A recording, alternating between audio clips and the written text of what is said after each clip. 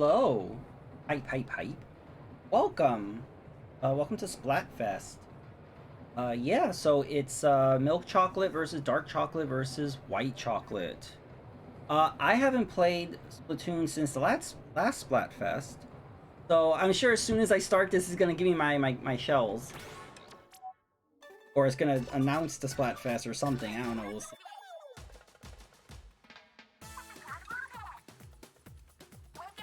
Also, I downloaded an update right before this. So again, it's been a while.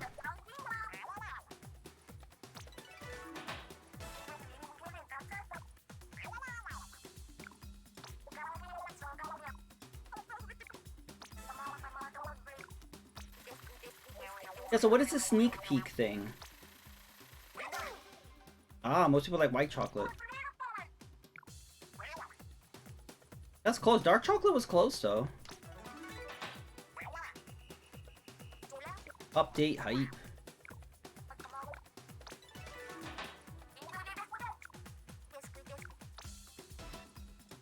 Okay, Brynwater Springs and Hammerhead Bridge.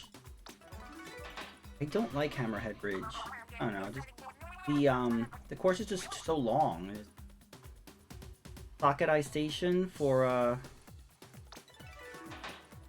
Salmon Run.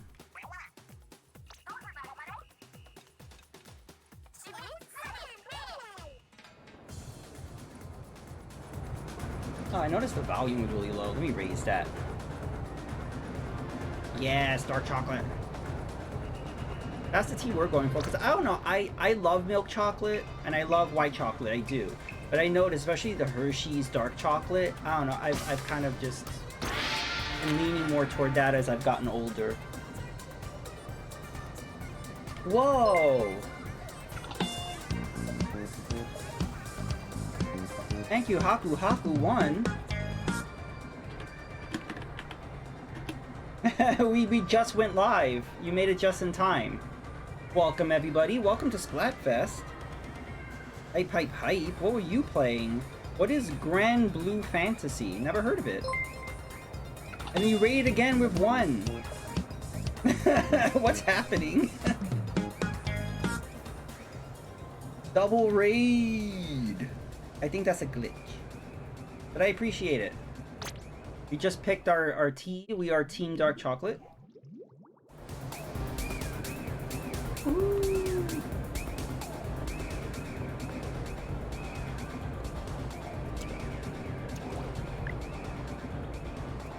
I'm gonna take video of this so I can post it on Twitter later. I'm too zoomed in. Here we go. Hyped. Hype, hype, hype. We record that. There we go. Alright. Who's above us? I think that's Big Man, right? Can't see. There we go, it's Big Man.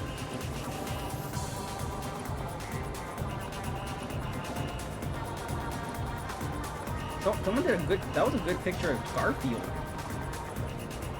Yeah, people are really good with this art. Milk hype.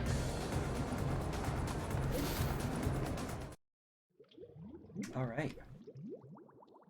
Yeah, how are you? Thank you again for the raid.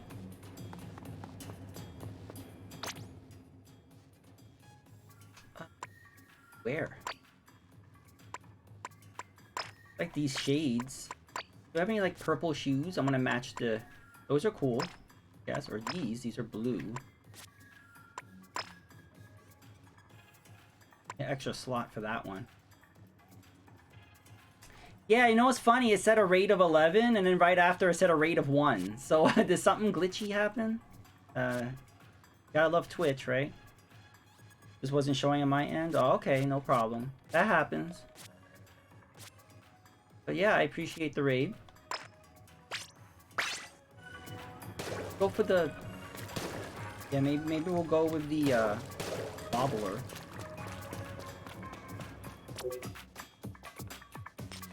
We'll go pro since we're gonna go solo for it.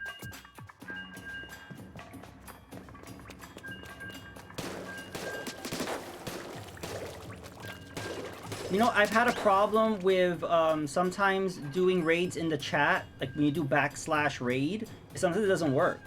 And sometimes it's because it doesn't like the @ symbol. So you have to do /raid and just type out the full name, which is super inconvenient. But that word, or you have to go into the stream manager on the Twitch website. Like it just, I don't know. But yeah, so raids can get glitchy. But yeah, so next time you raid and you're gonna type it in the chat, just don't put the @ symbol. For some reason, Twitch chat hates the @ symbol.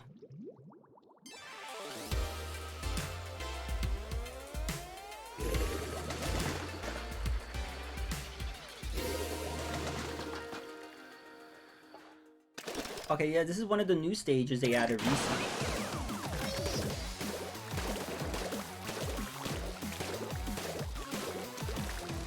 And no one's inking our turf. Every time, every single time, no one inks. But yeah, I haven't played Splatoon since the last Splatfest. Because, I don't know, I just got really turned off by all the disconnects. I was just kind of I don't know, I was like, I don't want to play Splatoon 3 anymore. So we'll see how this goes. But I love the game. The game itself is fine. It's just, the online is just so unstable. I didn't have this problem in the first 2 games.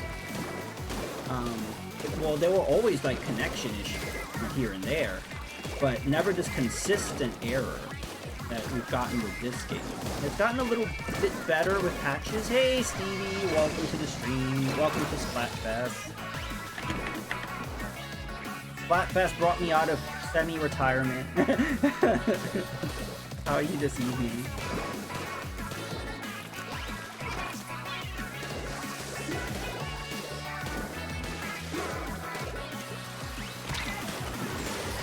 I don't know what dark chocolate has to do with purple, but I'll take it. I like the color purple.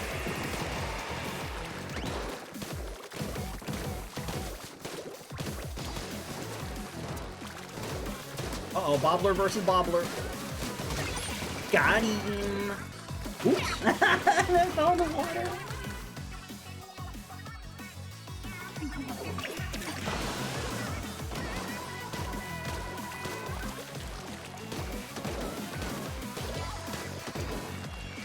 I've just been stuck on our home turf here because I'm just trying to get all this white ink off ourselves. It's more like an off-white. It's like an eggshell color.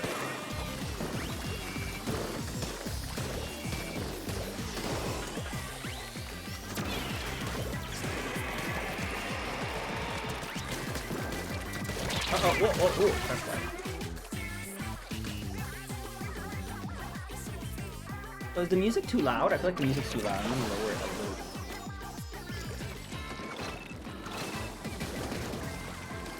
What happens is, like, the sound spikes. Like, when you get splatted or something, or there's some sound effect, all of a sudden, like, my levels go way up into the yellow. And I'm like, uh-oh, it's too loud.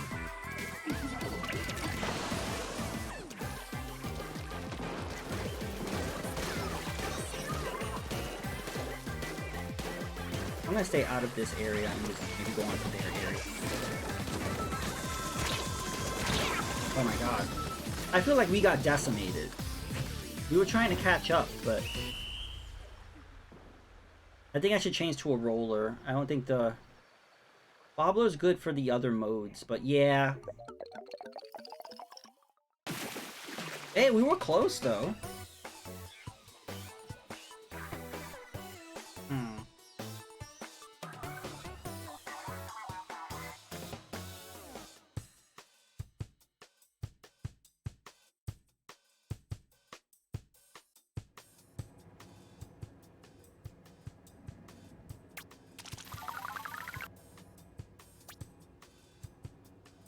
No clout.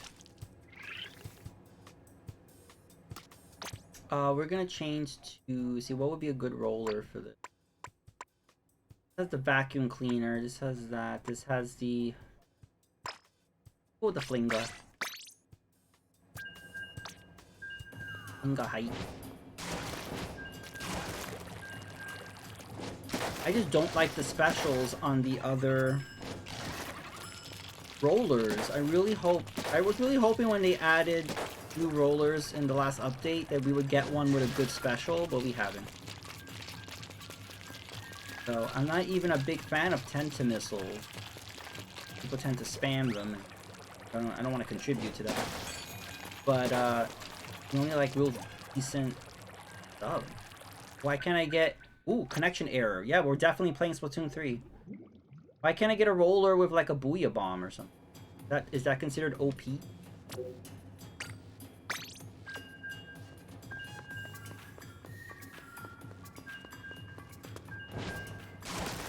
Yeah, you know what I was saying earlier that the reason why I haven't played this since last Splatfest is I got tired of the connection errors. And so I was kind of hoping that it would be a different experience now, but it looks like it might not be. Yeah, look at that. What the heck?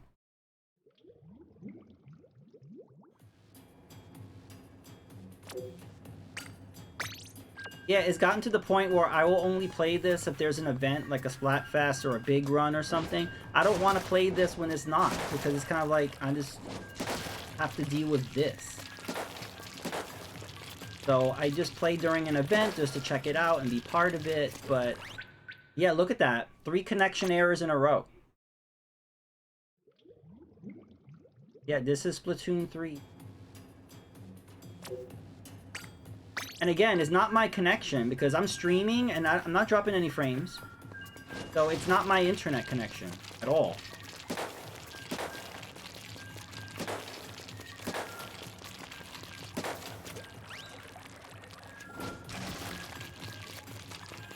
So I don't know, maybe something happened on Nintendo's end, like maybe just the servers are not working. Maybe too many people are logging in, too many people are hyped for Splatfest.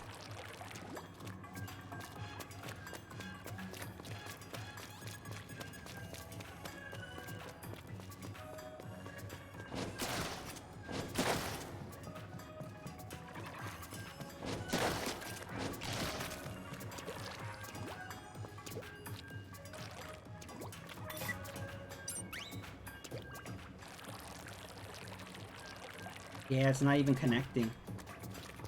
Maybe I should leave the lobby. Yeah, I don't know what's happening. Maybe I should leave the lobby and come back? I have 4 connection errors in a row. Let me leave and come back.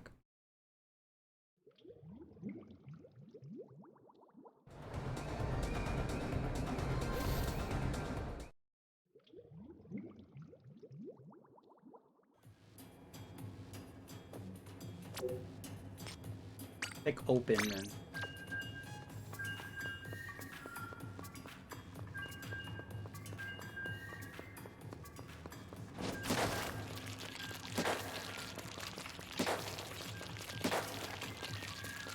Let's try to keep track. 4 connection errors so far in a row. Let's see if we'll get a 5th.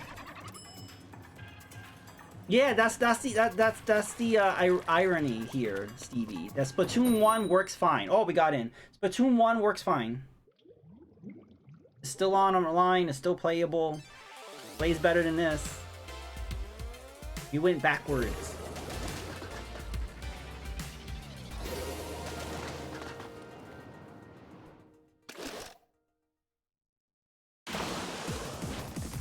I did hear that Splatoon 3 is running like a different engine or something.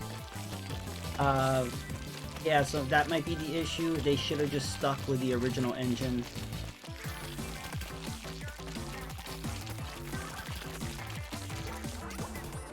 I think the new engine is causing some sort of issues with the servers. But again, I'm not a programmer, so I don't know.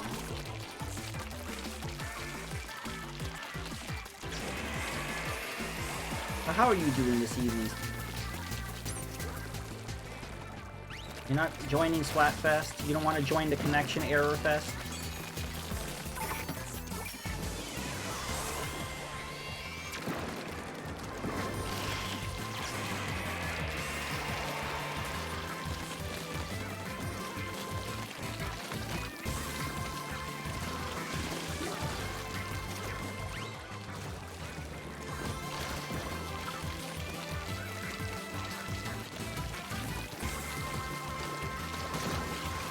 I wrote it on my calendar, but yeah, even so, I only realized it today, and I was like, oh, okay.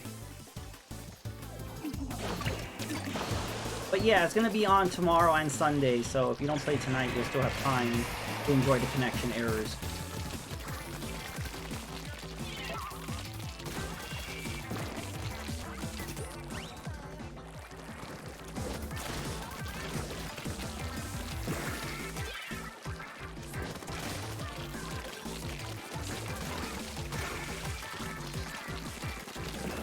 Oh, that scared me for a second. I thought that was on the other team that had that bomb.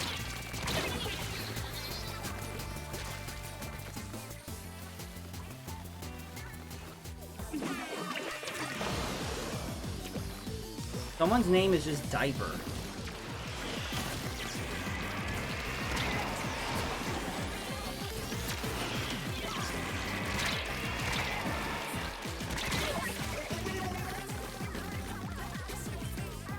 I'm gonna jump to Diaper.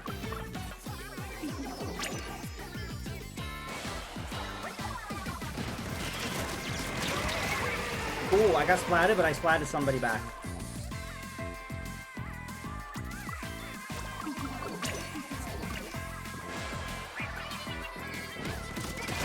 Oh.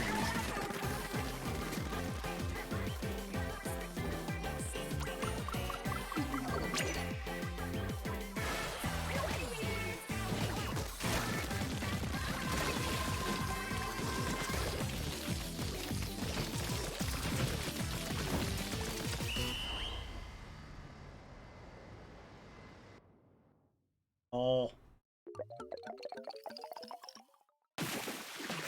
I noticed there's a thing with Splatfest that, you know, just the other teams are always super dominant for some. I know, especially when the first Splatfest happened, it was that island thing, like what would you bring on a deserted island? That Splatfest was not fun. For some reason, like, whatever team you were fighting against, it was just super dominant, and like, I don't know, it was not, yeah, it was weird. It wasn't balanced at all. The other Splatfests have been a little better, but that first Splatfest was brutal. Maybe I will go with... Where's my sploosh?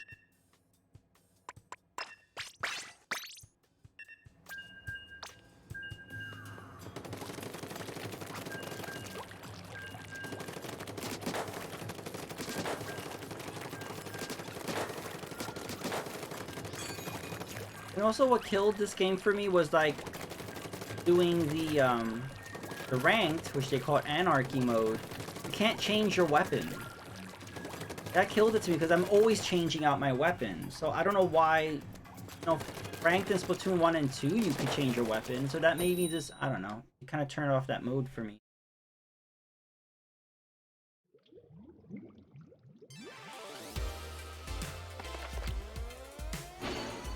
Ooh, a 10x battle.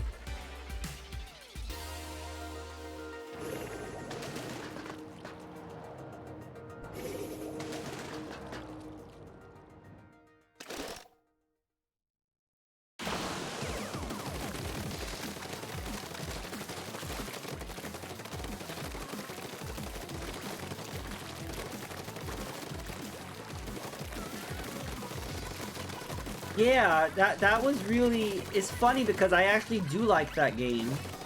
And that one and Perfect Dark on the Game Boy Color, those two are very unique. I think they really pushed the hardware and did something different. Never in my life did I think if Game Boy was coming to the NSO, they would bring Alone in the Dark. That is such a random one. What did you think of that? But yeah, I haven't dived into it yet. I'm going to be doing a stream of it. Either, you know, we might jump into it during this stream, or I might make it a separate stream, but I do want to play through all those games and check them out. But yeah, I like that. It's funny because Japan didn't get Alone in the Dark. They got a Mahjong game instead. But that was the only regional difference. But I do hope we get Perfect Dark. I was playing that recently, and it's really good, and not many people played it.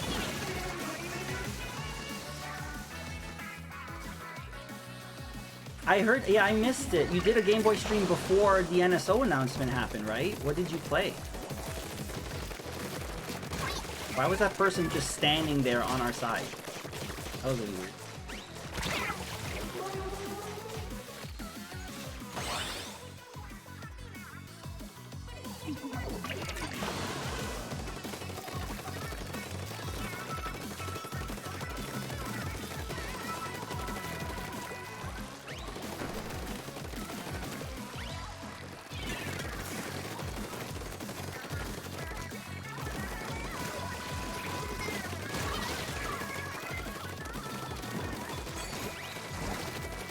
I think we're doing better this hammer time.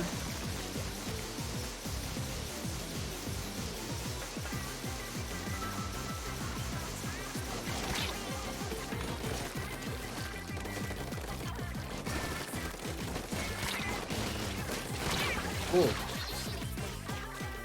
Oh, someone's on our side.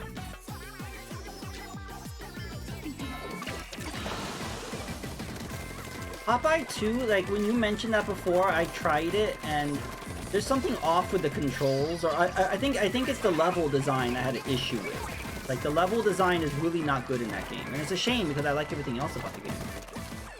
But, yeah, DuckTales has some major slowdown, but it's still a pretty good port, or a pretty good recreation of the NES game.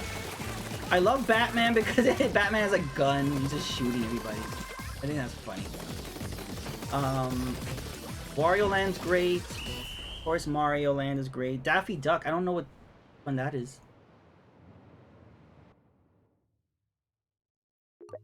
Oh, we won! Oh, so last night I was actually playing some of the Game Boy stuff online with Scooter on his stream. It's actually pretty good. I was confused on the Game Boy Online. Like, that one was confusing because it's like you have your own screen, but then how do you know when the game is going to start? That part is kind of strange. But we did play Mario Kart, the GBA one, and that one kind of worked a little better.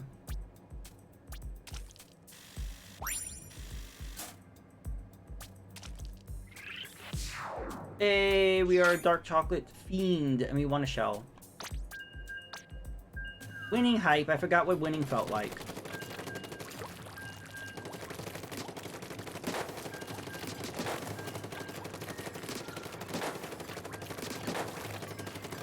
But yeah, have you played any of the NSO Game Boy games? If so, what do you think? We should try them out sometime.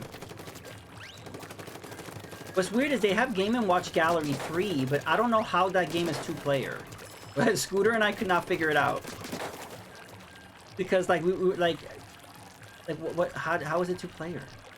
Is it, like, one specific mini-game that's two-player? If so, we didn't find it.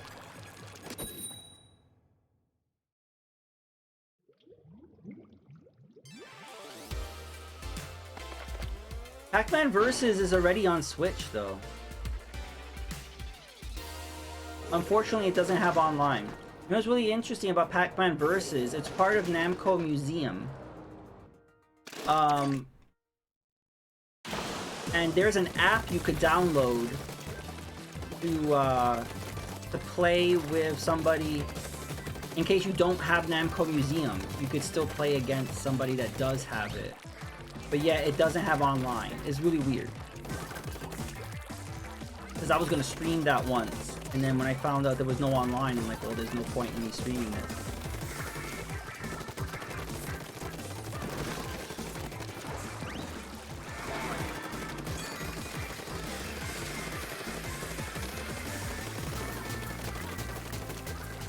Yeah, it's weird. Like, again, it just... You can't assume a game has online anymore, which is bizarre. We're in 2023. And, like, it's so random. Like, the game might have online or a game might not. Especially anything Nintendo. It's just so random. I don't know how they pick and choose. It's like Kirby's Return to Dreamland doesn't have online. Why? There is literally no reason for that game not to have online multiplayer. And I just found out that Mickey Mouse game that they announced in the Direct, that doesn't have online. It's like, well, that sucks. I'm not gonna play that now.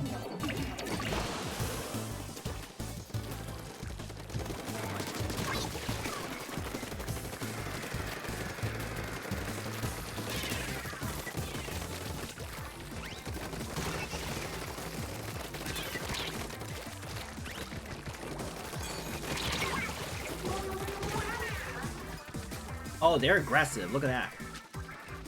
Okay, we gotta push.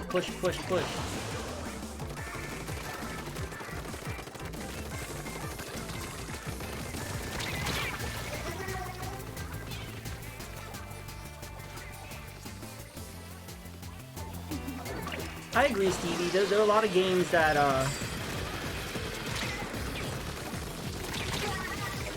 would really benefit from having online, especially Pac-Man Versus, and it just doesn't. It's kind of... I don't get it.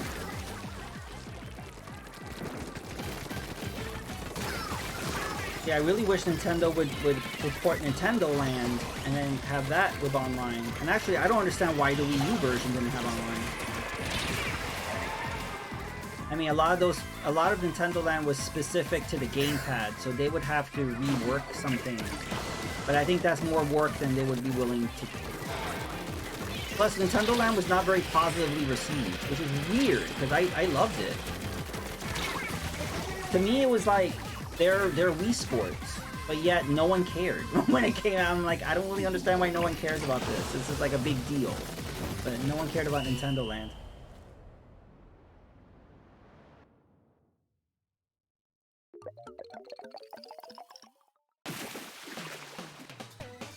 Oh, we were dominated.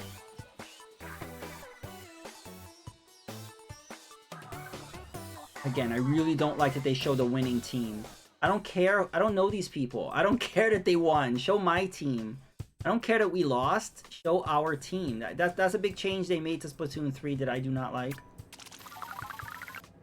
It's almost like rubbing it in your face that you lost. That's not necessary.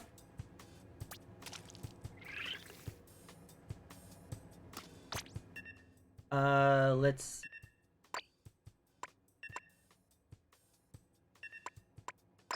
I like the dualies, and this one has a booyah bomb, so we're gonna go. Blue gun hype.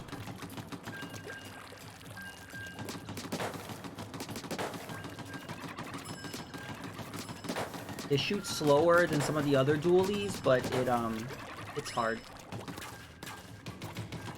1, 2. Some dualies you can dodge like 3 times, some you can dodge like 4 times. This one's only 2. The trick is not to dodge in the same... sometimes I dodge in the same direction. That's not what you want to do. You want to just kind of like go left and right, go back and left. You gotta like have unexpected movement to psych out the other. Well, they did port that Final Fantasy Crystal Chronicles, right? Where you had to use like 4 GBAs, but I don't think that has online, right? That would have been better. That would have benefited from having online. Each one sees their own screen on their own switch. Like I don't know. That port came and went. I didn't hear anyone say anything about that port, and I thought that would be like a big deal. It was an awful port? Okay, I didn't hear anything about it. What was bad about it? Why is someone just standing there? Come on, move.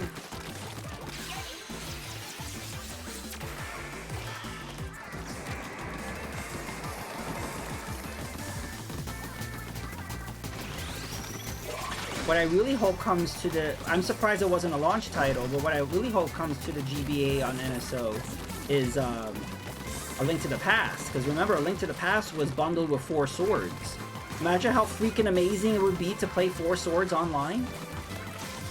Again, why was that... Are we gonna get that? And also, when they showed like games that are going to come to the GBA NSO, they did not show Link to the Past. And I'm like, oh, maybe they think it's redundant because we have the SNES, but we need to have 4 swords.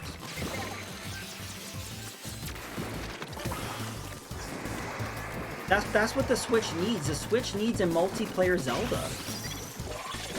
You know, like, you know, we got the GBA one, we got one for the GameCube. You know, it's like, why don't we got one for the 3DS with the Triforce Heroes. Like, we need a multiplayer Zelda Switch. I don't really get why that's not a thing. It would do better on Switch than any of the other releases.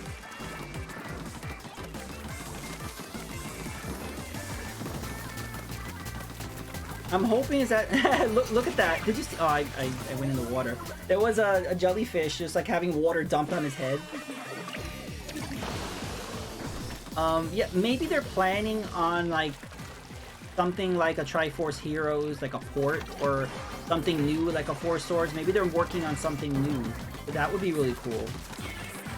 They don't want to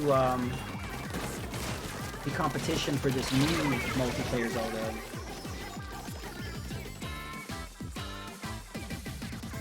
I think the big one will be Mother 3. I think that would be, that's something that's gonna come much later, I think. Maybe that'll be one of the last things they add. But I think that would be a big, because this is the opportunity to release that. I can understand there not being an opportunity before, but now would be a big deal. And then they could bring on Reggie to make the announcement. Reggie's like, here's your goddamn Mother 3, damn it.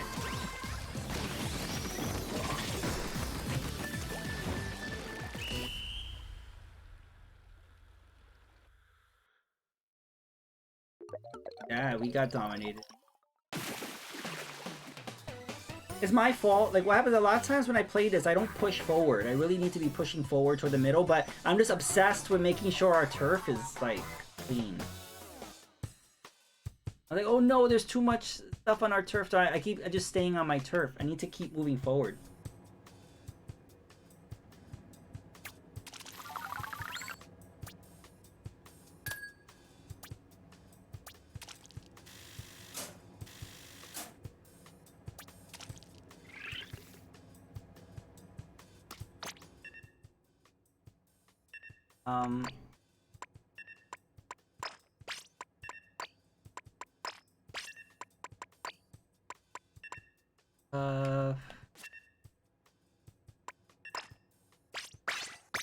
Carbon roller.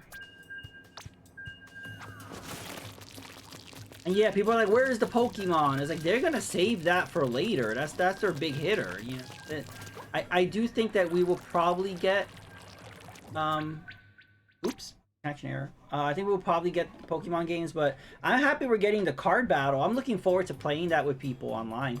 Because I'm a huge fan of the PC card battle game. And I've only played a little bit of the GB version, and I was a little confused by it.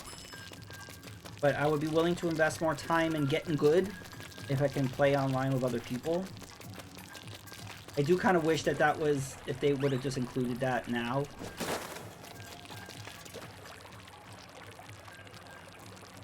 I do think it's a strange, like, and it's weird they added Super Mario Land 1. They didn't add Super Mario 1 before 2. I think that's kind of jumping the gun a little bit. And then they added Wario Land 3.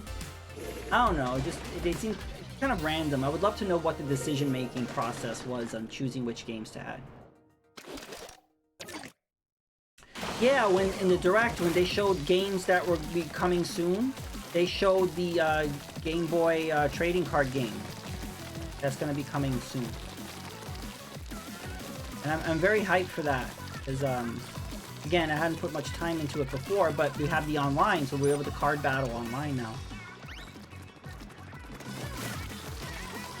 Yeah, I don't understand adding Sonic 2 instead of Sonic 1, I don't know. Also, I hope we get the Sonic Advance games. You know, the Sonic Advance games were really good, and they've never been re-released. And I'm like, Sega, what the hell?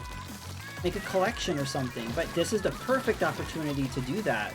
They could just throw it on there. I've actually been wanting to replay those games. And a lot of people are speculating about what other systems will be added. I don't, you know, I think possibly DS. I'm not sure how that would work on the Switch. But if they're going to add another system, it will probably be DS. And I don't see them adding anything else after that. I don't think we're going to get... We'll get GameCube. There's no way in hell we're getting GameCube. And make more money doing remastered. I think they need to just focus on adding and filling out the library of the game, of the consoles they already have.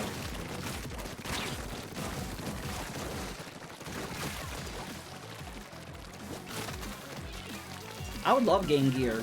That would be a lot of fun.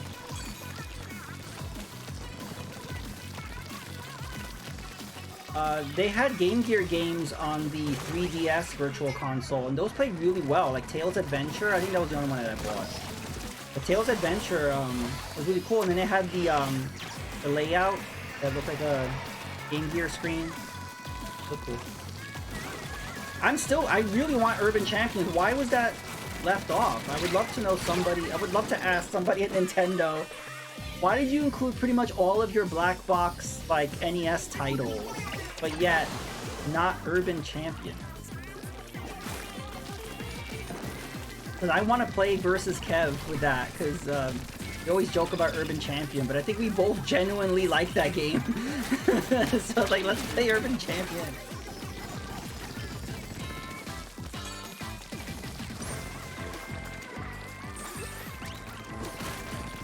And I think didn't they add? I think it is a arcade archive. The problem is none of those arcade archives are online. Why is that?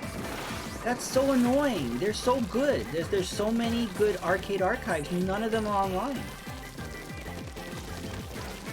It boggles my brain. I don't get it.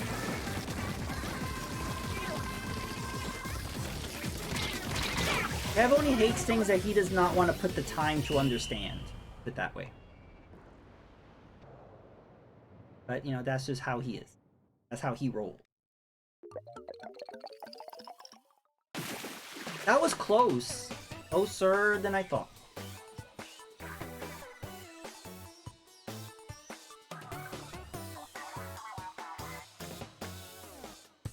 But to be fair, I'm kind of like that too. There's certain things that I haven't put the time into, so I kind of dismiss as it being bad. I think we all are like that on certain things, so I can't be, you know, can't chastise them too bad for that.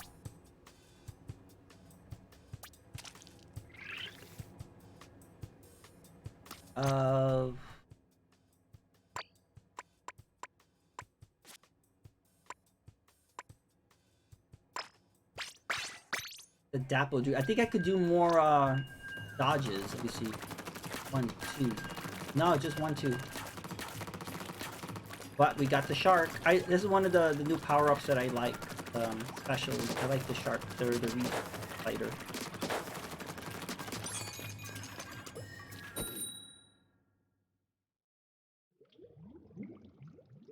I still can't believe that he said that Super Mario World's graphics suck and it looks like a Flash game. I still can't believe that. I'm like, that's the most 1992 thing you've ever said. That is just the most 1992 thing he has ever said.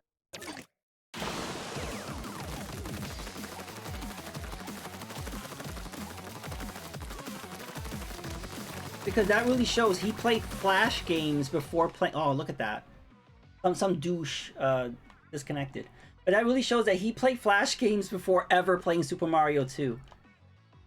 Which is really funny. So he would that's the only way he would have to make that comparison.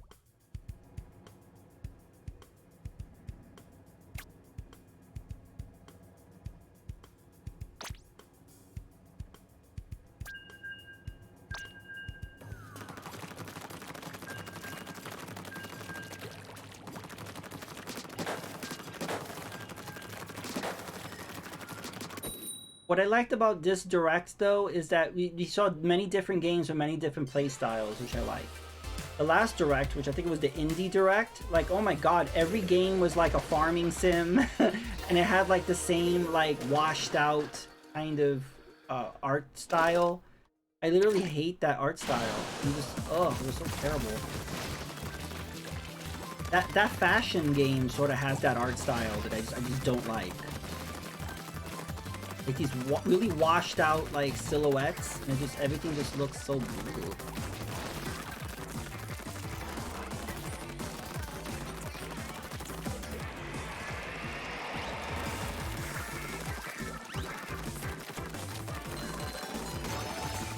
Hey, where are the sodas? I want a soda.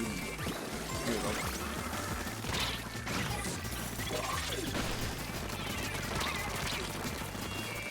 Oh, I ran right into that suction bomb.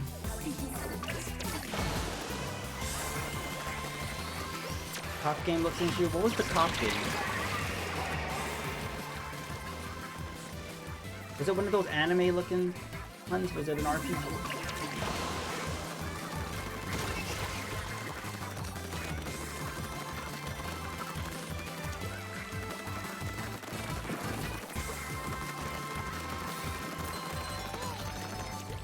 Also, Stevie, what do you think about the them charging $10 extra for Tears of a Kingdom? Does that sway you, or does that make you more or less interested? Did it not make a difference?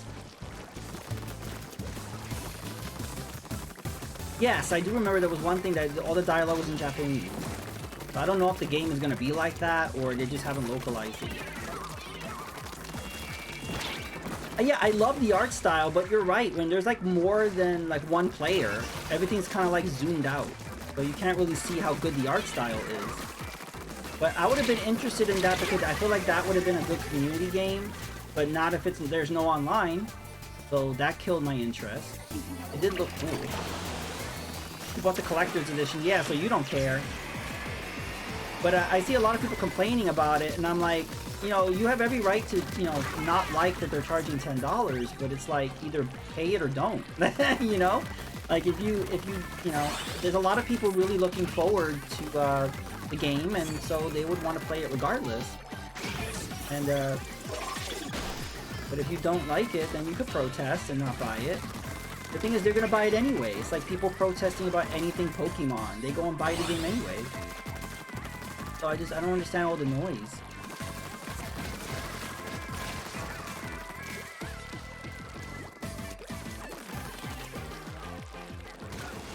I know a lot of people that did pre-order it got it for $60. I know Carl Rocco did that. I tend to only pre-order things maybe a month or so before it comes out. I've gotten burned on pre-orders in the past for certain things, so like, I don't know. I like to wait as closer to the date. But I guess in this situation, it was better not to wait. Some people got it for $60.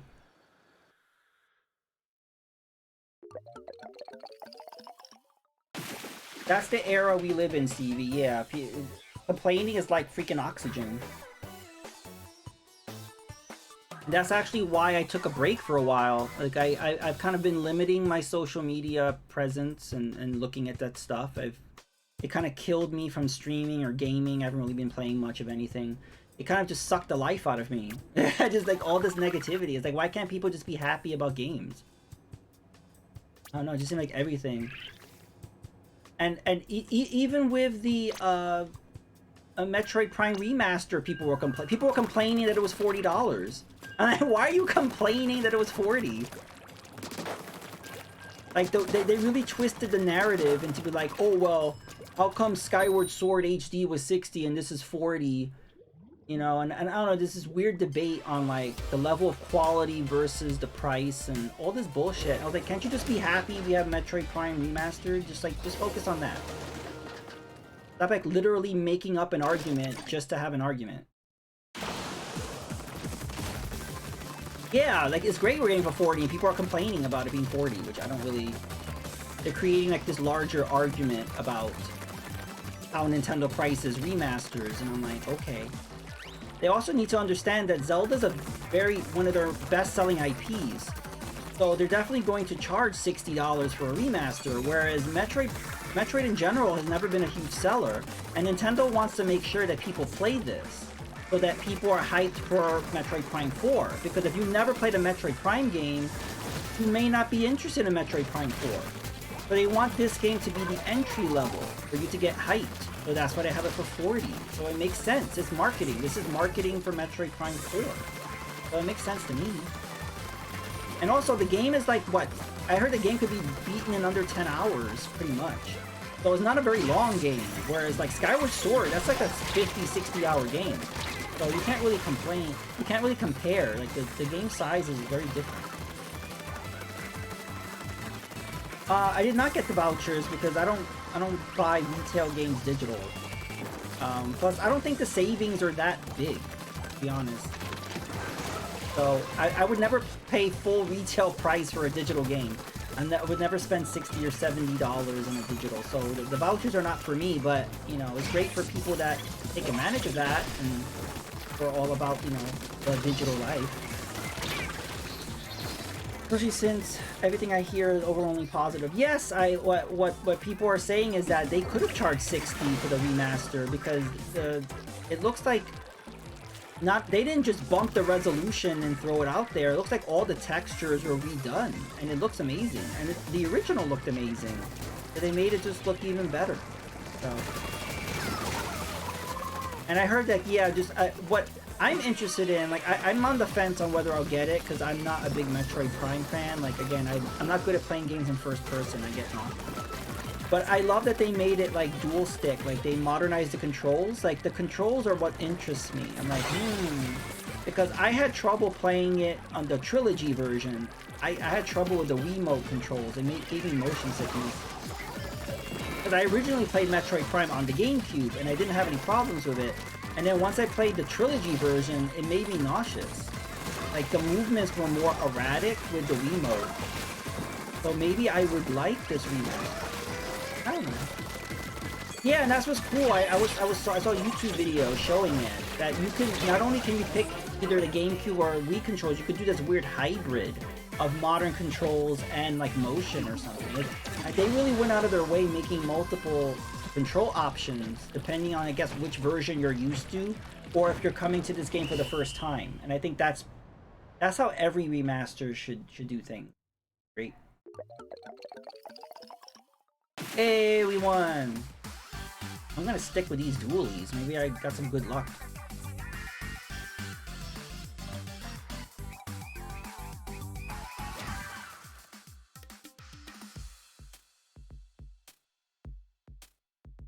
A lot of people are complaining about how come they didn't just release the trilogy, and I was like, well, if they did that, it would have been like $120. It's like 40 times 3, basically. And let's say they did release the whole trilogy for 40, it wouldn't be remastered. They would have literally taken the Wii version and put it on the Switch, and then people would have been complaining. Like, oh, it looks like crap. And I was like, well, you didn't want to pay for it to be remastered, so I think this is the way to go. Like, just release it for 40 bucks each, and yeah, it's gonna be pricey, but it's gonna be like released over time, and each game will get the attention it deserves. If they would have released a whole trilogy, I don't know, I think a lot of people got the Metroid Prime trilogy and only played 1 or 2 games. They didn't really play all the games. At least this will give each title the space and the time it deserves. Not like having an EverDrive. You're not going to play all those games.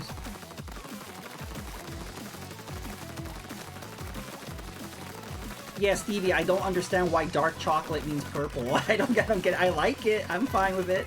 I like the color purple, but why is dark chocolate purple? And milk chocolate is orange. Okay.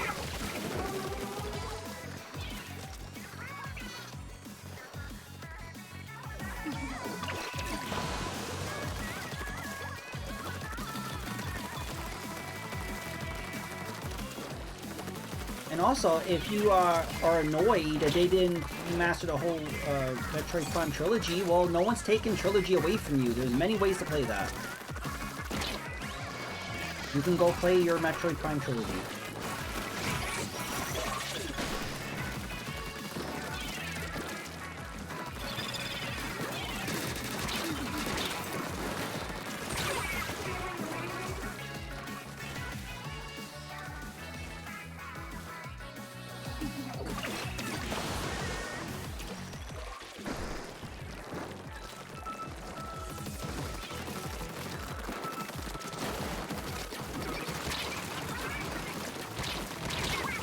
Like, right before they announced this remaster, I was seeing screenshots of people playing Metroid Prime on their Steam Deck. So that's one way to do it if you really want to play them.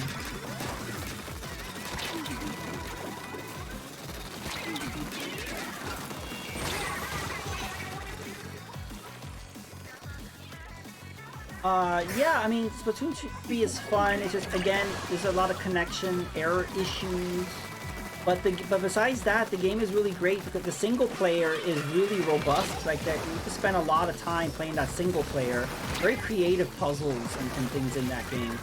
in that mode. And then there's also the card battle, which I hope they release an update to make the card battle online, because I really enjoy the card battle. It's almost like a Tetris sort of thing with the different shapes.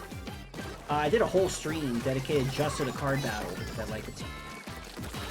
And then you have Salmon Run, which is fun. So there's like 4 or 5 different modes in this. Like, it's not just one thing, which is kind of fun about 2-3.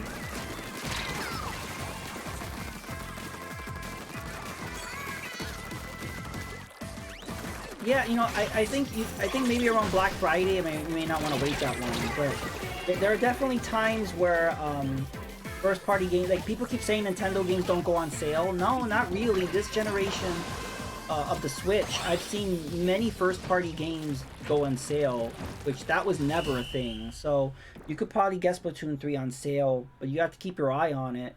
Like, I recommend following Wario64 or Cheap Ass Gamer, following them on Twitter, and whenever there's a sale, it'll show up in your feed.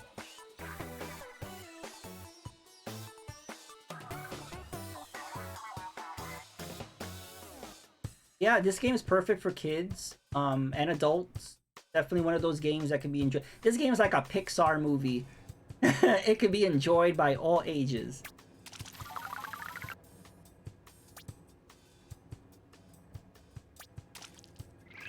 Even so, I think this game's a good value at $60. But yeah, no, you may find a sale randomly at some point. Or if you're okay with digital, you could do that voucher thing that Stevie mentioned. For $100, you can get 2 first-party, like, retail games. So you'll end up saving $20. And also, you can use that for Tears of a Kingdom, so you would save more than that.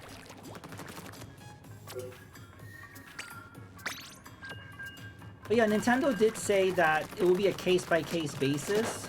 I think there was a lot of development costs into Tears of a Kingdom, especially during COVID and, I don't know, all this stuff. And so they felt it was, you know, right to charge the extra $10. I don't see them doing that for any other releases that I'm aware of.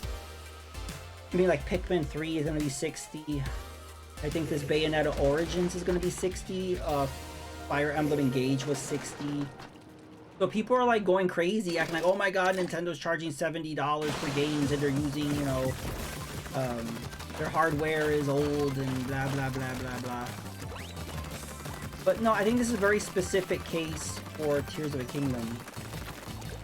Now, I do think if their next system is like a 4K kind of system, which I don't see Nintendo doing, but let's say they do, then I could see them, you know, charging $70. You know, they will unfortunately follow the trend of other developers.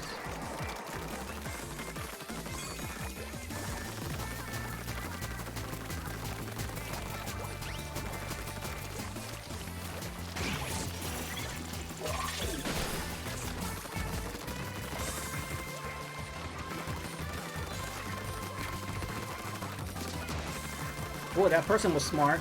Not too smart though. They sacrificed their teammate right here.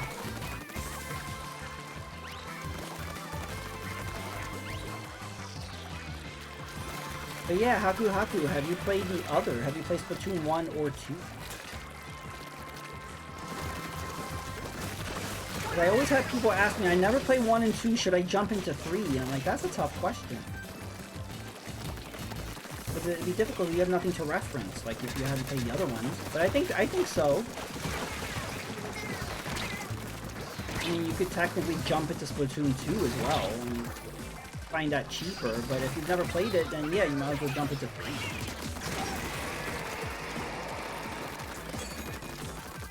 And also, since you stream, Splatoon 3 is a great community game. You have anybody just kind of jump in and play along. When the freaking servers decide to, if the planets align, things are fun. Whoa, where's the other team? There they are. We're dominating.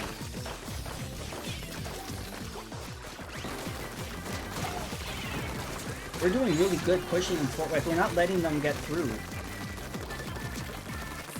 Oh, this person got in. Get him. There we go.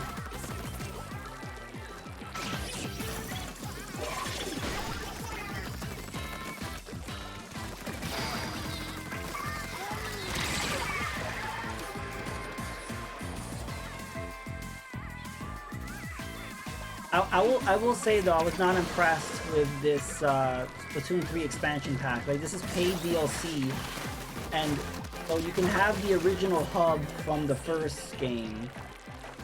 For what reason? Like, that's the part I didn't understand. Is there like an actual reason, or it's just an aesthetic thing? Because I think that's stupid. I think that's stupid. Like, look, Inkopolis from the first game. I'm like, yay, but why? Just so you could walk around in the hub? Like, it doesn't add anything.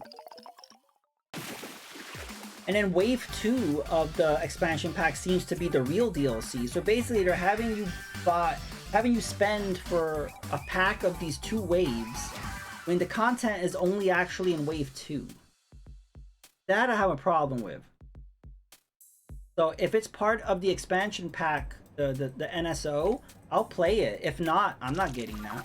Unless they're telling me some more information. From what they showed, I don't really see the value in paying for that.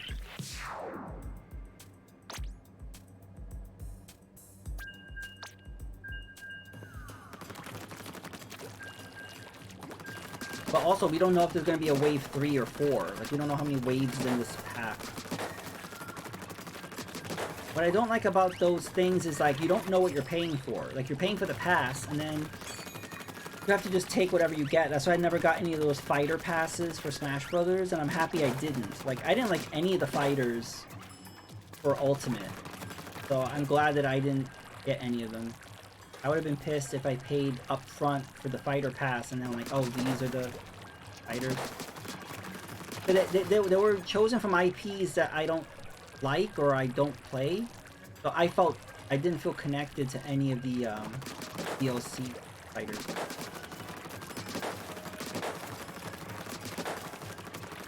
Like, to me, nothing topped the oh, great connection.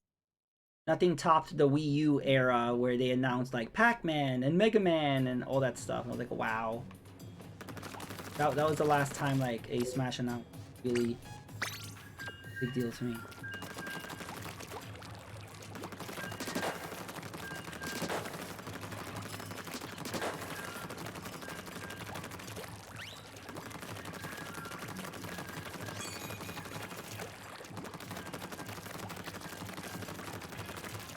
Yeah, in my opinion, like, I don't know, I feel like instead of doing an expansion pack, they really need to focus on the content they already have in this game and improving that.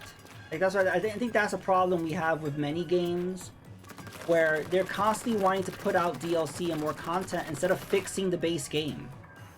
So what I would like is just fix this damn connection error issue, which they still haven't fixed.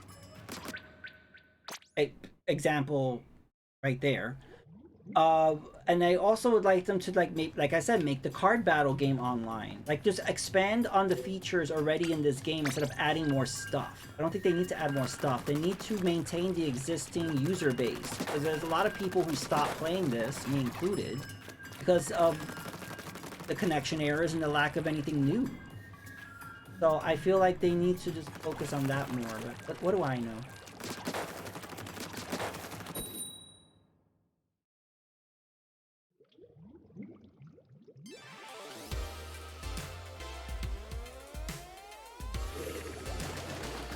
Yeah, any resources they use in this expansion pass, they should have focused on fixing the connection issues.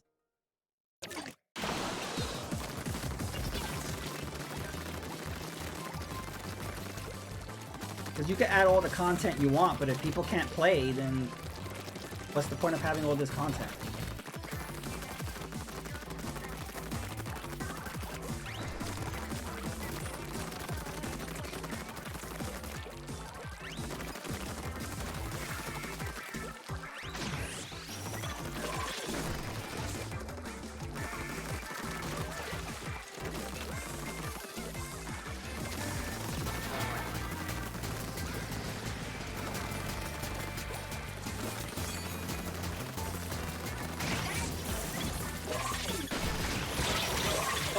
was trying to dodge out the way.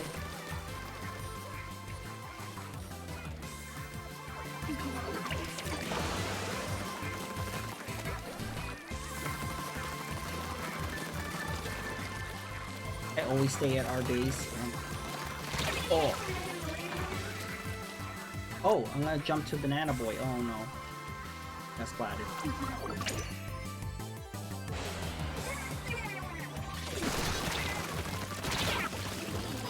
Dodge.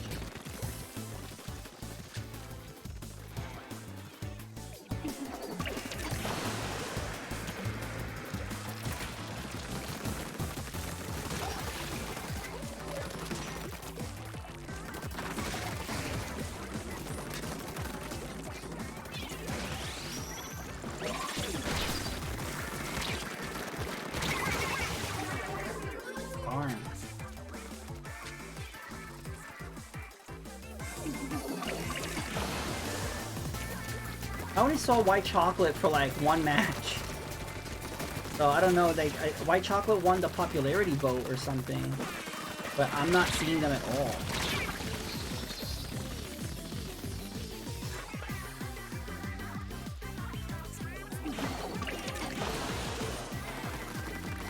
That's another issue I have, like with the Splatfest. There's something very unbalanced with the teams. Whereas like you could do a whole Splatfest and only be versed like one other team. You never see the third one.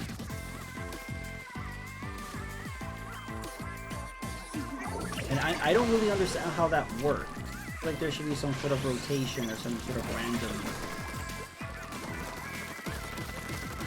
But yes, Splatoon in general has some rotation issues. It's like when there's two maps, it only usually just picks one map over and over again. Like, I'm not really understanding like how their algorithms work with picking that.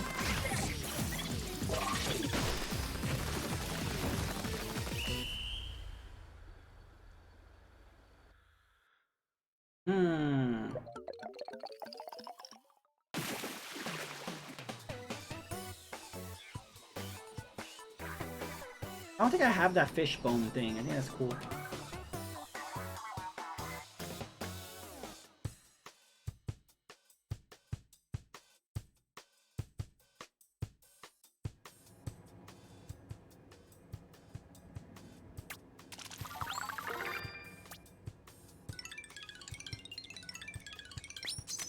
Okay. Hey, I raised my freshness.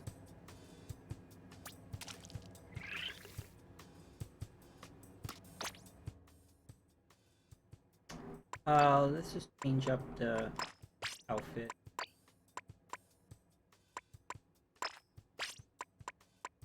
Change out the weapon. Maybe the arrow spray, maybe, or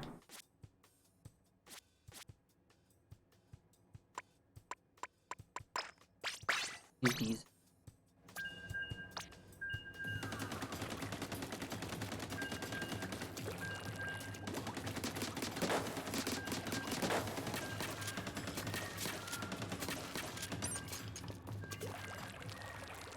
I use my like splat bombs more.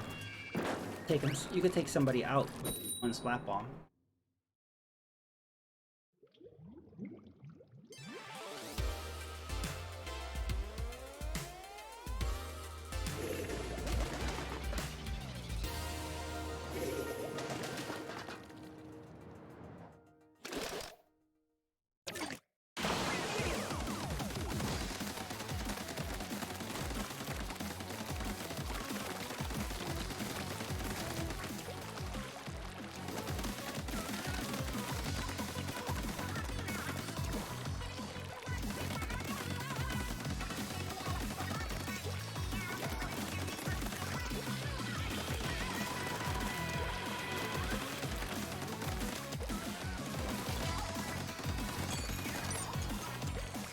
Another thing is like the weapon selection is really strange in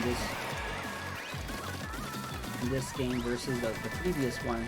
There's weird loadouts. I just haven't liked the special and sub-weapon pairings they chose. Very odd pairings.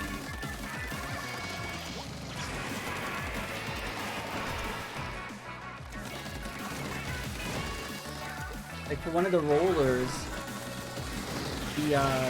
the special is the ink back, but then the sub weapon is the splash wall. I was like, well, that doesn't make any sense. Why would you want to block the enemy ink? You need that to absorb into the vacuum. Again, just weird things like that, where it's like the sub and special combos don't make any sense at all. Like, why did they do that?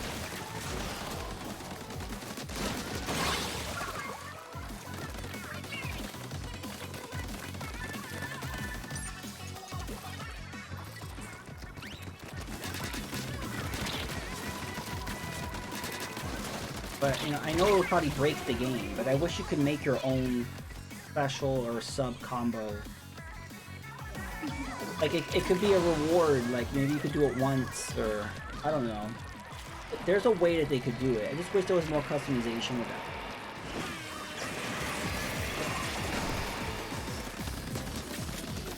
that. And that kind of goes back to what I'm saying, is kind of fixing what's already here instead of adding more stuff.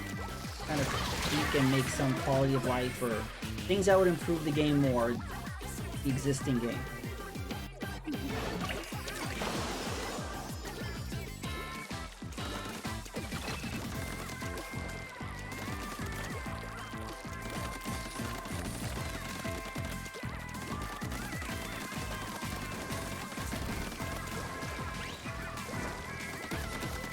I think we're doing well.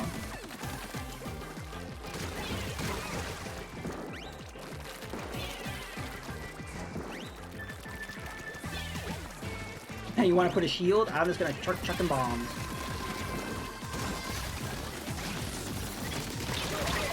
Oh, glad at each other. Oh, I think we won.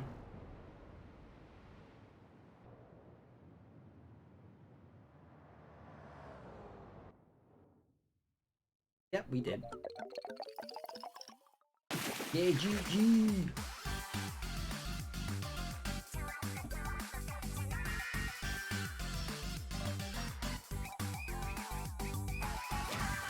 Hype.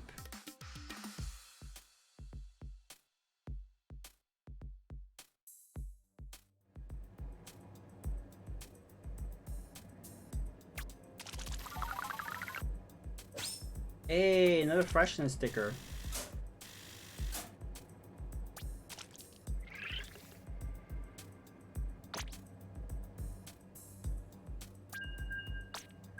I do wish we got to keep these shirts. But just like every Splatfest and every Splatoon game, you know, they give you this shirt and you're like, nope, we're gonna make it magically disappear.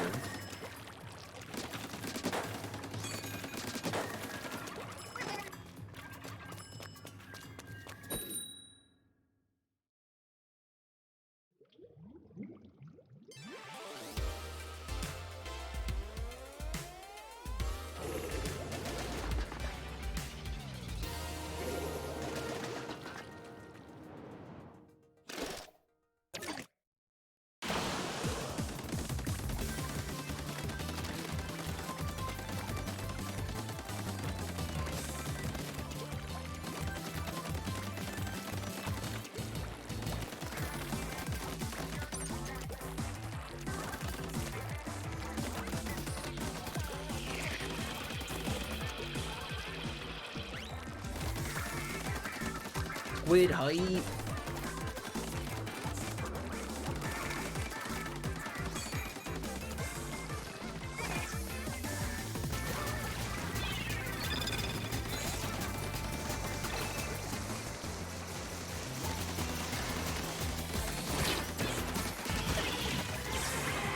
Oh, whoa.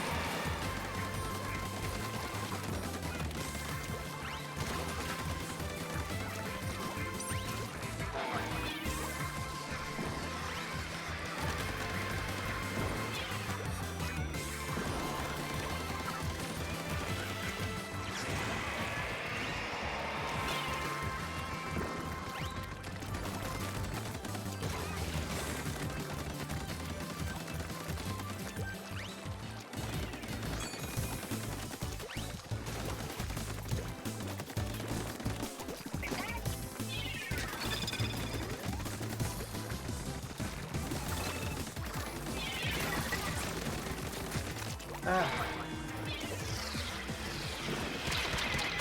Oh, I stayed too long in that.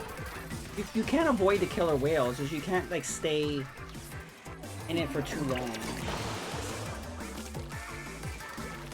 But I'm glad they brought back the killer whale, at least in some form, in new form, because that was one of my favorite specials.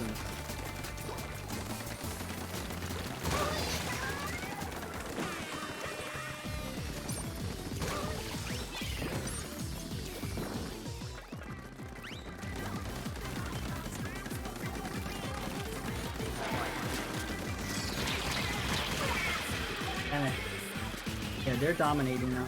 Gotta hurry up. We got 40 seconds.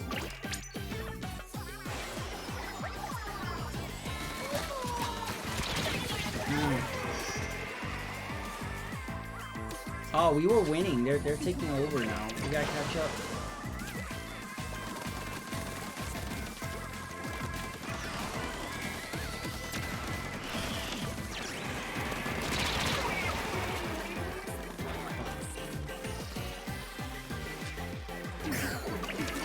Oh, they wiped out our whole team.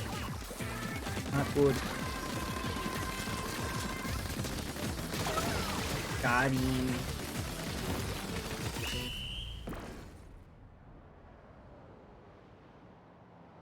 And we lost.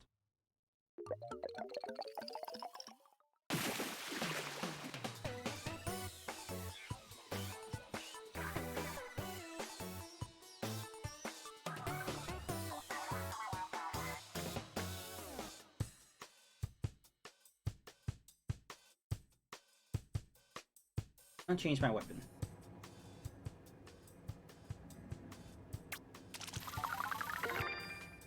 Oh! Level 31 in the catalog.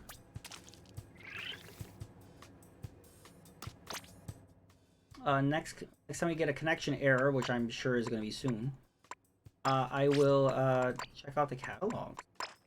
Stuff was added.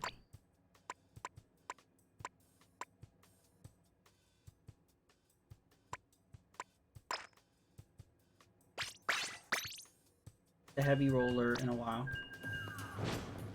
It's super slow, but it's fun just to run over people. Yeah. And then I could provide soda for everybody. Tuna fish flavored soda, my favorite.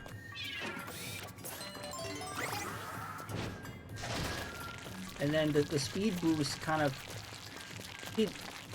this is a special for the weapon that makes sense, because, you know, this roller is slower, but then you get the speed boost from the soda.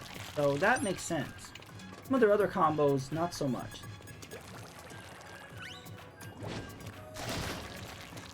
Yeah, I just feel like they didn't pick specials and sub-weapons that complement the weapon. It just seems like they had a dartboard and they just kind of randomly started picking stuff.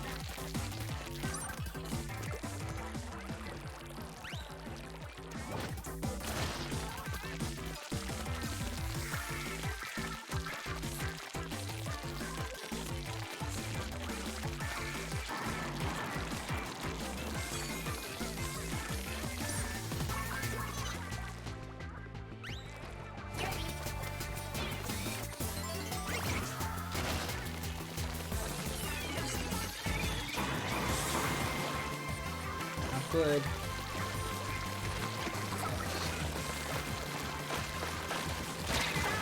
I just ran over them.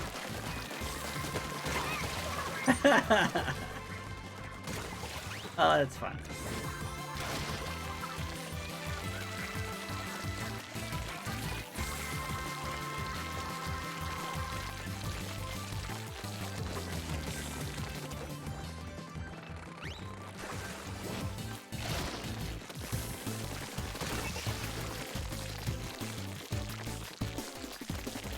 I think we're doing good here. We're dominating.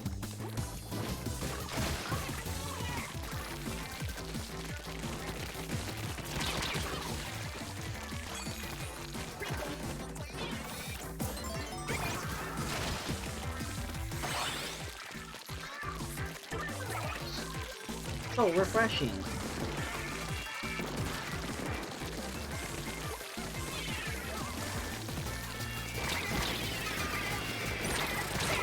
Oh. Oh, we're doing good though.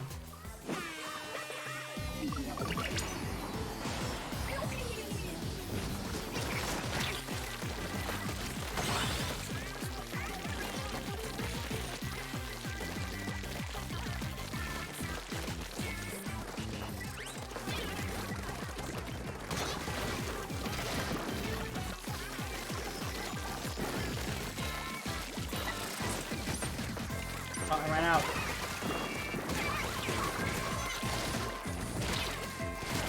Oh, that was good. I rarely ever do the flame thing with the heavy roller. That paid off.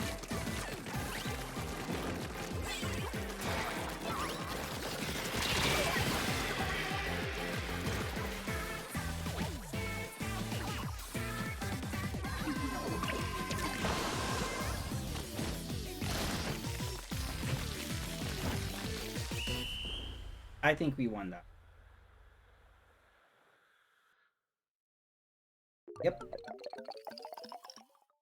GG!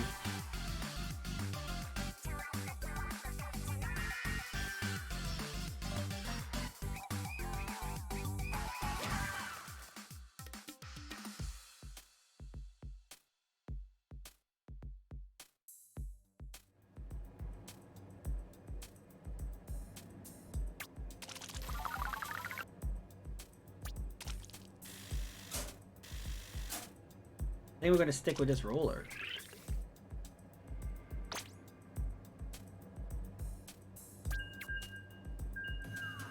Hopefully no connection here.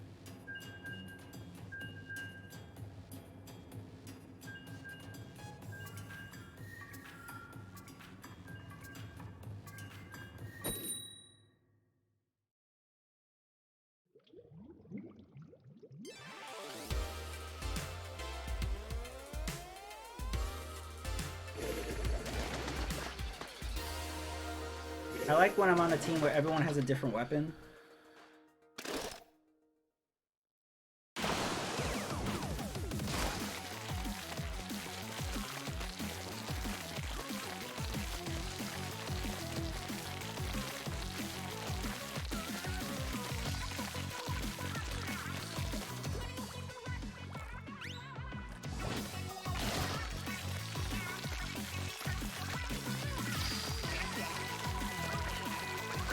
We are hype.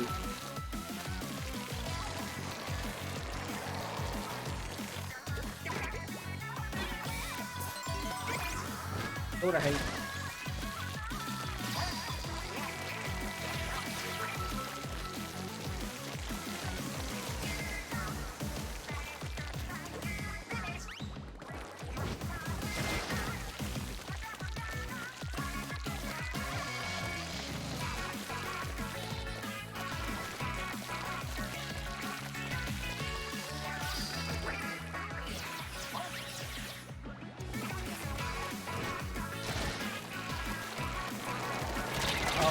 You can see that person. We're doing good though. Jump over here.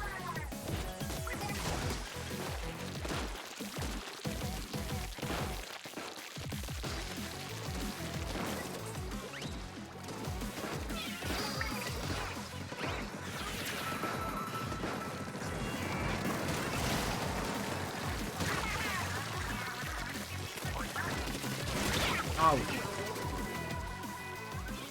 Oh, I see some ink on our side. Grab that. Oh, here.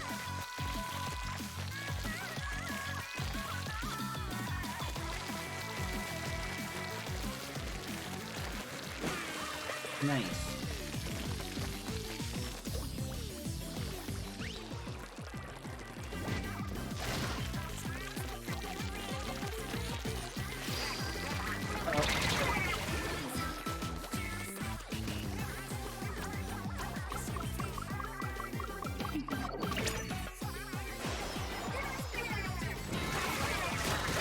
That was nice.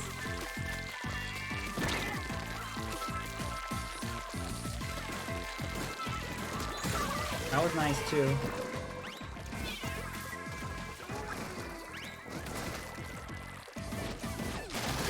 That was nice. Well, I'm just splatting everybody, aren't I?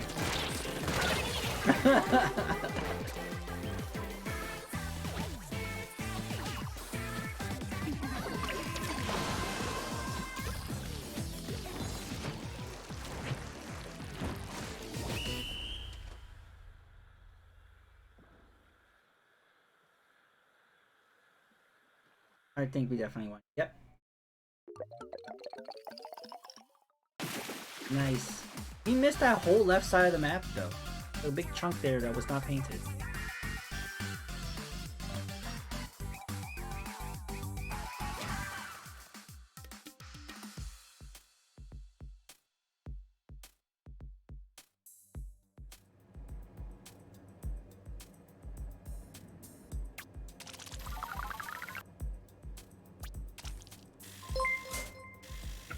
Hey! Wait, you were not following me? Thank you for the follow, Retro Game Brews. Took you a while, but you are here. We appreciate you.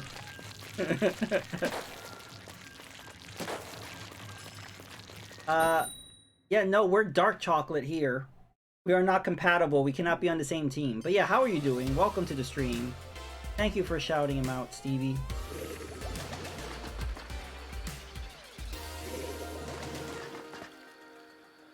How are you enjoying Splatfest?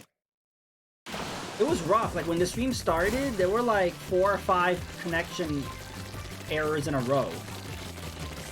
At least now we're playing. It was pretty rough. Hey, Mega Retro Man, welcome. Can I get a shout out for Mega Retro Man? I don't is this a hot take? I don't consider white chocolate to be chocolate. Like, not really chocolate.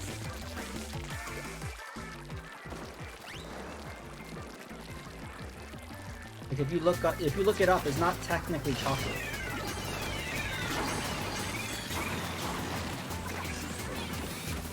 I do like the Hershey's cookies and cream though. Hershey's cookies and cream are really good. Like I'm not a fan of white chocolate alone. But if you add little cookie bits into it, well now we're talking.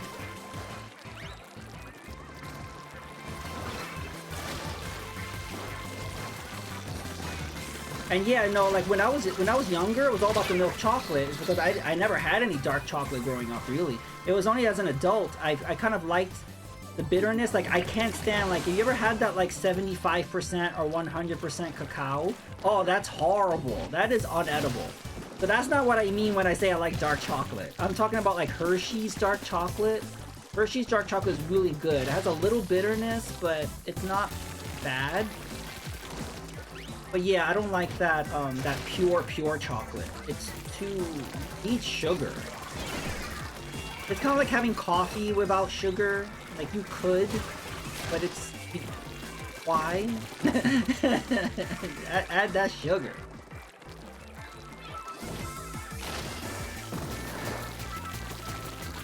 Well, if the team was like cookies and cream, I would choose that. But no, if it's just white chocolate, no.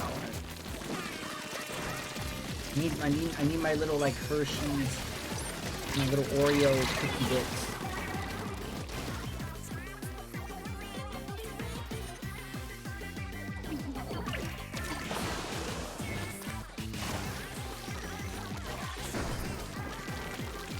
But are you guys playing tonight? How are you doing? I have not encountered Team White Chocolate. I encountered them for one match. And so far it's just been against Milk Chocolate.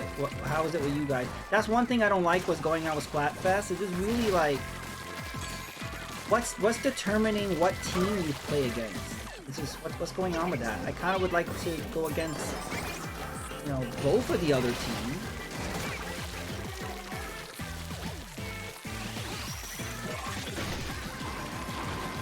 Plus, just seeing purple and orange all the time is kind of boring.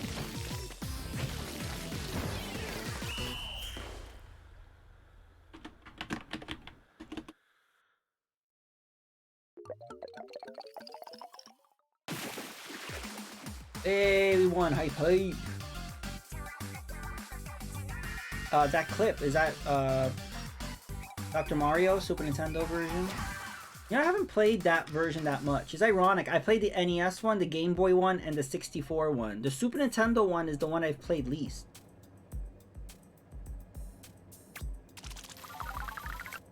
I've even played the DS one, the Wii one, and the Wii U one. So yeah, I'm planning on. I was planning on doing a Dr. Luigi stream. I have to do that. Dr. Luigi on the Wii U needs more love.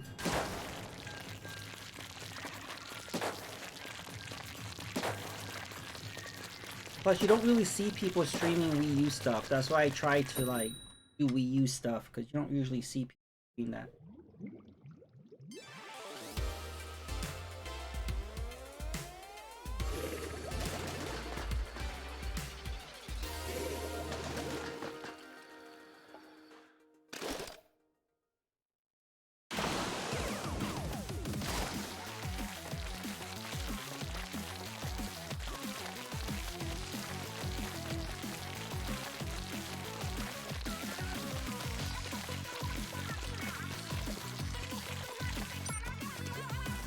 Yeah, so this roller is really great because you just run right over people. And you do put down more ink. The problem is it just uses ink very quickly. It's super slow.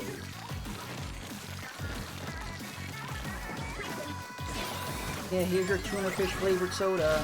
Delicious.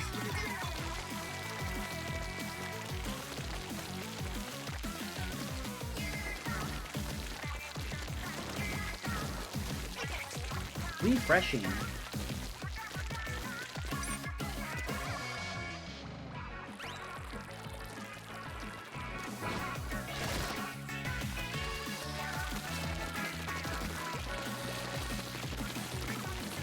Hey Stitch, welcome to the stream. How are you doing this evening? It's Splatfest. We're Team Dark Chocolate. Which, did you pick a team? Did you pick a side? And I get a shout out for Stitch. There you go. Thank you very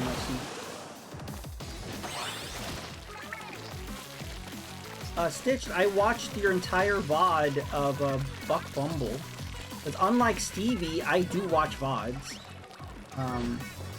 That game, you got really far in that. You know, I tried playing that on one of my N64 streams. I didn't get very far because just the controls I had issues with, and then I didn't know what the heck to do. I didn't know where I was just flying around in the same area over and over again. And then I got a little motion sickness. So controls well? Okay. I found it a little disorienting. Yeah, I just didn't know what to do. I was just going in circles. But you know, seeing you play, I'm like, oh, there's actual missions. But yeah, Stitch, I haven't booted up this game since last Splatfest. So this is been a while.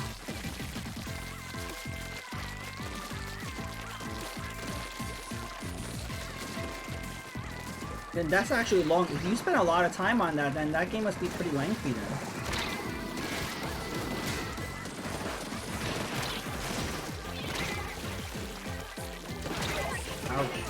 Oh, we're winning. Oh, I was gonna jump to that person. Damn, our whole team got splatted? What?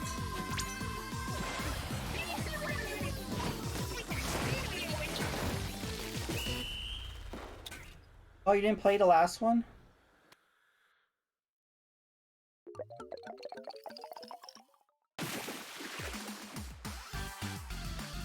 You won, GG!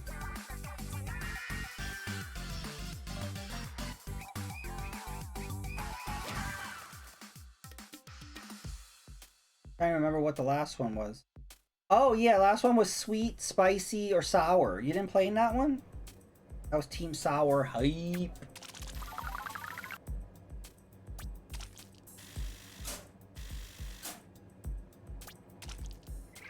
Oh, okay. Like I don't I haven't been putting much time in Splatoon, but if I do, I always try to make the Splatfest. I haven't missed one yet.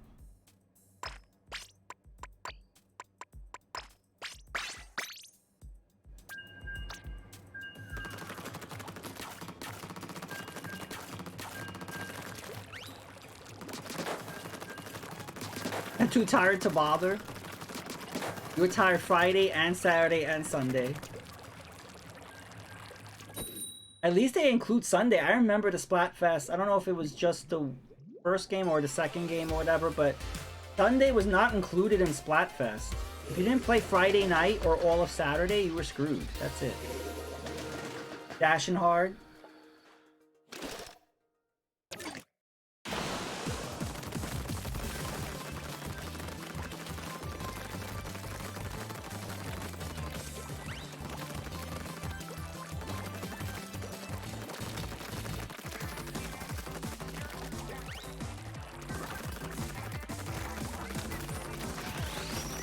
Whoa.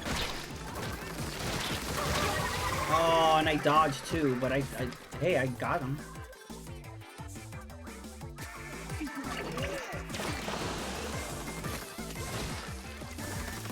Oh, this is one of the new stages they added in the last update.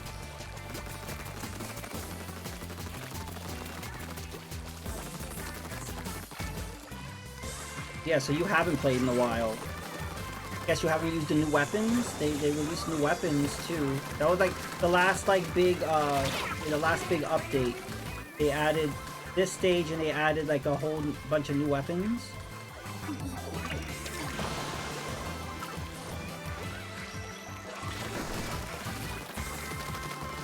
Like they added then they added that new weapon, the pencil, whatever. Where it's like a range weapon, but it's also like a shotgun where it has like loads, I think it was like how many shots? I think like 4 or 5 shots. How are you doing in Elden Ring? Progressing well? Yeah, the pencil. I think that works better for like anarchy mode. Like I don't know if I should even attempt to use it in this mode.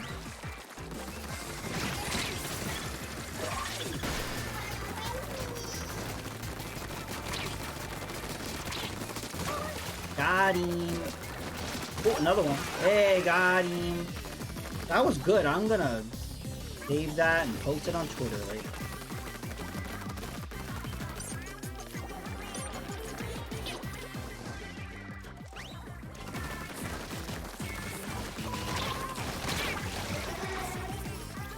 No, but I don't blame. I was saying earlier that I've been limiting my play of Splatoon 3 because of all the damn connection errors.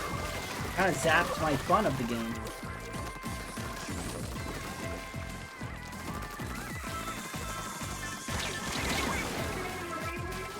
Are you summoning or are you doing everything solo? Like I've seen a lot of people. It's funny, every time I see somebody play Dark Souls or play Elden Ring, they play it completely different than how I play it. I find that very interesting. I've literally never seen anybody who plays them how I play them. Like they usually like are just full strength build and they don't use summons. And I'm like, well, that's not how I play. Whoa, we got massacred. I don't have PSN. Oh. You don't want to use it as... I recommend the jellyfish. Like, that's the only one that I really found valuable. Like, some of the other ones are okay, but the jellyfish is great because not only is the jellyfish like a tank, like he could take a lot of hits, but he also distracts the boss, so you're able to get in there a little bit. So I like using the jellyfish.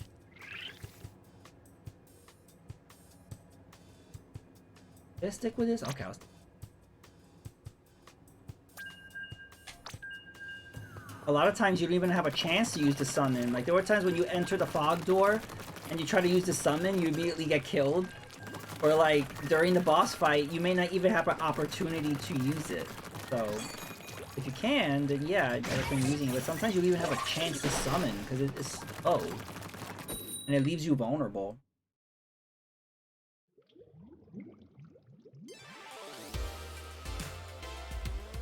But yeah, they updated that ad blocker thing. It's still not the best, but it's working now. It wasn't working before. But if you're getting too many ads, you're still gonna see a screen that says it's blocking the ad. So it's gonna play, but you just won't actually see the ad.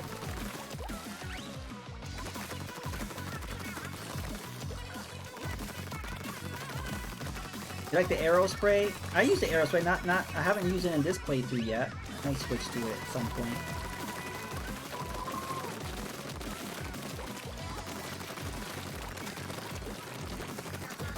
They definitely improved, like they changed up the arrow spray from the previous games had no range at all. I think they improved the range a little bit and they gave it more of a range.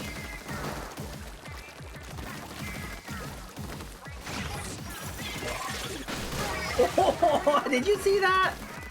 Did you see that? I am recording that. That was fun.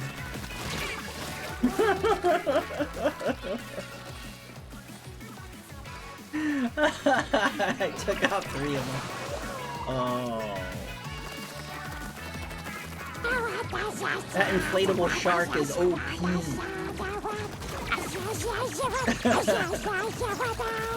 Ashawat approves.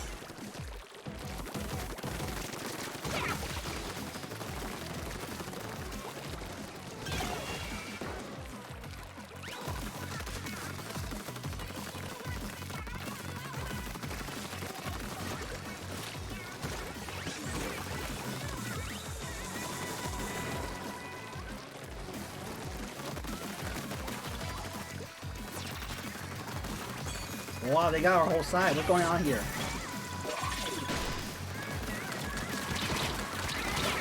Wow.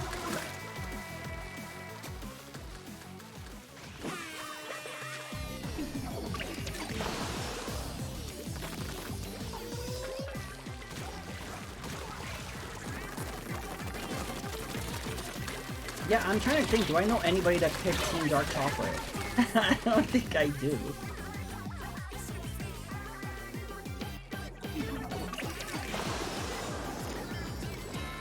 Also, a lot of times I choose size based on the color of the ink, so I kind of like the purple. Excuse me. Oh, what's that? Whoa.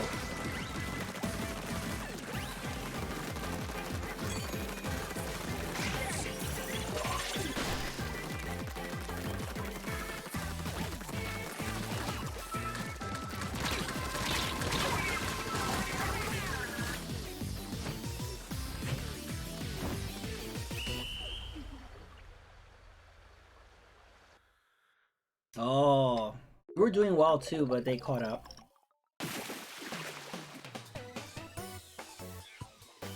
Darn.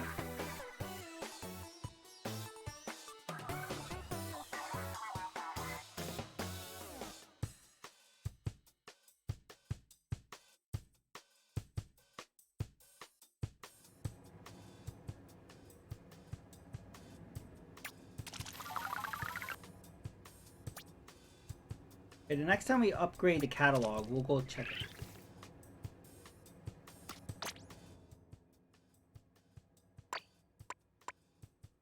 Go to arrow spray.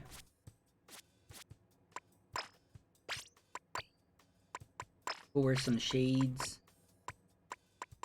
Or these boots.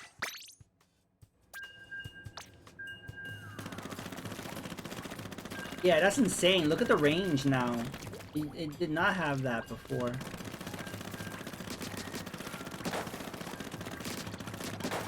Yeah, my problem with the Arrow Blaster, it just takes so many hits to do a splat.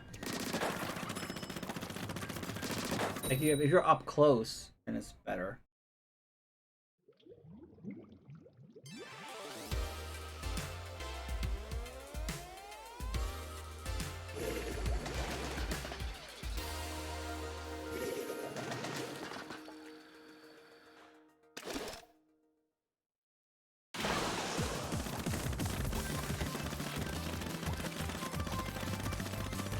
It does put down ink very quickly.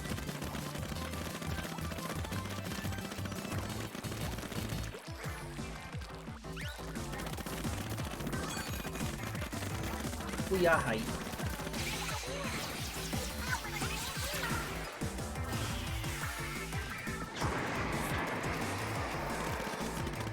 I aimed it wrong.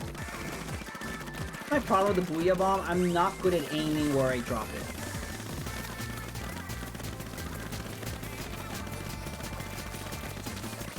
I think another problem I have, I just use it too quickly. Like as soon as I get the Booyah Bomb, I want to use it right away. I really need to like just be better with the timing on when I use it. Like right here, I think it's good too.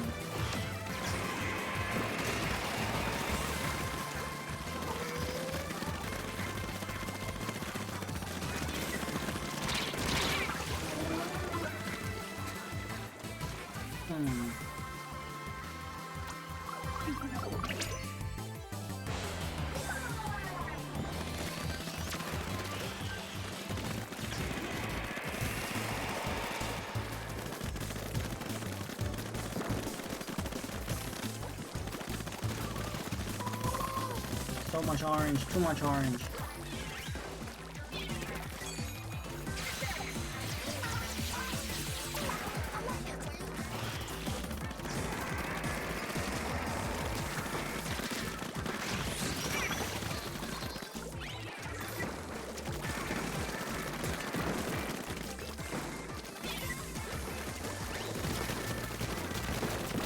Ah, this looks dangerous.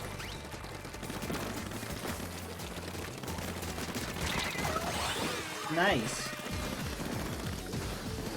Throw a sprinkler up here.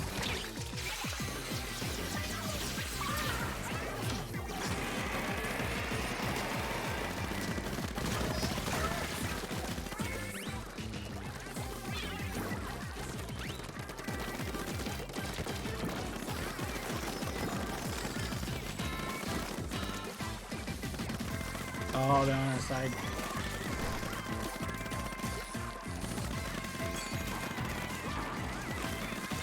Excuse me. How rude.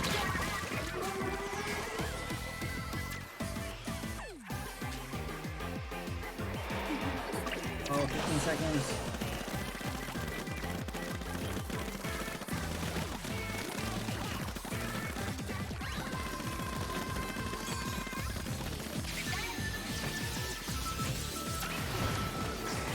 Oh, I hit the sign. Oh, I don't know. I think we won. Oh, look at that! By 0.3! That is cruel. That is mean.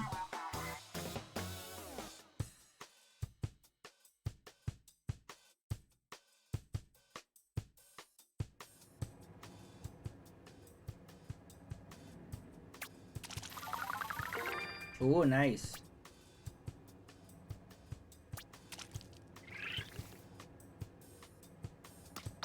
We're gonna go check out.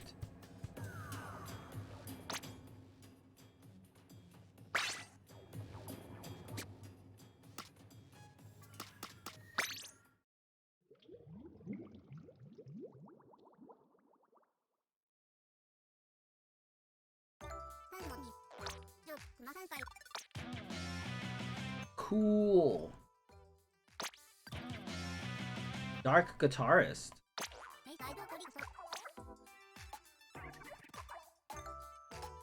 Want that. Want the money for that. I feel like I have this crate. Why not have that?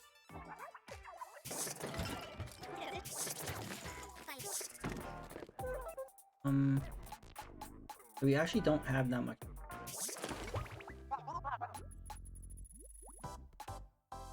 Kind of like this.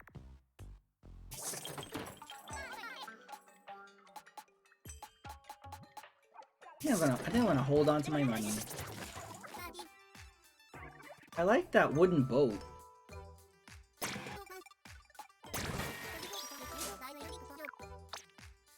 And then that's it though.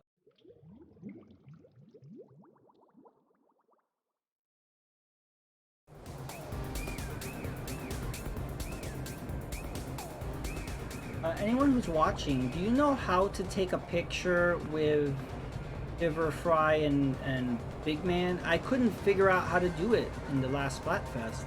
And I assume you could do it this Splatfest too? How do you do that? Milk chocolate? No, I want chalky.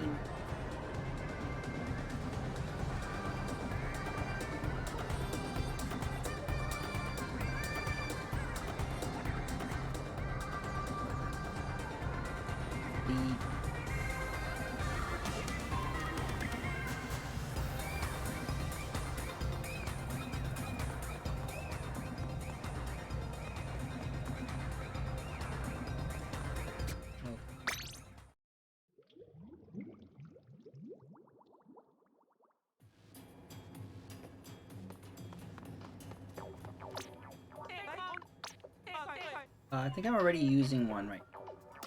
I'm not sure.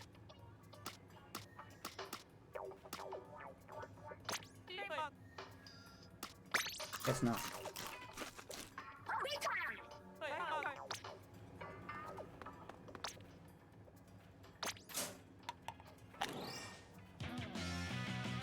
Got a drink ticket.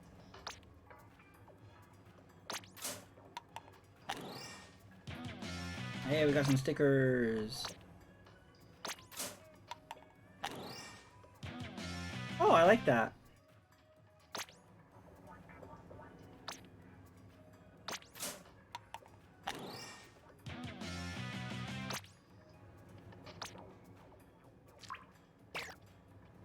Yeah, we're good. Cool! I'm collecting all the like holographic stickers. Let's just try to decorate. I've been trying to put them all on the front of my locker.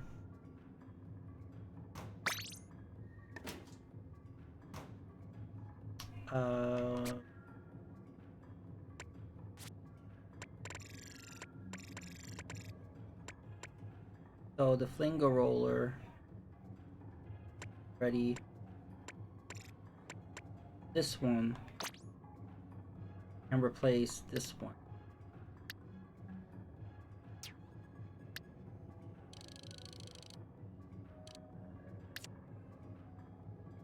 I think I got, what did I unlock? I unlocked this one. Nice. Oops, I grabbed the wrong one. Locker height. Yeah, you've been decorating your locker.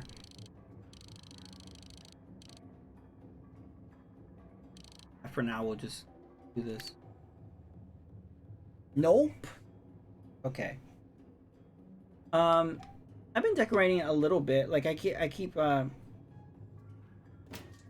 that's what I have in my locker so far. I just literally just piled a bunch of stuff. I wanted to see how much stuff I could pile on that it doesn't fall over or anything. And I put some of the stickers on the side. It's fun. You don't have to spend too much time. Doing it a little bit is fun. Oh, perfect timing. Good, I was getting tired of those, man.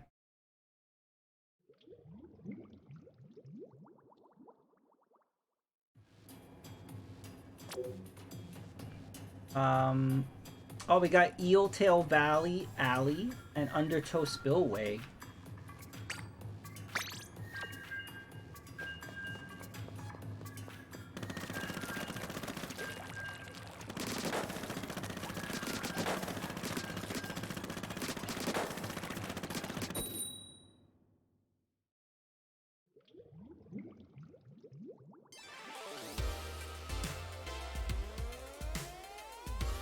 I like this stage. I know a lot of people don't for some reason, but I like this stage, and also I feel like every anarchy mode works well for this stage too. I like how spread out it is. Like a lot of the other stages just feel really like enclosed, and like this one at least is very wide open.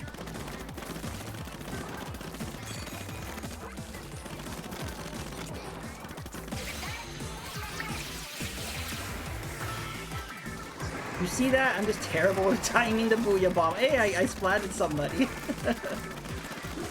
But every time I do a Booyah Bomb, I end up hitting a wall or hitting a sign or something.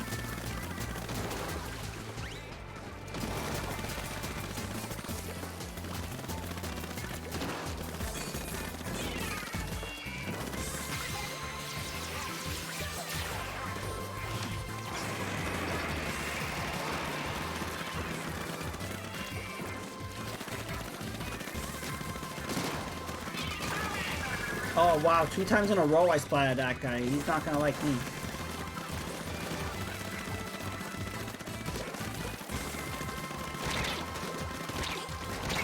Oops. I think we're doing okay. We need to put down a lot more ink on our side though. Like,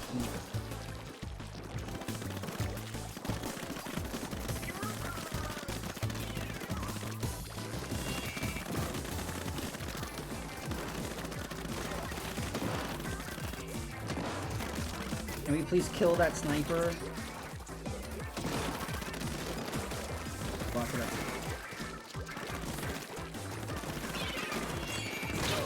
Oh.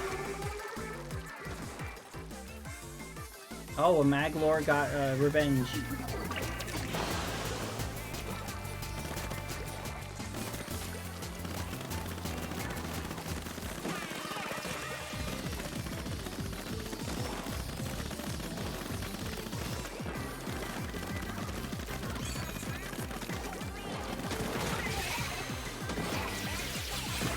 Oh, I'm in a really awkward spot to be doing a video about.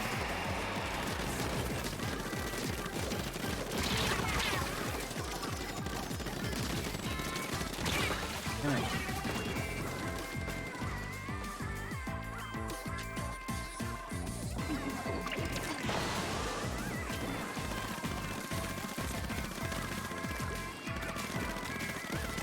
Oh, what?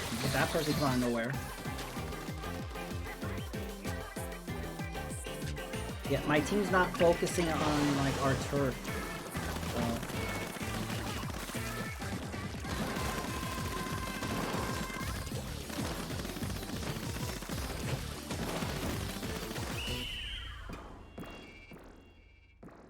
I barely even saw my team that whole...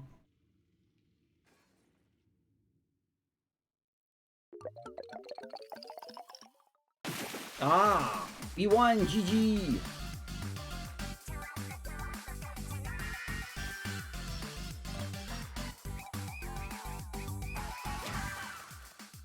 Woohoo!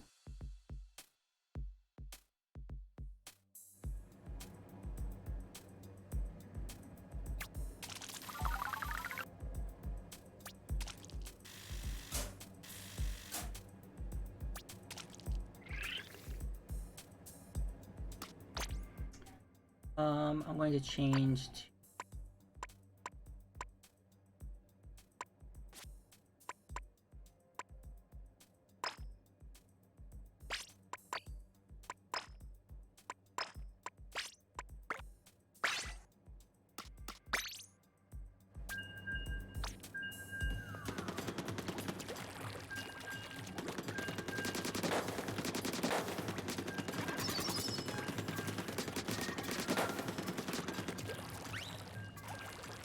Froggy hype.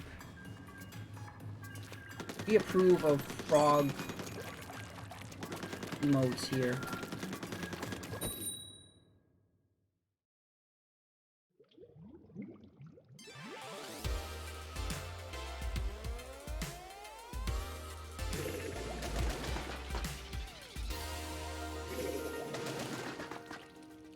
Again, we just never play against white chocolate.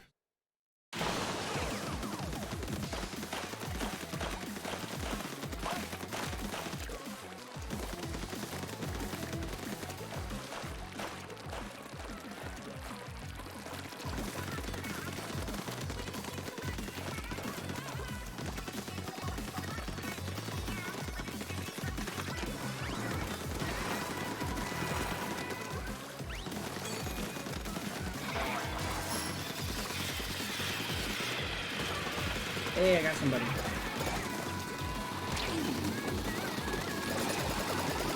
Whoa, what was that? That was weird. I was like, wait, what's blocking? I didn't see that ink vac at all. It was like an invisible ink vac that I was shooting into.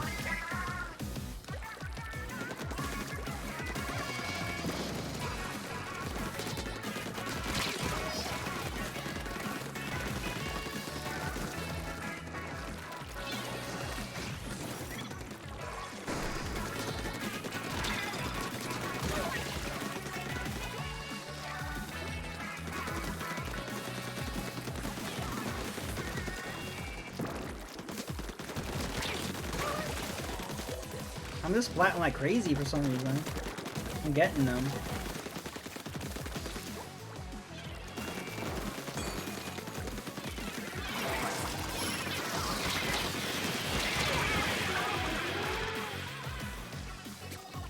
Oh, we're doing good.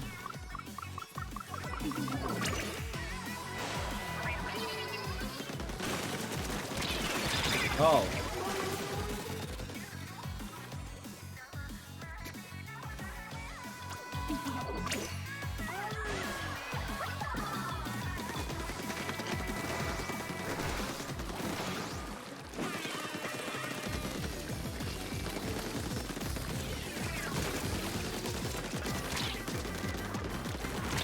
Oh. I'm not good when we're fighting like really up close like that.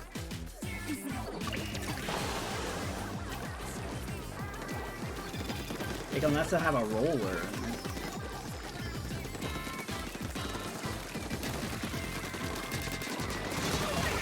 Ooh, that was nice. Ooh, that was really nice. I'm gonna save that one.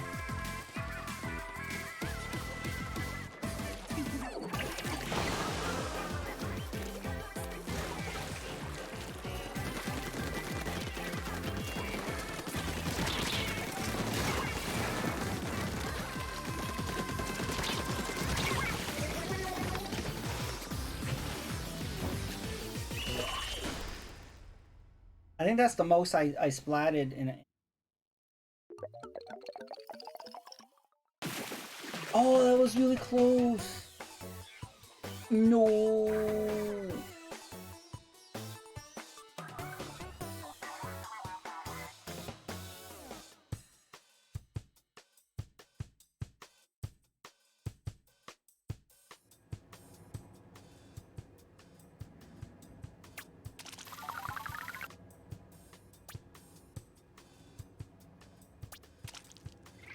Ooh, close.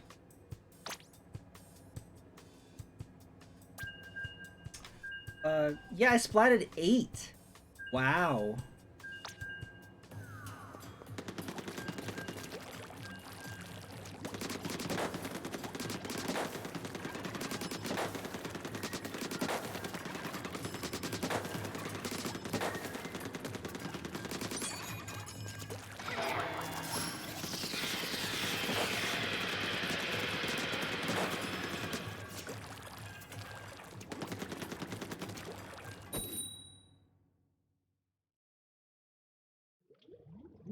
We're gonna see Team White Chocolate?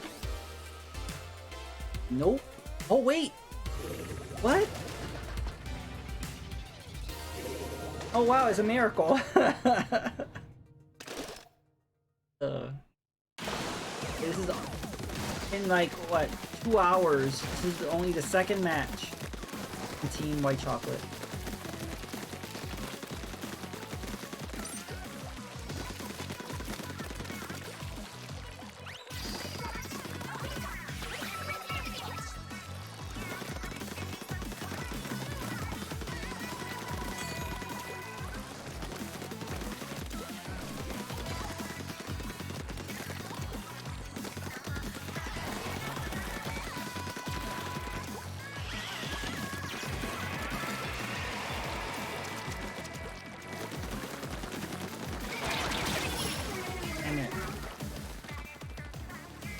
Yeah, I hate when like you get splattered right when you're going to use your special.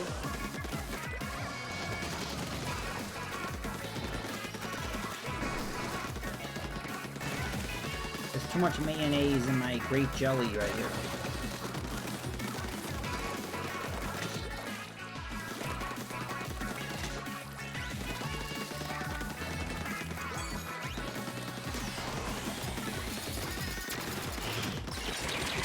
damn it.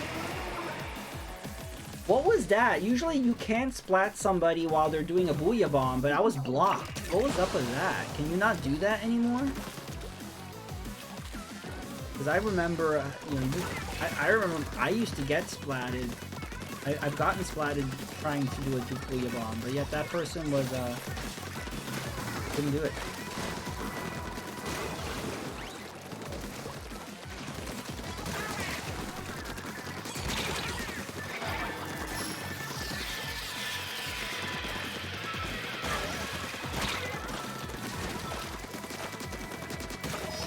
Nice.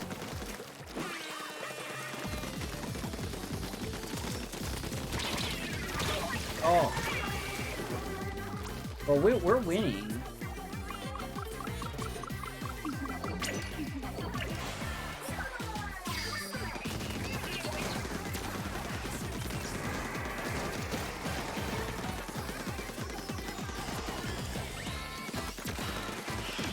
I like the white ink because it shows up really easily. More easy to spot to oh.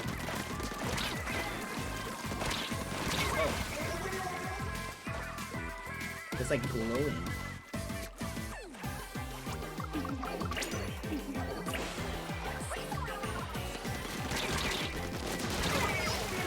Oh.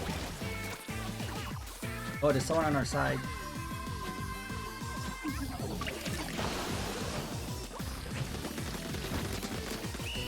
Oh.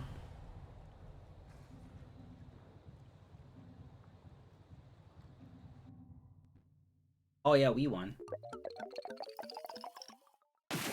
GG! All the G.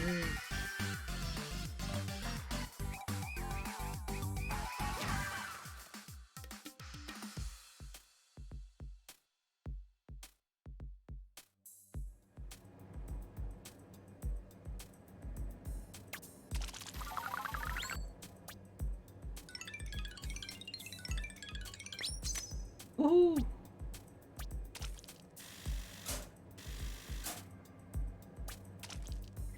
We are now Dark Chocolate Champion. We're gonna keep this weapon. Samurai helmet. This thing.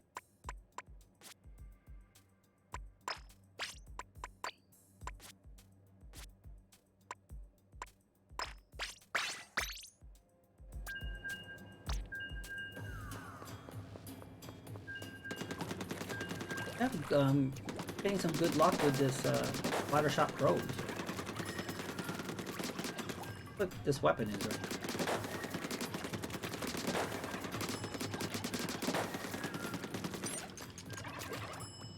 It does run out of ink quickly though.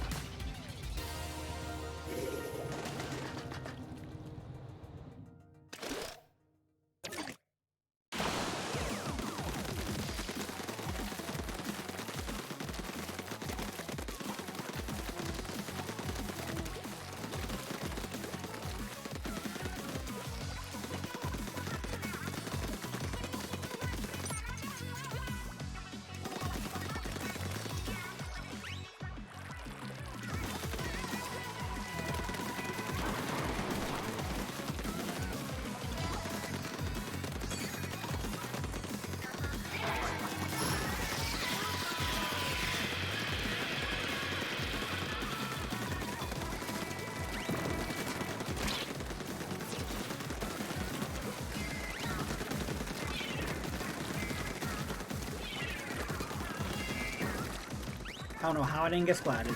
Alright, I'll take it.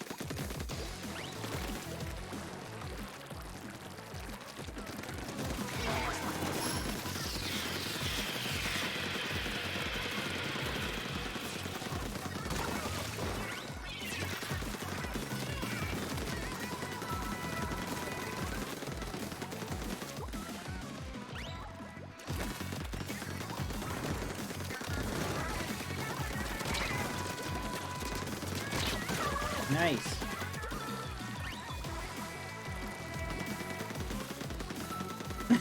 Someone's like, I love white girls. Feed him a speech quote. That's what happens when you have a game that you can just post whatever.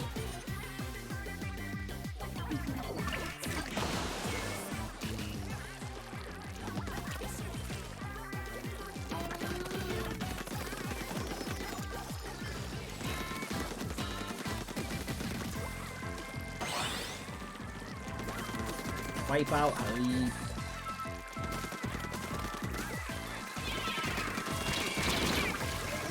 A lot of times when it says wipe out, I don't know if it's like, is it our team got wiped out or did we wipe out the other team?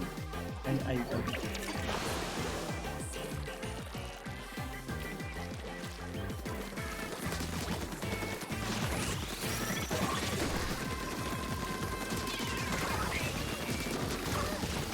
Nice.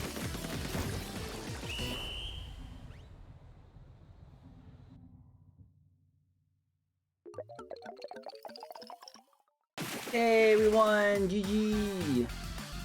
I think it's this weapon. I don't know. We've been getting good luck.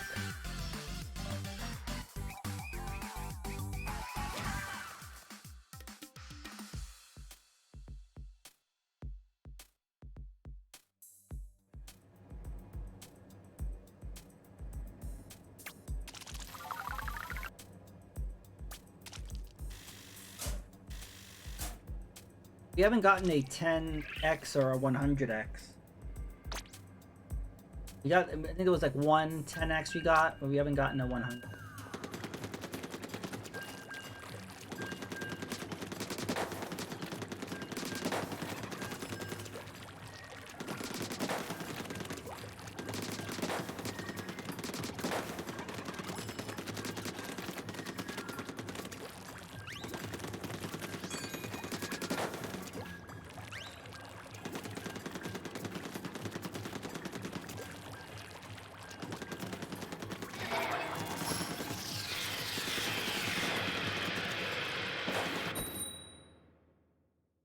I wonder what the next Splatfest theme will be, because this was so, like really random, like just having like a random chocolate one.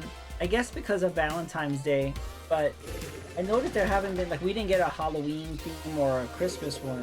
So it's kind of funny that they did a chocolate one close to Valentine's Day. Kind of haven't really been sticking with holidays like they used to. Next big holiday is Easter. I don't know if they're doing anything about Easter.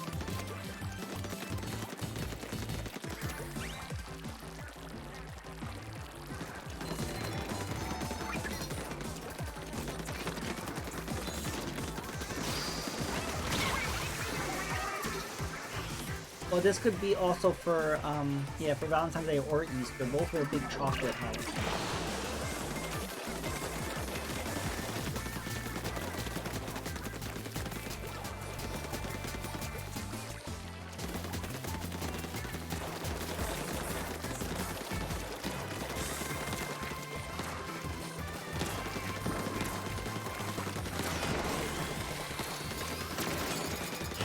You see, I couldn't shoot that person when he was trying to do the Booyah Bomb. I don't remember ever there being like a shield around me. Because I've been splatted while trying to do a Booyah Bomb.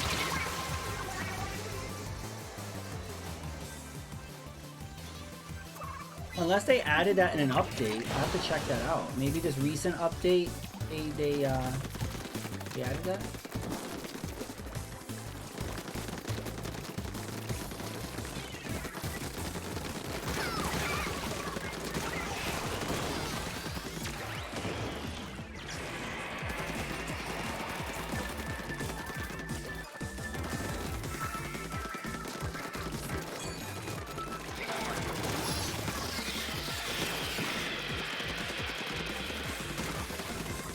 Somebody.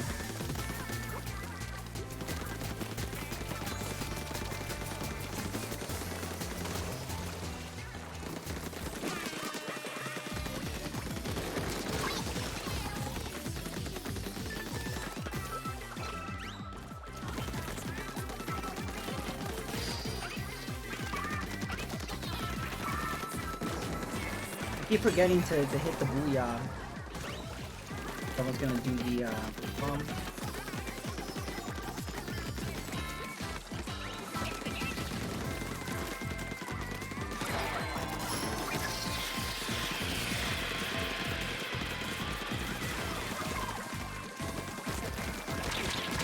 Oh.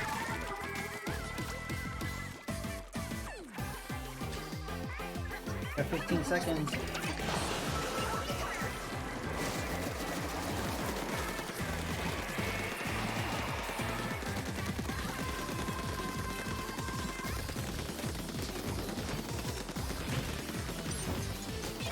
I ran out of ink. We ran out of time. I don't know. Oh yeah, we won. Our turf is like all purple. Woohoo! GG. We've been on a winning streak. I don't know what's going on. I'll take it, but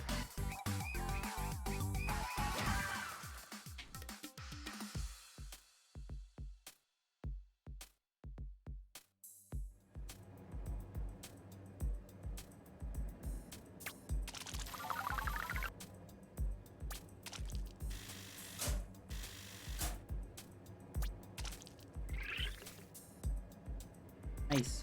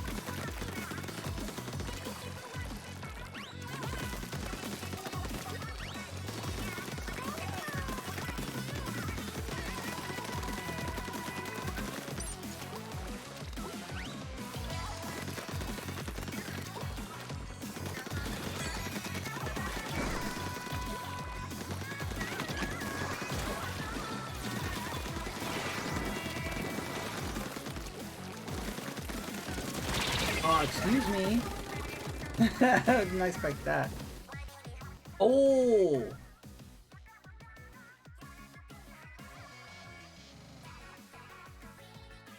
Okay. Someone rage quit. Does someone just unplug their switch and throw it out the window or something?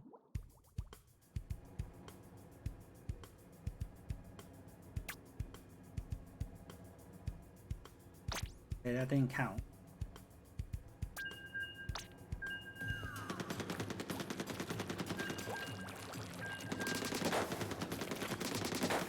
One thing that I did see that when you get the expansion pass, you get a whole bunch of money. And it's funny, like, wow, Nintendo's entering the like pay or play kind of thing. Like when you like, you know, those free mobile games that you pay to get a bunch of credits or whatever the in-game currency is. It just reminds me of that. I don't remember Nintendo ever doing that. Like for like a Switch game. But yeah, you get like what, 28,000 or 32,000. Get like a lot of.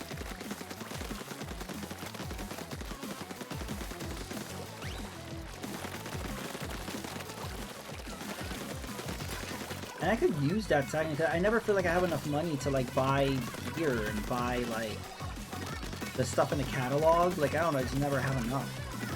You know, I use the meal tickets and stuff. I'll never really have enough money.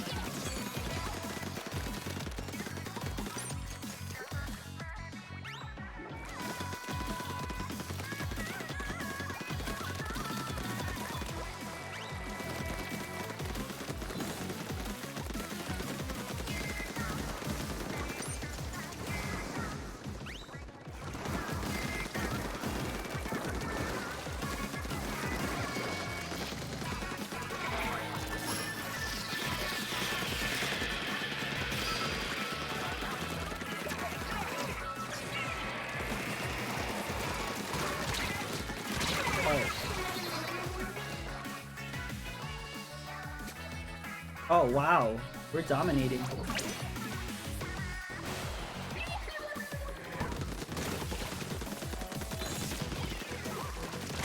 Oh.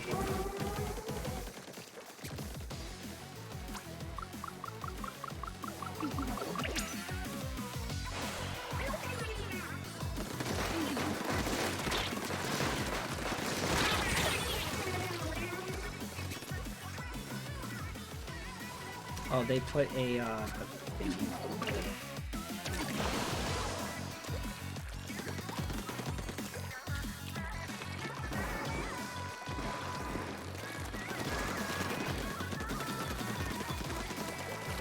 Okay, yeah.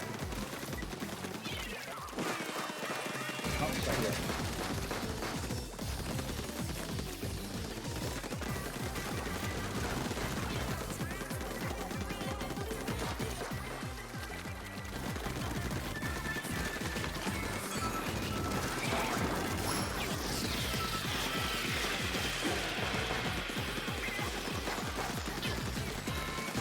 Oh, the rain, the rain, the rain. I couldn't get out of the way.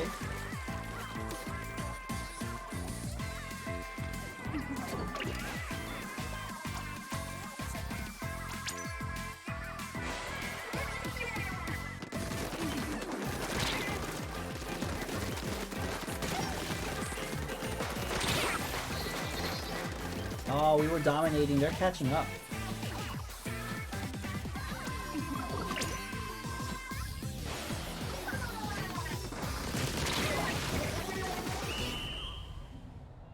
Hmm.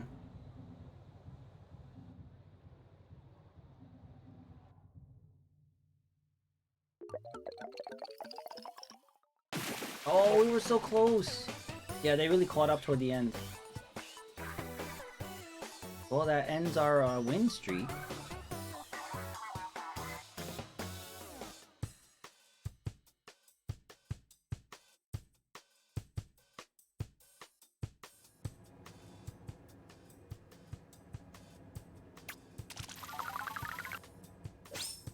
Hey. Freshness height.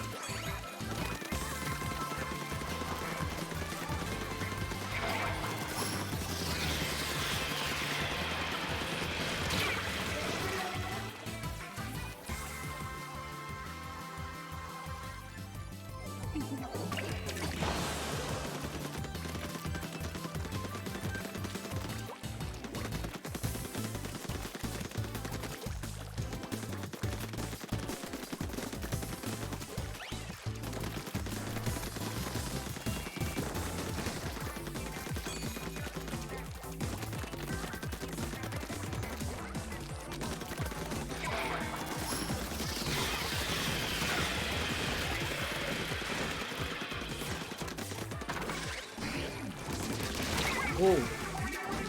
Oh, we're dominating.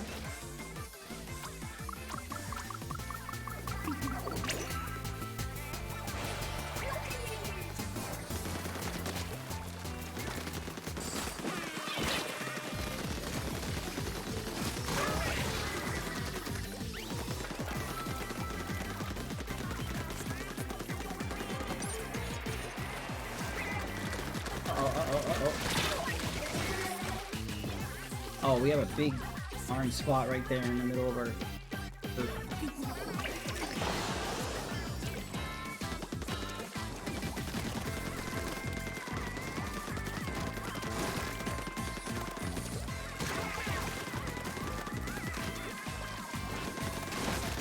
Much Velveeta cheese in our grape jelly.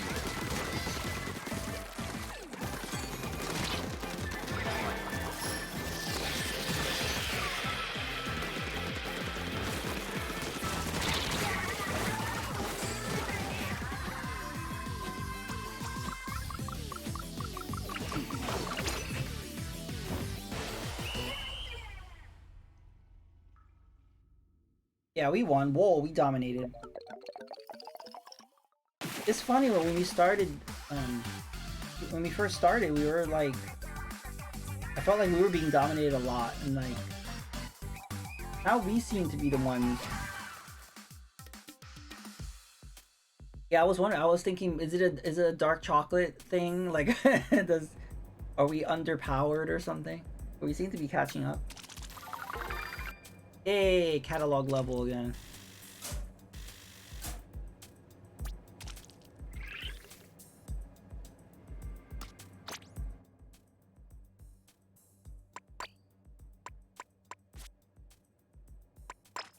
And I'll wear the bamboo hat. Why not?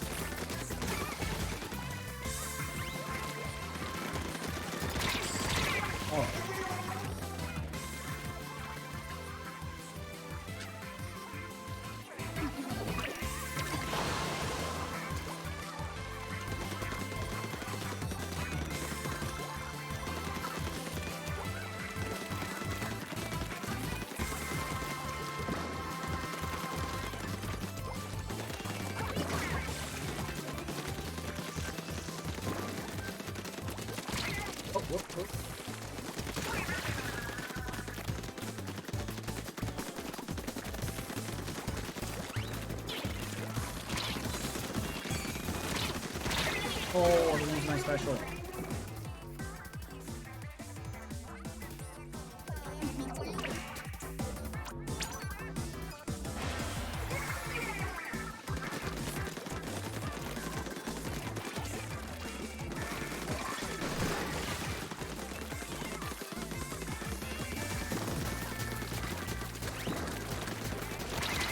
Oh, didn't see that. Yeah, we're winning though. Right.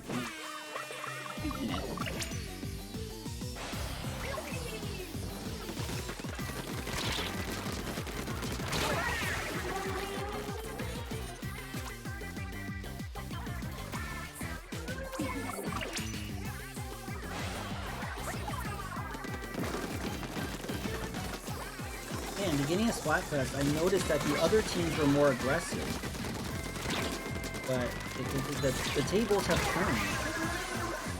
That's dark chocolate.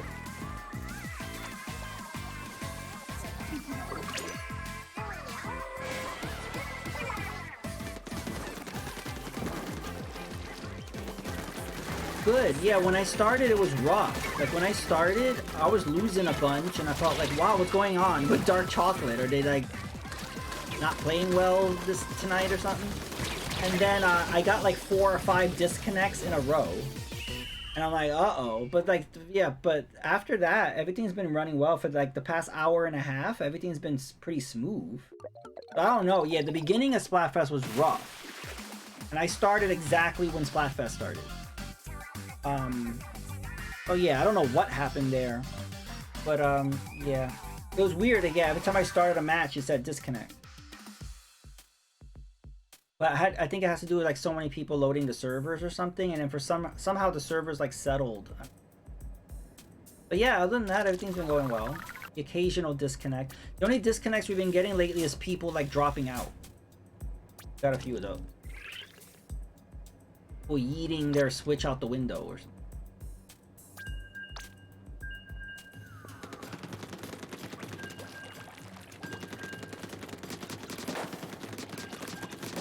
And we've been winning a lot lately. I don't know if it's my weapon or something is giving us good luck, but we've been winning a lot. Do some tomorrow. Do a dice roll.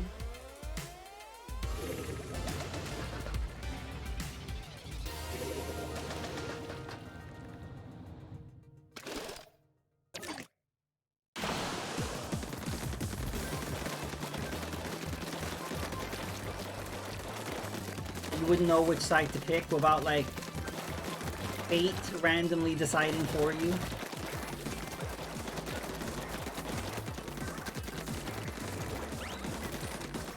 I've noticed most people picked white chocolate. A lot people in my inner circle.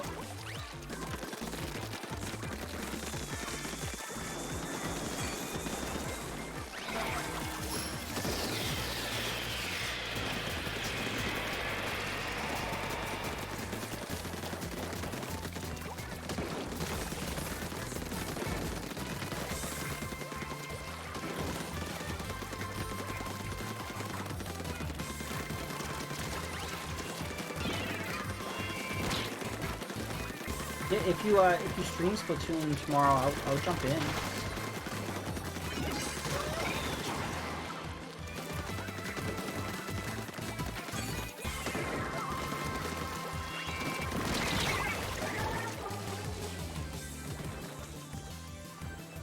Like, I'm sure Deviant will be streaming this either tonight or tomorrow or something. Him.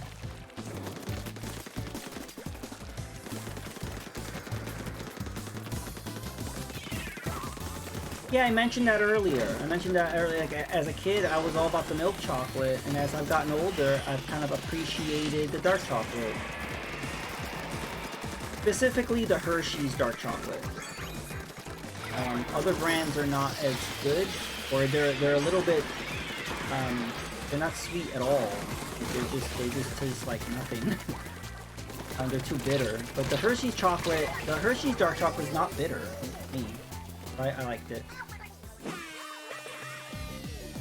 I've had orange. Orange is actually really complimentary to chocolate. I haven't had chili. Like, I haven't had chocolate. The only time I had that was, I think I had a spicy hot chocolate. That was pretty interesting. It was like a dark chocolate mixed with like a cayenne, but it was like very mild, and I could barely even taste any spice.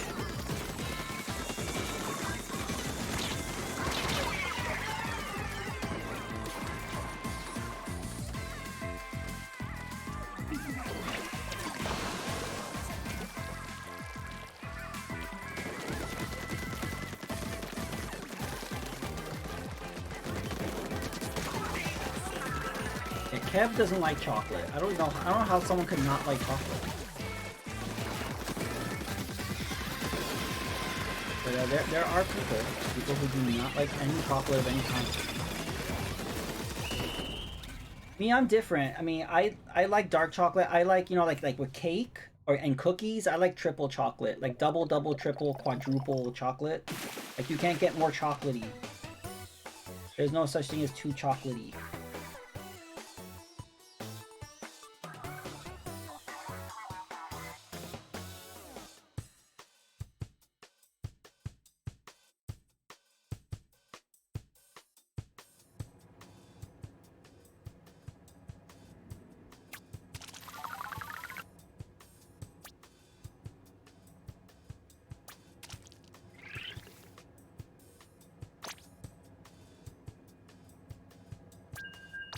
I want to keep playing until we get to a dark chocolate ruler. My goal. That's usually when I stop. Like some people do like, you know, ruler times 5 or whatever. I was like, whoa. That's super duper hardcore. Me, I like just get to ruler once and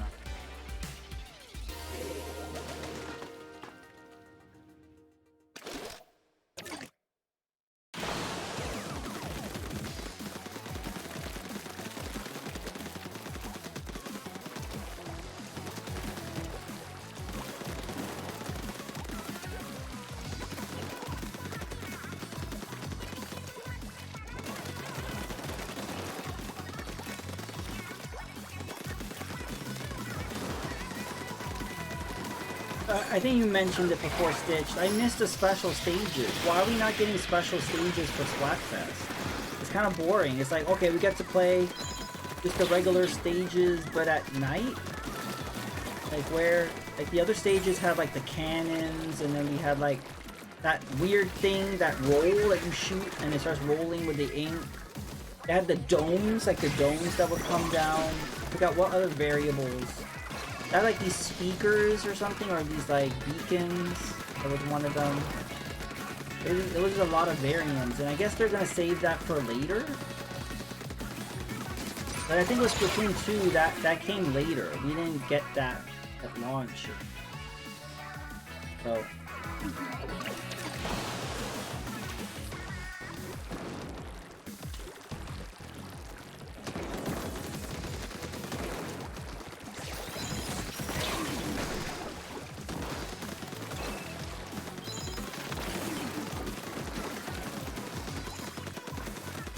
why is there no ink on this side?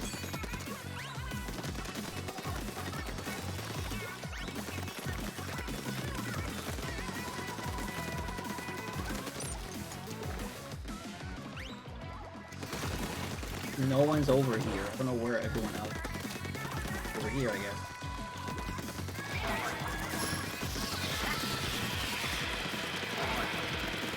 I don't know where my team is or their team. I'm by myself.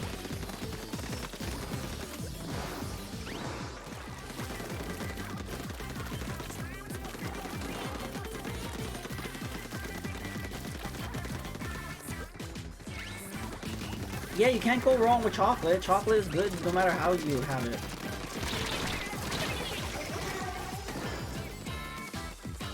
I find dark chocolate more chocolatey.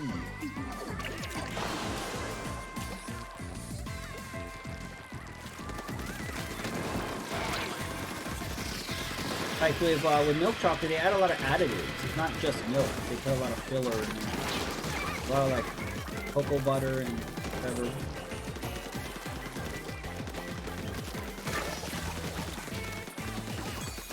So good.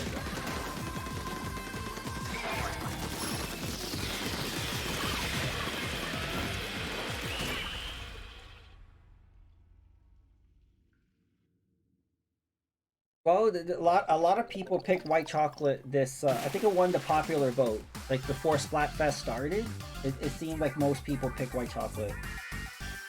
But it's ironic because I'm not running into them that often in Splatfest. Been a few matches, but not many.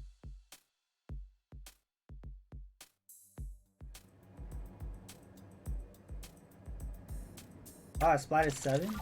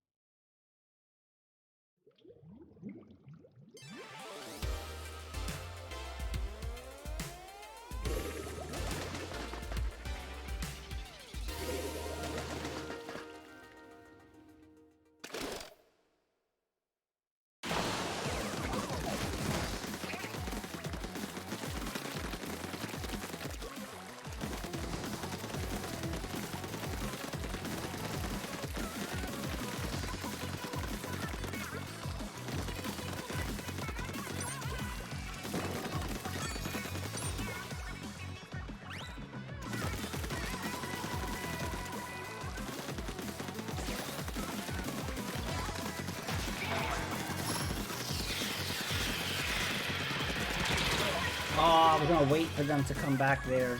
Someone else splatted you.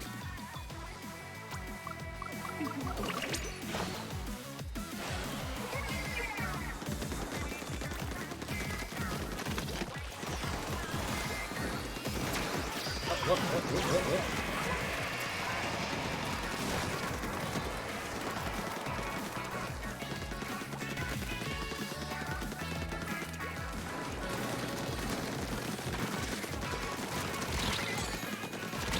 Oh.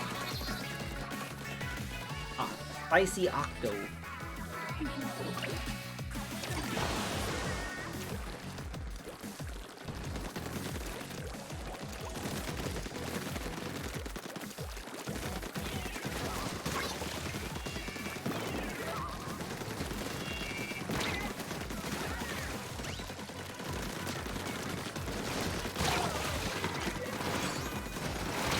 Oh.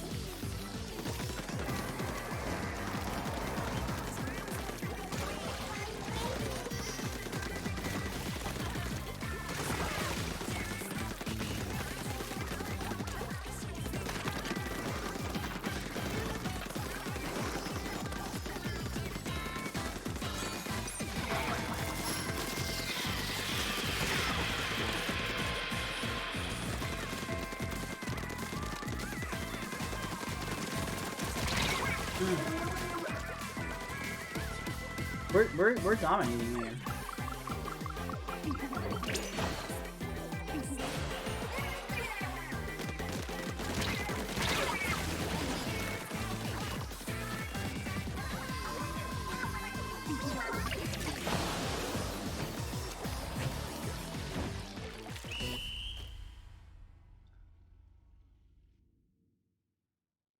Yeah, we won.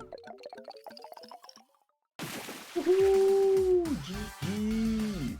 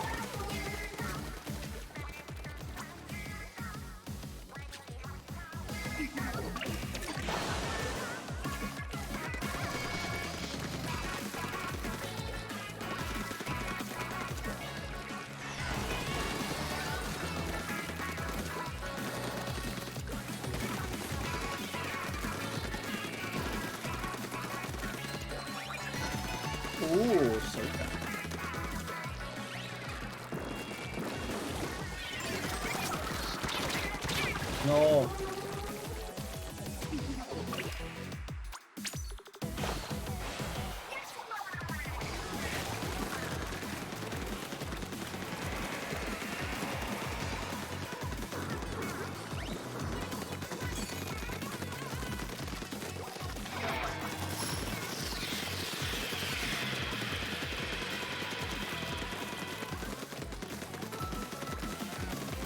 Everybody come here, and the team is ignoring their turf here.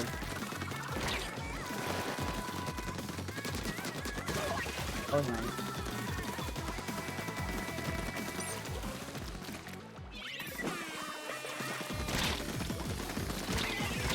Oh. Oh wow, what happened to our side? Our side has tons of cheese. Melted nacho cheese. All over our side.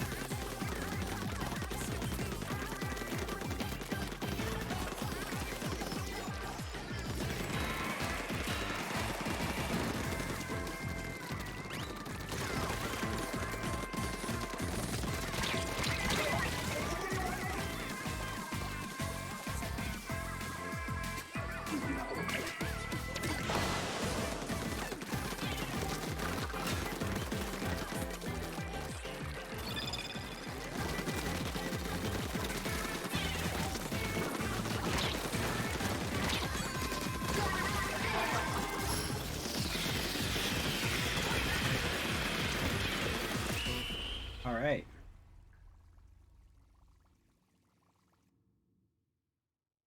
Oh man, we were winning too. They caught up.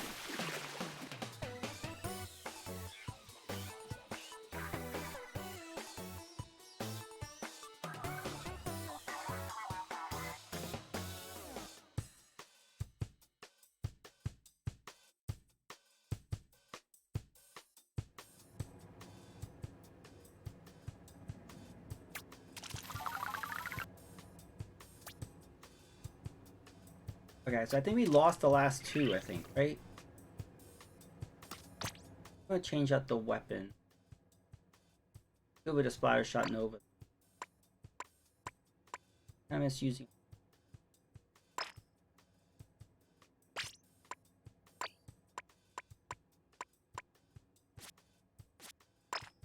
The hit football helmet. Why not?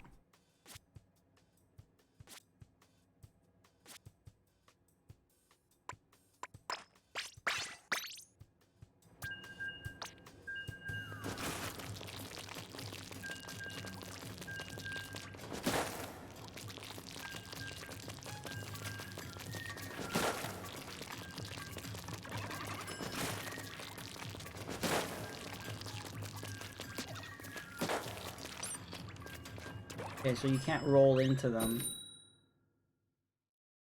Can't roll over them, but get close, you can slam down and slap them.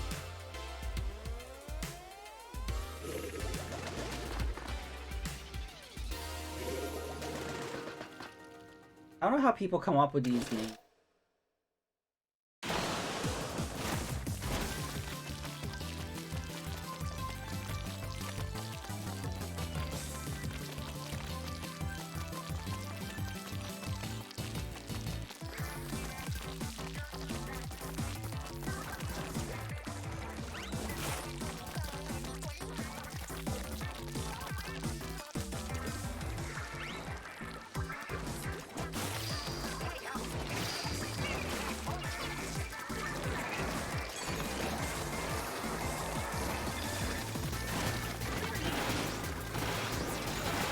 Ooh, I splatted somebody with that. I usually never get anybody with the Tri-Bazooka thing.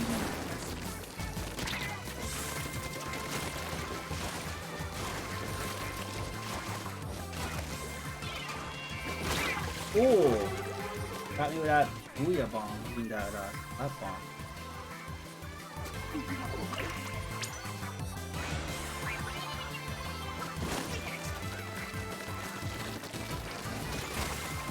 But it's actually always really difficult to pick a side because it always turns out like people you know pick the other side. It's like, oh, we can't do Splatfest together. Oh, that's what happens. Every time I pick a side, just people I know just pick the other side. Oh, darn.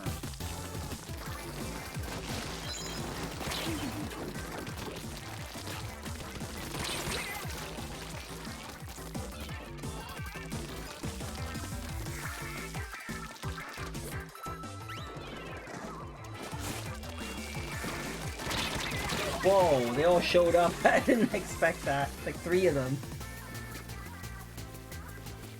Oh wait, we're losing.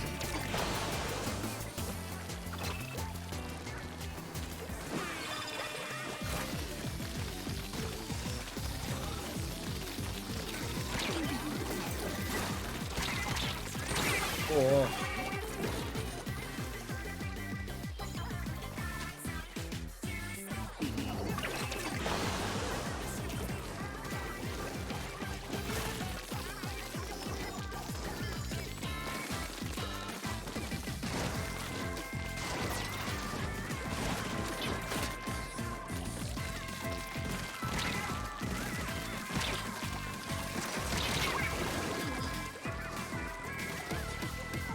I don't know, my team is not doing a great job of putting down ink. I don't know what's going on.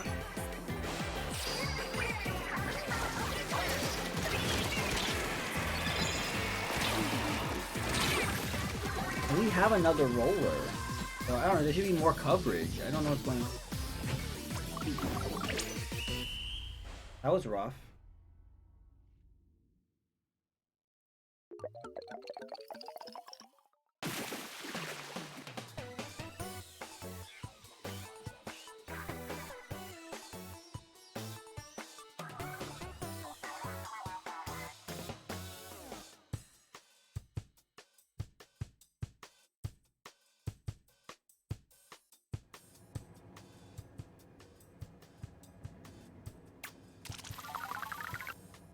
Ooh, we almost got another catalog great thingy. We're like almost halfway through. Getting to a dark chocolate ruler. That weapon wasn't really effective. Splatfest is still my favorite weapon. It was my favorite weapon in Splatoon 2, and I think it was in Splatoon 1 also. Isn't it? But I don't know, Splatfest is always my go-to.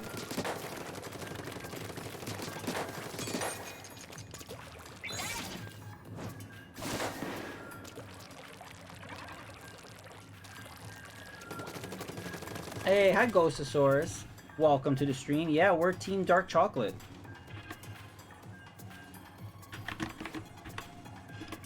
How are you? You play Splatoon?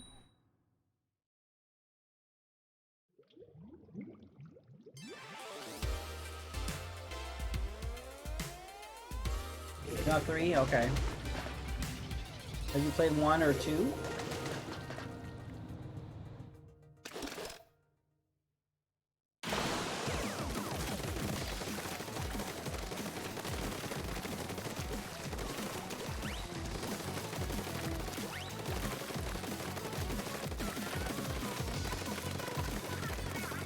Did you like them?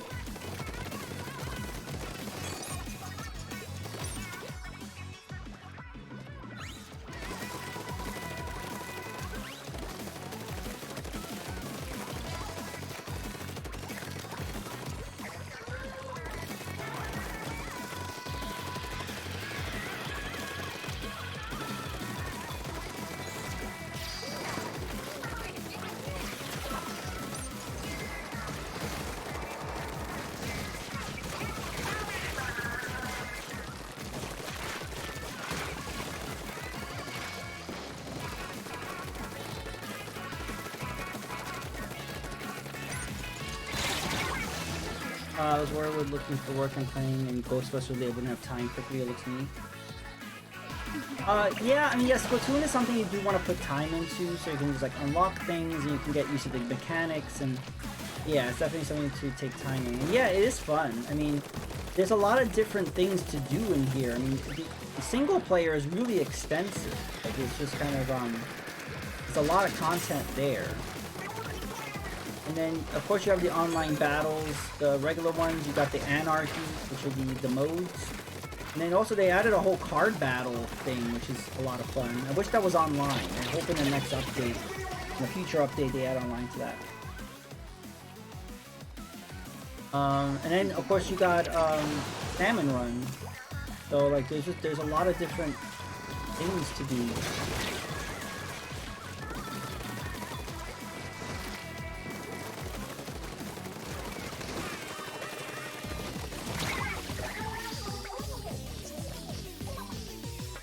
They did make a lot of improvements to Salmon Run.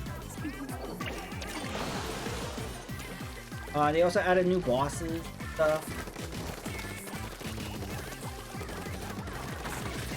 But they made Salmon Run harder. I don't know. It seems it's like a little more. Salmon Run was already aggressive. It's really aggressive now.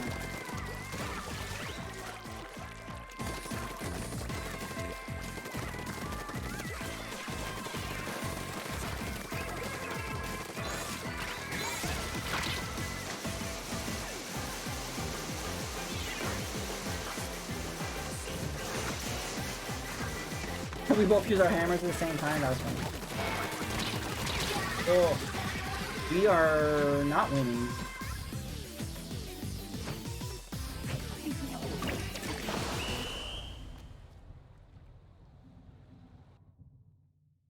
Yeah, right now it's only in Disneyland, right? But it probably will be coming to Florida soon, right? I think they have a timeline. I don't remember when they said.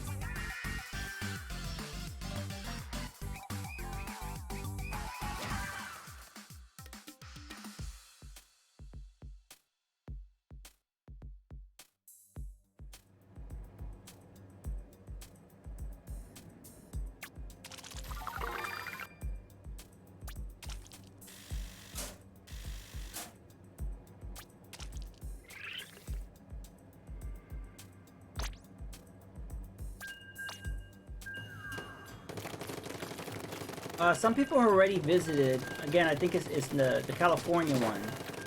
I heard good things. I heard about the Mario Kart is really like innovative. Like it's the first. It's like no one has seen anything like it. It's like virtual reality sort of. Like you wear like a helmet, and I don't know. So I heard the Mario Kart ride was really good. I haven't heard much about anything else actually. I saw the menu. The food looks really fun.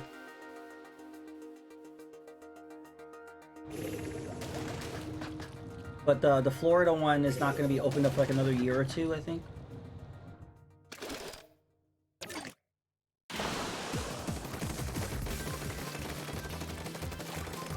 Yeah, everyone is saying you can't really capture it on camera, you just gotta write it. Yeah, from the outside looking at it, it's hard to tell what it is, you know. But it kind of reminds you of, you know, that Mario Kart VR thing that they made? I forgot what it's called. But that you know, you get the actual car and then you make the track and then you kind of follow it on the Switch. I forgot what that was called. But yeah, it's almost like a version of that in a way.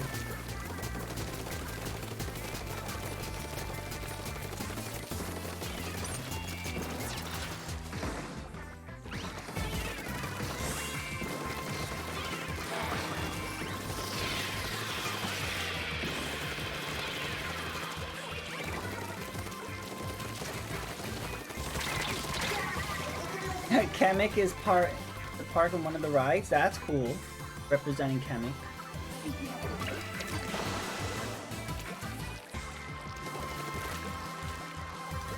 I was really hoping that they were going to announce like a Mario game to tie in with the movie. I mean, they could still shadow drop information about that, but I mean, I feel like this recent Direct was the time to do it, but it's like we haven't gotten a new Mario game since 2017 with Odyssey. Because all the other Marios we got were ports. You know, like New Super Mario Brothers, Wii U, and then 3D Land, or 3D World, I mean. Those are ports. I kind of miss Mario. I would like a new Mario.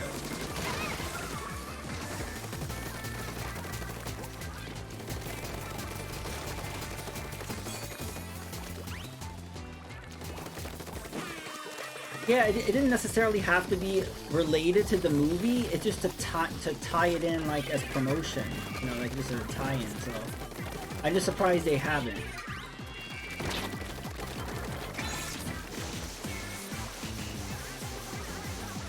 Like I would like a classic like 2D Mario, but like with a really nice art style, like a hand-drawn art style. And I've seen many other people say that too.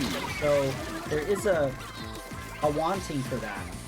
I never liked the graphics for the new Mario series. It just looked very plasticky, very mobile phone-ish. I just didn't care for it. I wanted something more creative in terms of an art style.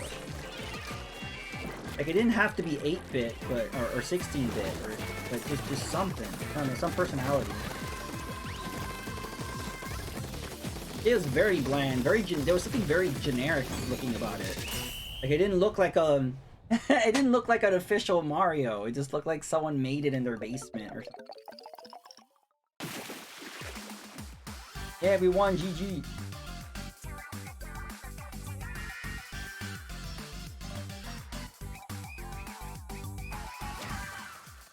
And it just got repetitive. Is because like New Super Mario Brothers on the DS looked like that, and then we had the Wii one, and then we had the Wii U one. No, there was a 3DS, so there was like 4. There was 4 new Super Mario Brother games, and they all look the same.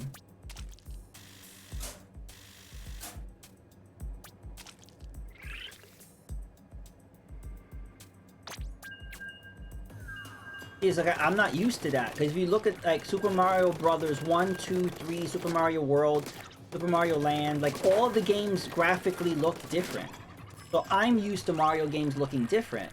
But then all of a sudden, you enter the time where they all look the same.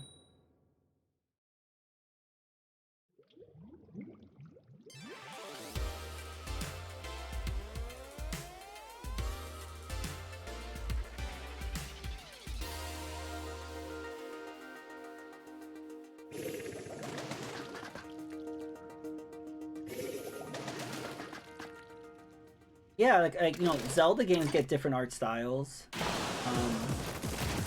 There got to a point where Nintendo just didn't want to kind of try different art styles with Mario for some reason. They just wanted to stick with a certain aesthetic, and then it became part of the brand, and it's like, this is what it looks like. We're kind of stuck with that.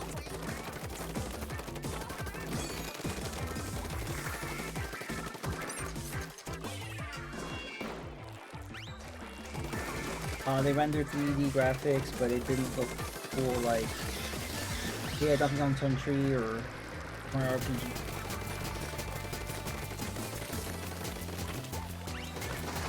Yeah, it's kind of weird that we have like advances in technology, but yet for some reason the Mario games have started to look less. Like Galaxy, Odyssey looked fine. And, I like that. I think that aesthetic works for the 3D games. I just wish for the 2D games they kind of mixed it up and did something else. But like, they both seem to have very similar styles. I also can't really imagine what another 3D Mario would be. Like, I don't know, where do you go from Odyssey? Like, Odyssey was very grand. I kind of don't know where you go with that. I think there's more to do maybe with a 2D game. Make it more classic, but then just put a different art style.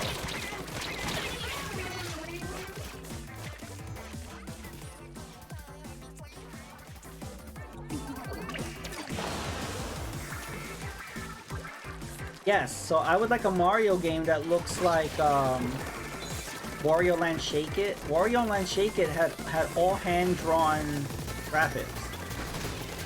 And I'm just really surprised we haven't gotten a Mario game that looks like that. Like, why did we get a Wario game that looks like that?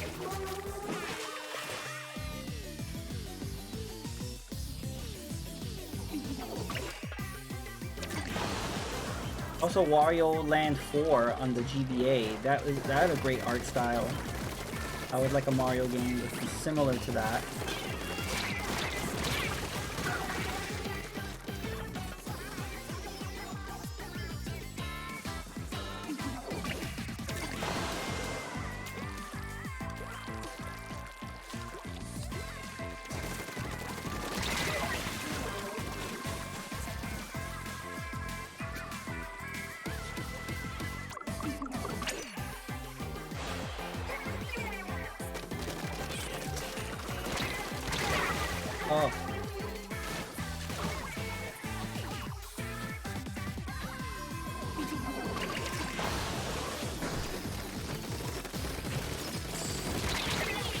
Oh, that was rough.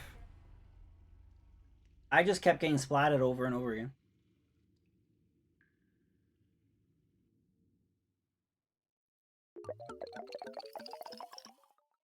Oh.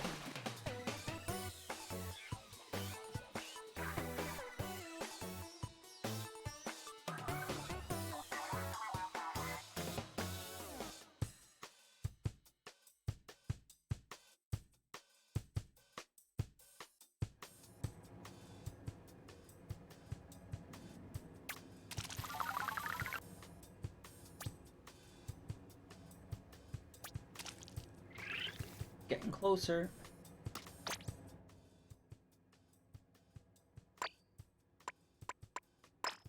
Bathtub.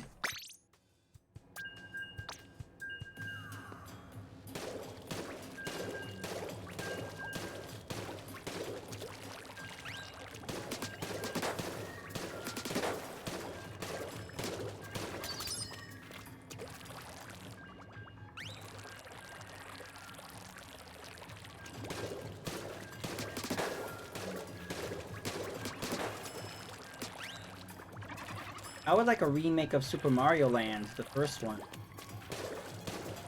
Because Mario never went back to Sahara Land, or whatever it was called. Or had like Daisy as the damsel in distress. Like they never went back to that. And that game is rough to play now, but what I really liked it was like all the different lands that Mario went to. And so imagine how that would look like fully like redone. Yeah, claymation would look really great. Yeah, Link's Awakening's lighting engine, yes.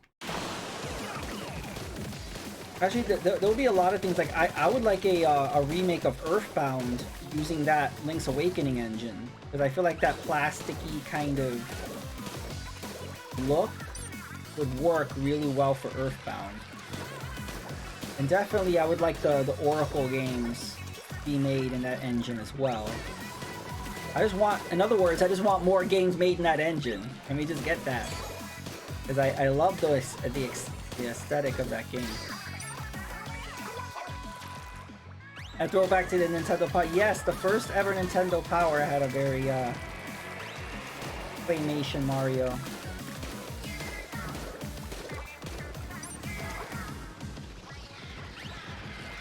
So kind of like Yoshi. In Yoshi games, they're very creative with art styles. But I don't know, for some reason with Mario, I mean, because it's their flagship and they feel like there has to be a standard, they're kind of more strict with Mario, whereas like other IPs get more experimental art styles.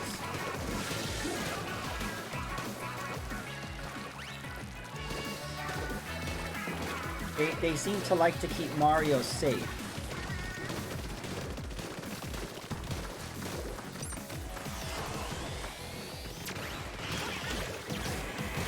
Yes. You know, I think I still feel that Woolly World is like one of the best graphics I've ever seen, to be honest. Not only the creativity, but just everything looks so textured, and all the creativity that went into all the different elements of that game. I want to play through it again. I'll stream it at some point. And using all the amiibo to unlock all the different outfits. I liked it better than Crafted World. I thought Crafted World was okay, but after playing it once, I just didn't really have a desire to play through it again, or it just kind of lacked something. I didn't like how they forced you to have to keep replaying through the levels. Like, they had objectives, and you couldn't do the objectives in one go. You had to play through the level, do the objective, then play through the level again for the other objective. I felt like that was just like fake padding to make the game longer. So that was like a cheap gimmick. I didn't like it. But it was fine. There was nothing offensive about it. It was just kind of like, I felt like it was just a step back from Woolly World.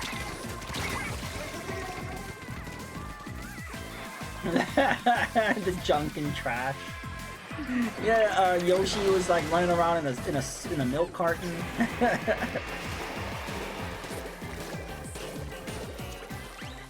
I'm mad. Felt scared place like Yoshi in Smash. I don't know, I felt Yoshi okay. You can't really notice much of a difference, though.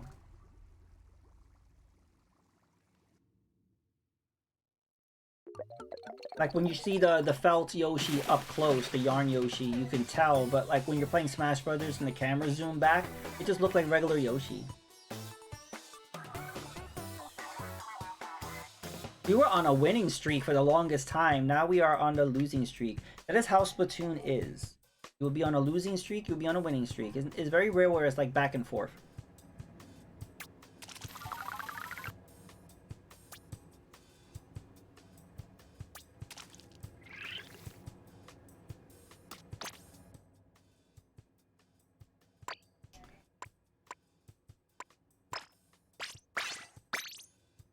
We tried to fling a roller.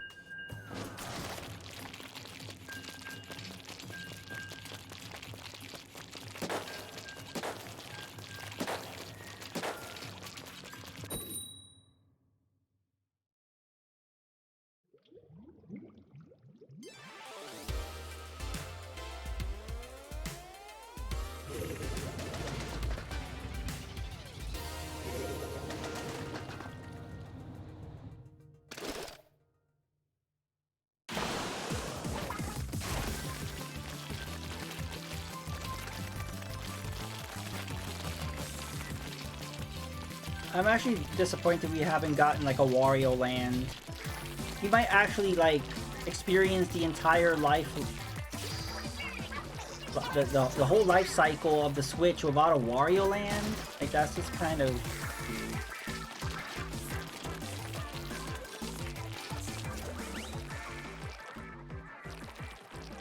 Yeah, you know, like I didn't. That's something I didn't expect with these waves of new tracks for Mario Kart. I didn't expect new tracks. I thought they were just gonna do like, I just rolled over the whole team. I thought we were just gonna get kind of, you know, remakes of classic courses, and then maybe for Mario Kart Tour, the mobile version. But yeah, I love that. It looks so good. I'm like, yeah, like, why didn't they ever make a Yoshi's Island level? I love they added Birdo. And they said they're going to be adding more characters that have been in previous Mario Kart games. So, I like it.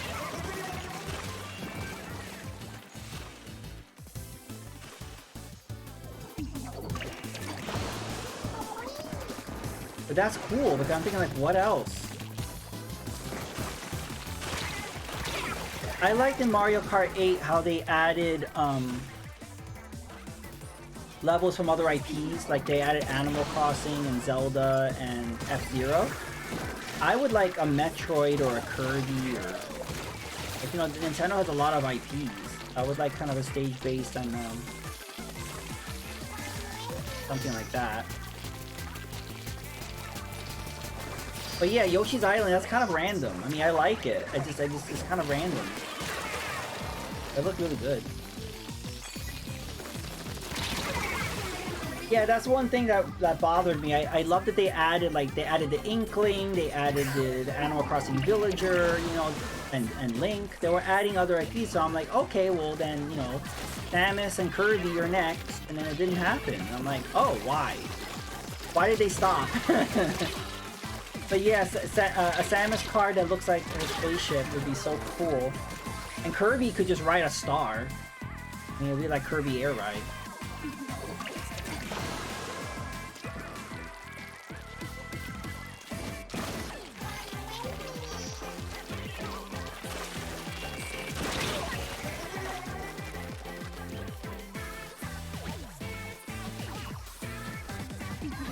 Yeah, you can have like classic Samus, and you can have Dread, like the Dread outfit. Or you could just have classic Samus and then Zero Suit Samus.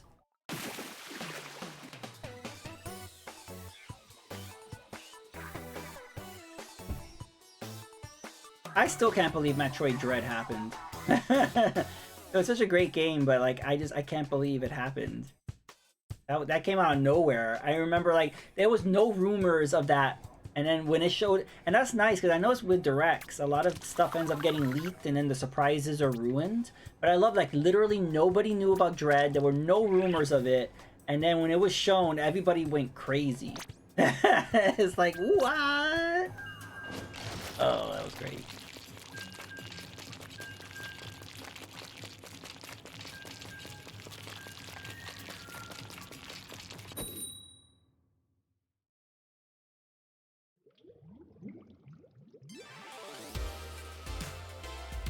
Like, people got excited with this Metroid Prime remaster, but we're kind of expecting that. That was rumored a long time. I heard a long time ago that they were not going to remaster the trilogy. They were just going to remaster the first game. I feel like that was new. We knew about that like a year or two ago. Like that was a rumor that sounded legit, and then it happened. You think King K. Rool will be too much on a cart? Yeah, the cart would just fall over. He's too thick. Will want him? Well, what's funny is I'm sure Nintendo never intended on having King K. Rool in Smash, but there was such an outcry for it. I think when they did that poll during the Wii U era, they asked like people who they wanted to fighter, and Bayonetta won. But I think in the top 5, it was King K. Rool.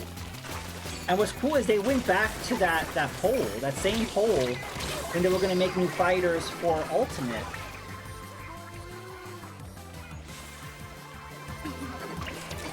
I haven't used King K. Rool that much, but he does have a good moveset.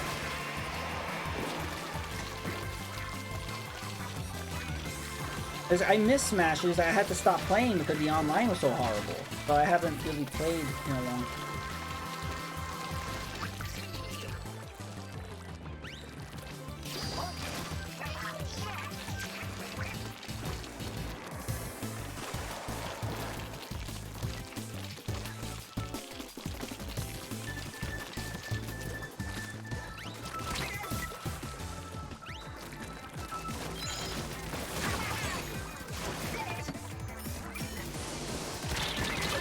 Oh.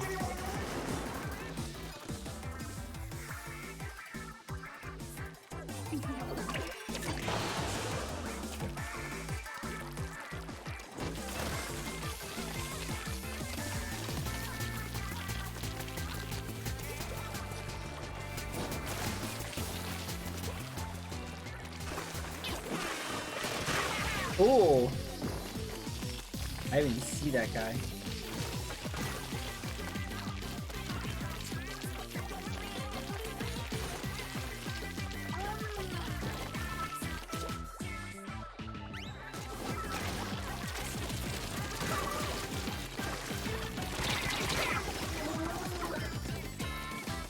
I think we're winning. Hard to tell.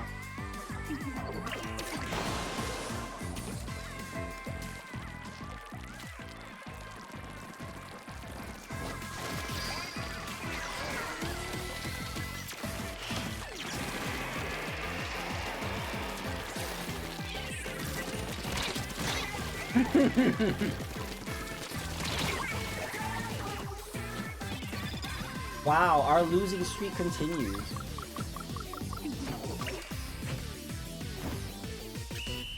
I'm gonna go back to the weapon that I was using when we were on that winning streak. They were losing because I changed weapons. Good night, Ghostosaurus. Thank you for hanging out. I will give you a Twitch shout out. If anyone's not following Ghostosaurus, click on that little heart icon on the top of the chat. Yeah, but you have a good night. You like Ghostbusters? Go follow Ghostosaurus.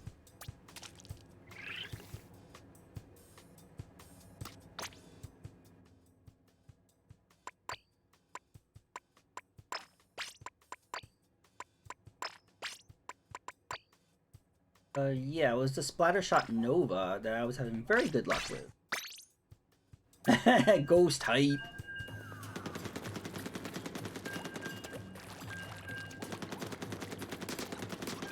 You're welcome.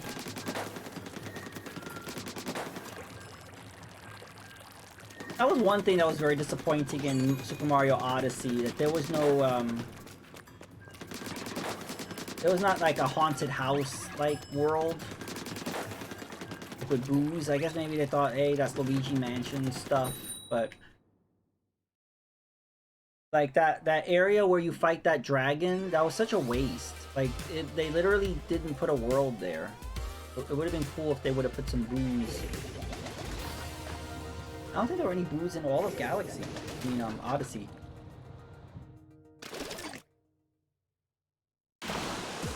I know Super Mario Galaxy was at 1 or 2. Did have like a Luigi's Mansion like planet. We had to rescue Luigi. It was the first one.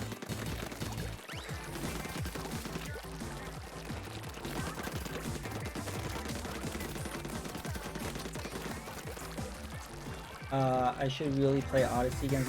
Yeah, I mean, Kev played it again recently, and it's almost like a new game since it's been so long. But yeah, Odyssey's a lot of fun. I don't really feel like playing, like, I got all 999 moons. So that was a lot. I don't know if I want to do all that again.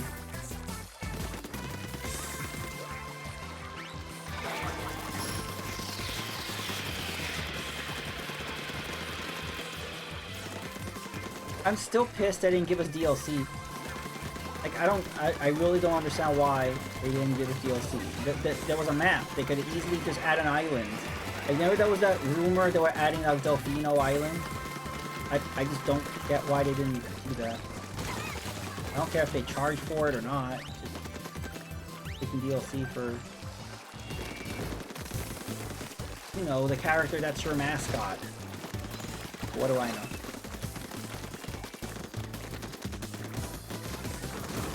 That doesn't count. The stupid balloon world that nobody cared about, that does not count. Look, I'm gonna hide this balloon, and people were hiding balloons inside of like the wall and stuff. They were glitching it. You couldn't even like really play it. People were just like exploiting glitches to hide balloons in places you couldn't normally get to.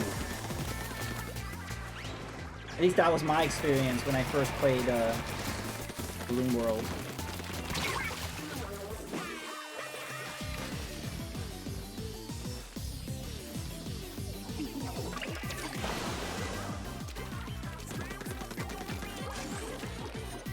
Yeah, they just kind of just let it die. I mean, I noticed Nintendo has been doing that lately with their IPs. Like, they did it with Animal Crossing.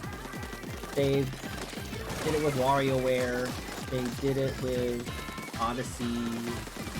Like, I don't really understand why some games get support, why others don't.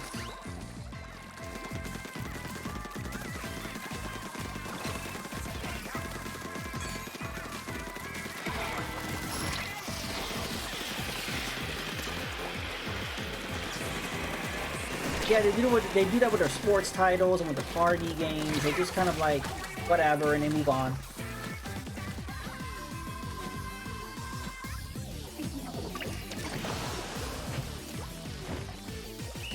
I don't even understand why they made Super Mario Party. Why they made Mario Superstars, because they had...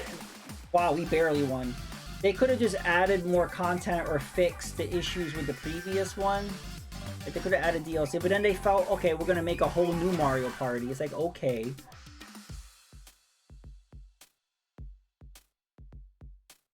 It was just odd. A very odd approach to Mario Party, I've noticed.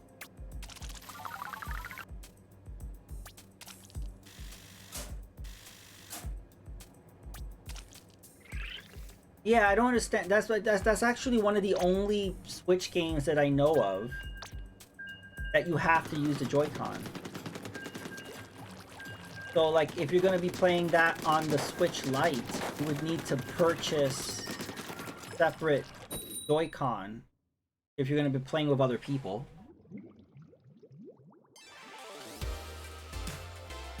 Oh yeah, well, no one plays 1-2 Switch, but yeah, 1-2 Switch did it as well. But yeah, it makes sense for the gameplay. Yes, there doesn't make any sense to make the requirement for Super Mario Party.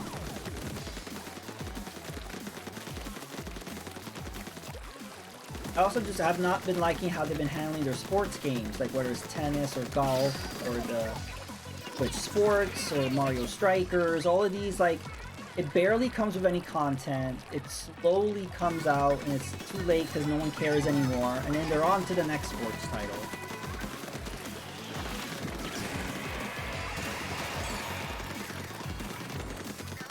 And then now we're getting baseball. Didn't they announce baseball? Or is that a rumor?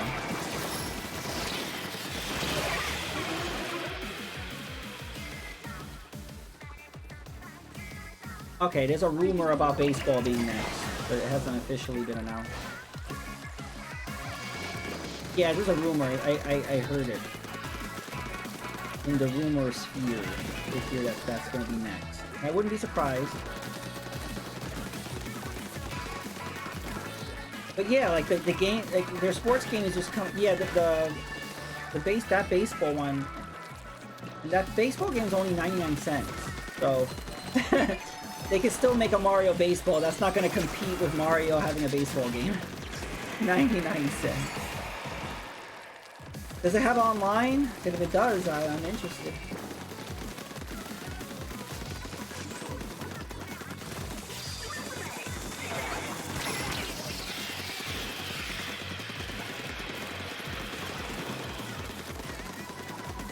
But yeah, that's the issue that I have with Nintendo with their sports titles. They release it bare bones with barely any content. And then they slowly, very slowly start releasing content. And it's so slow that people just lose interest. And then Nintendo just move on to the next sports title. It's been kind of weird. I just wish they would release the games more complete. Like, if you want to add more content later on, great. I feel like every game should add more content, but just not have it so bare bones. And also, there was some false advertising with Mario Strikers. That they made it look like you could play 4 players with 4 different people. It's like, oh, great, but the online doesn't work that way. You can't play with 4 different people online using 4 different Switches. So, like, it's actually much more restrictive. It's only multiple, or you have multiple people on one Switch. So it was just kind of like weird that there was weird communication with that. So some people felt swindled.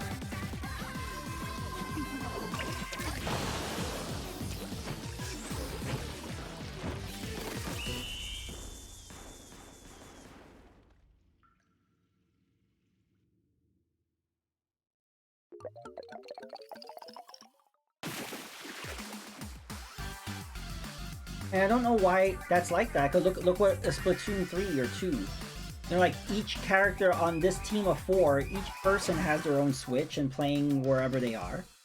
So there's no limitations in a game like Splatoon, so I'm not really sure why there was that in Mario Strikers.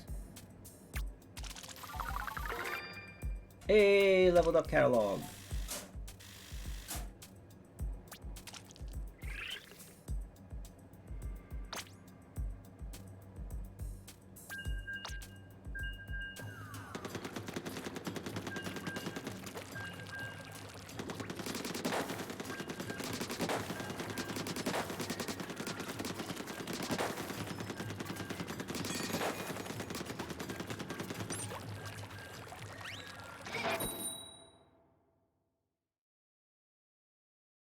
And they left Mario Maker 2 out to die. They haven't released... It was just... I don't know, when Mario Maker... When the first one came out, we were constantly getting content.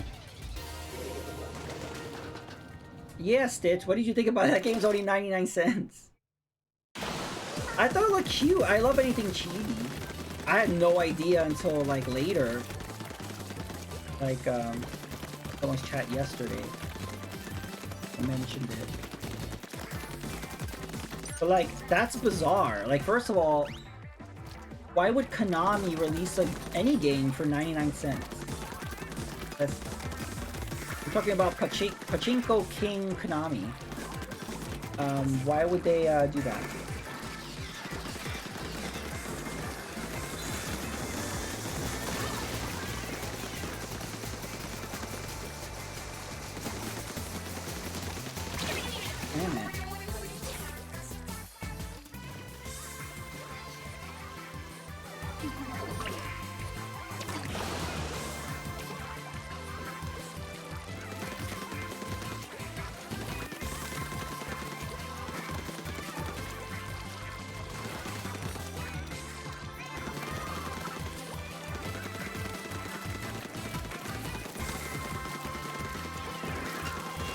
Yeah, I'm just curious if that game has online. Because I'm not even a baseball person, but if that game has online and I know people that play it, I would get it. Freaking 99 cents.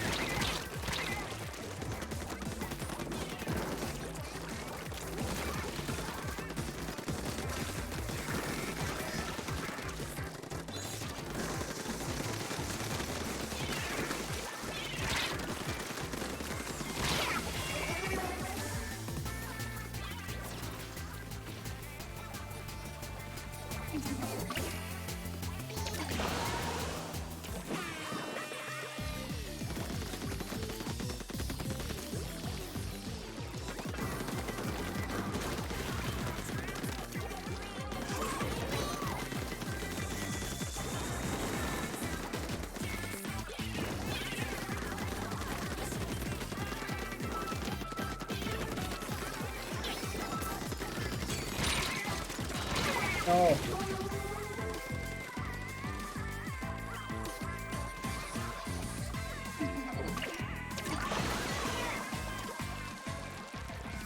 It's just weird that instead of making a freaking Castlevania, Konami's making a little chibi baseball game for 99 cents. I don't get it. They know something I don't, I guess. I just don't get it. But okay. Instead of making something that would make them money, they're doing that.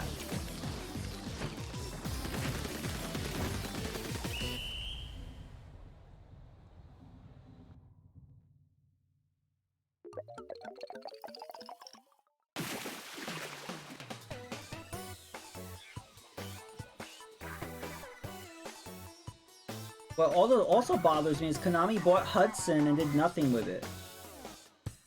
They've been releasing Bomberman games. And then they made that TurboGrafx 16 Mini. And then, but that's it. I just feel like, why don't you make a new Bonk or something? Like, I don't know, just do something else with Hudson. I feel the same way about Warner Brothers when they bought Midway. All they care about is Mortal Kombat. It's like, you have freaking Midway's entire, like, arcade catalog. Like, why don't you do something with that?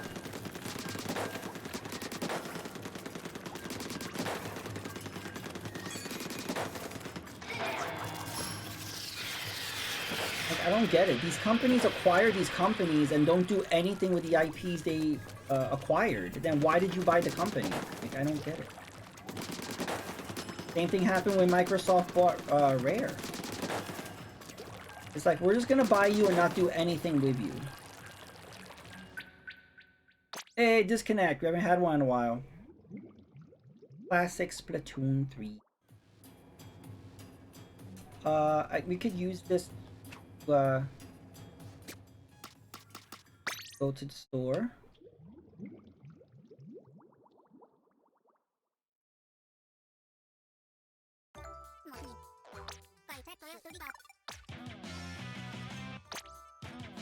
Nice, we got a card pack.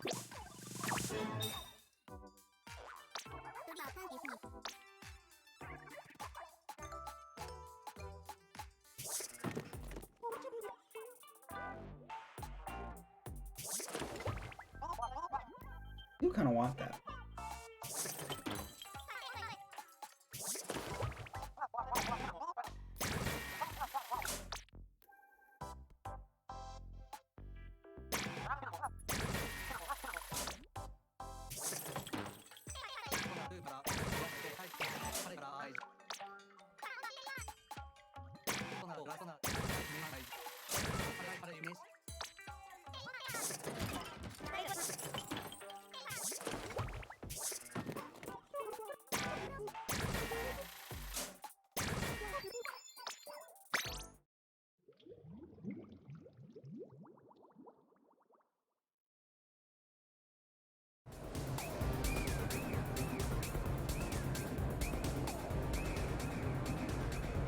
Oh, look at these guys, so cute.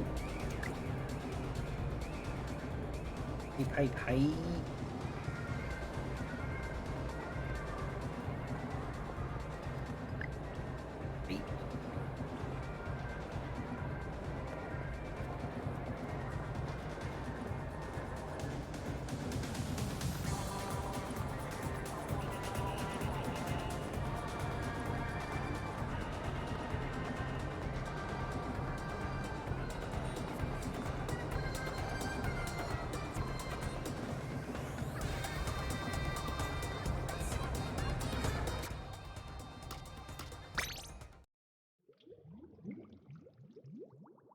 Got crushed in the first Splat battle of the night.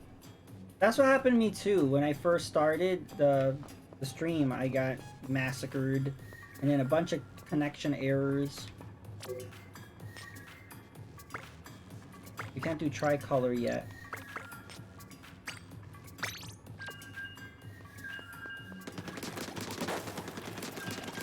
Hey Stevie, you should have picked dark chocolate, and we could play.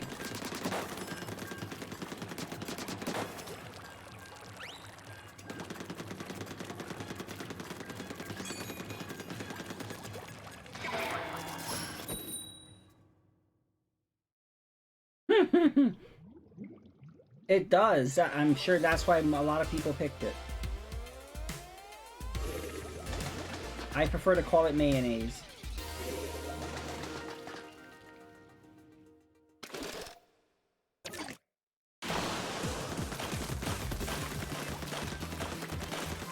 Be like semen confirmed.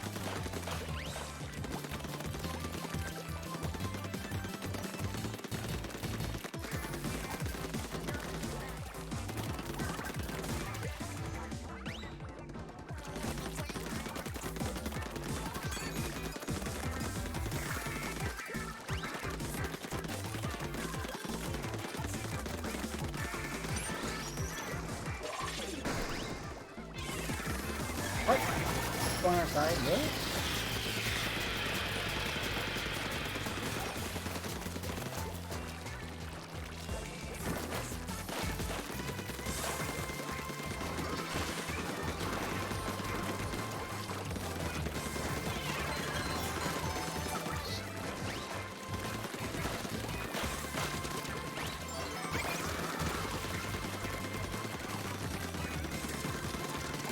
No!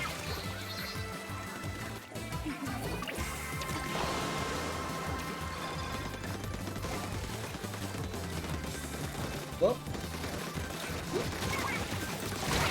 No, well, I splatted pizza. Oh, they're dominating. Just trying to get to dark chocolate ruler. That's what I'm trying to do. Keep losing. No! Alright, he's doing good.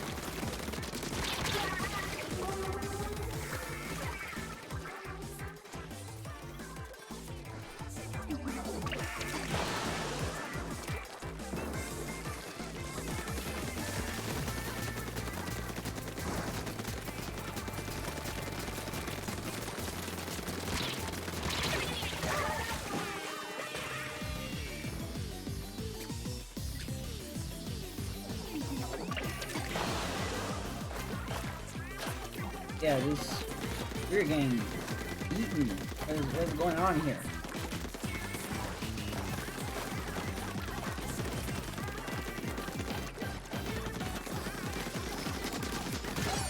There we go, we got toast.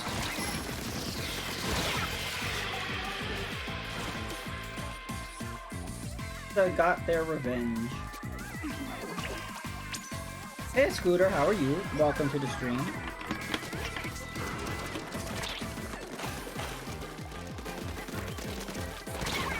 How are you? Happy Splatfest.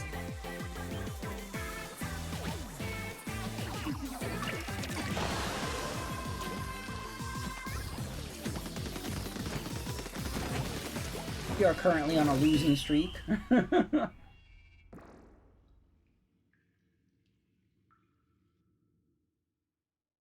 Oh, I think we won. Wait a minute. Yeah, GG.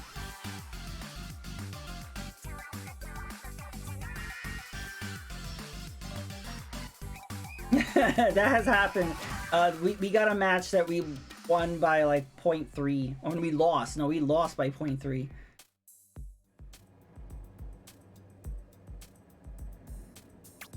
Well, I hope dinner went well.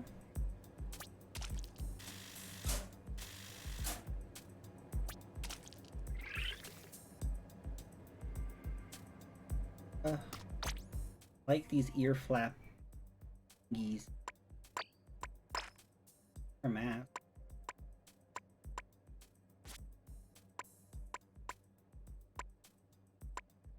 Ninja hood. For Astro helmet.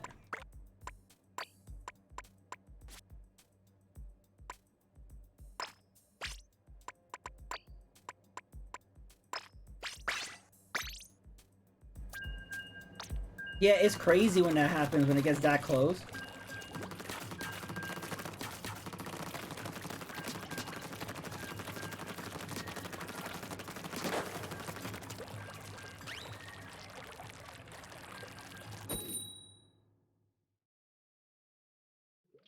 Oh yeah, what did Kendra think of the direct?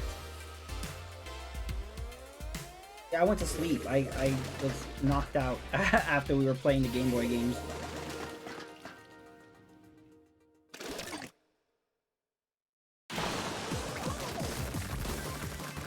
I'm actually getting tired now. My sleep schedule is weird where like now I kind of go to sleep around 10 or 11-ish. I'm sure that sleep schedule is going to get ruined and turn into something else.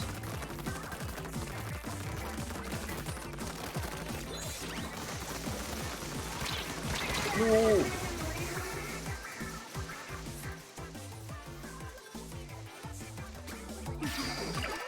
I don't like when the other team is like, as soon as the match starts, they're all over our side. Like, that really bothers me. It's like, give us a chance to put ink down.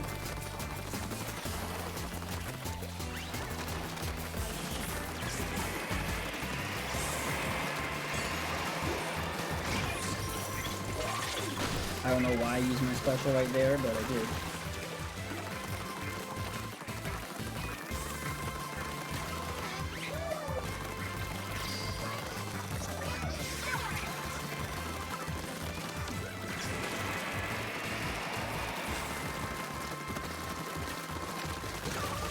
There you go.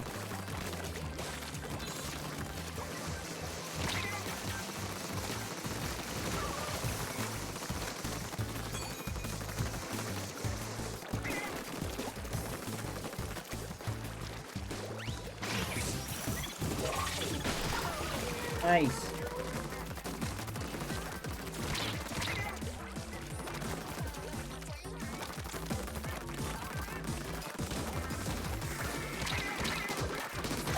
Nice. I splatted that person like 2 times in a row. No. Oh.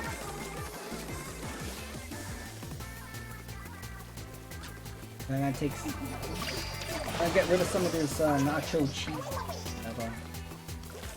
Too much nacho cheese in my grape jelly.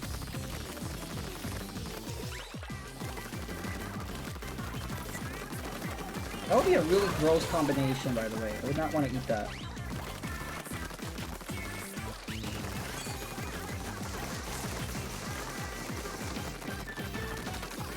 Excuse me, get out of our side. There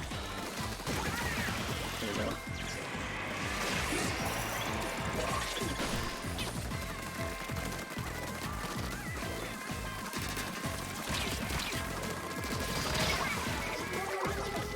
Part of her time.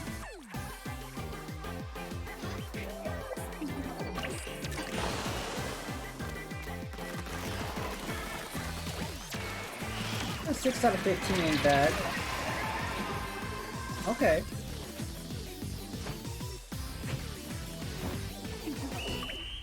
So I found out that that Mickey Mouse game does not have online. That has destroyed my interest for the game. I am not getting that game now.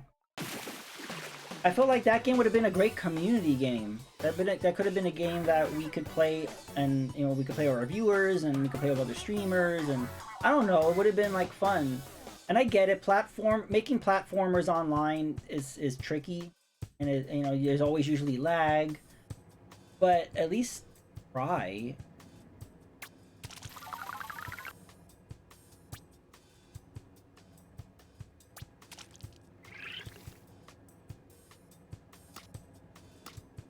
We're gonna keep it.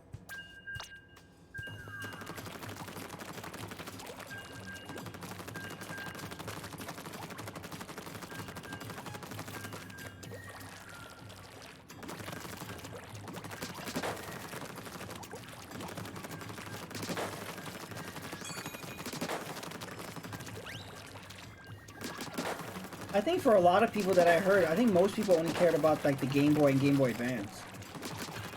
And then, you know, Metroid Prime Remaster. But that, you know, those are the main ones. Those are the big hitters.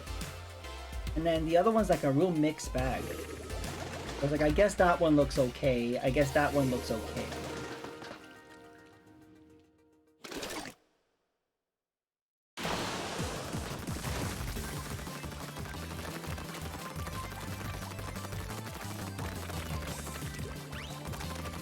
Yeah, that's a good price.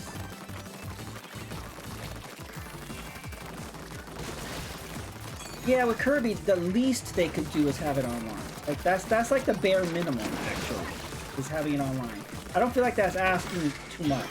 You know, we're in 2023. You're selling an online service. I don't really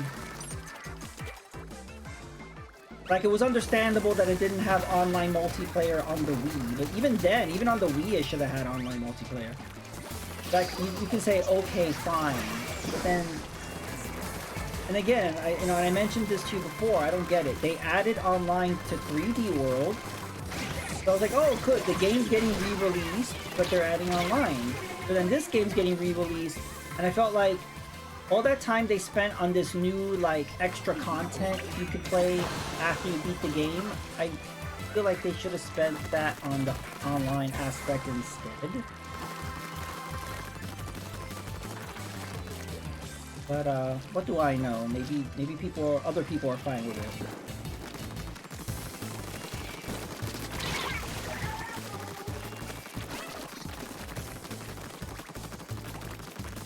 But yeah, I agree. Like if you're not gonna have online, then yeah, charge like $40 for it.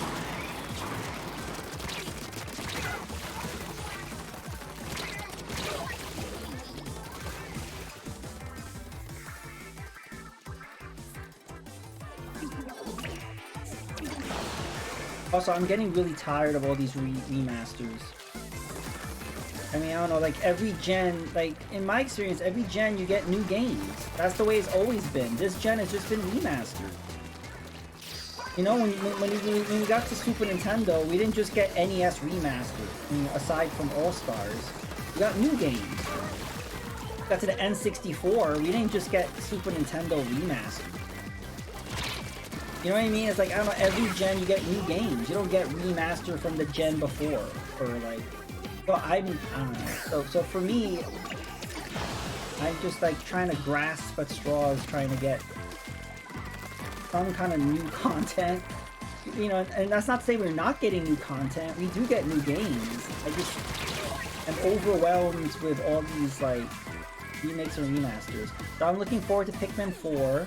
I'm looking forward to Tears of the Kingdom.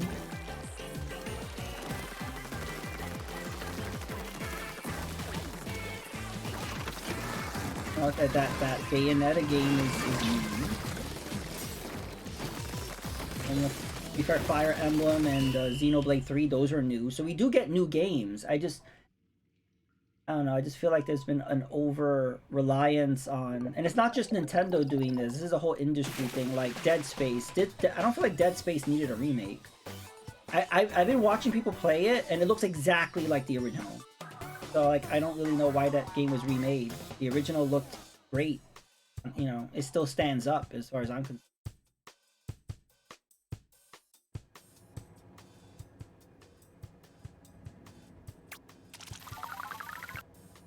Yeah, but then it adds nothing new to it, Stevie. For that, you just play the original. I mean, you do get that new single-player content if you care about that.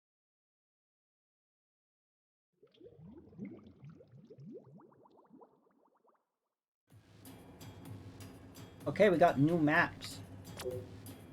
Scourge Gorge and Hammerhead Bridge. Ugh, what the hell?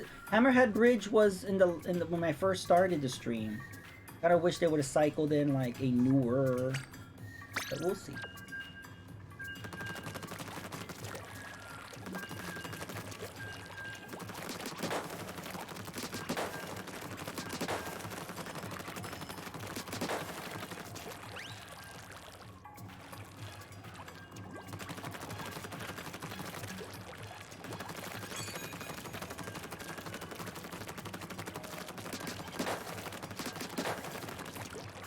Oh, I have it on the Wii U.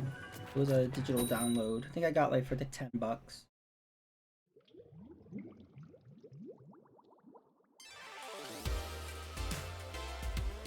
The Wii was great if you were playing a game that was compatible with the Pro controller. Hi Dank, how are you? Welcome to the stream.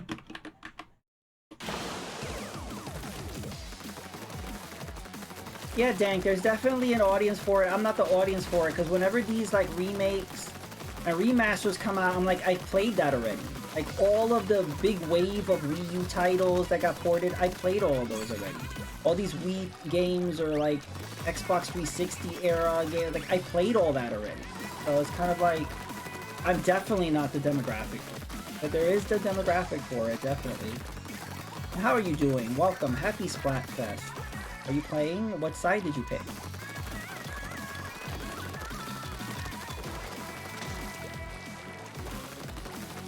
The only remake or remaster that got me was the Pac-Man world, but I never played the original. So that one I was happy to get a remake or remaster of. But that was an exception.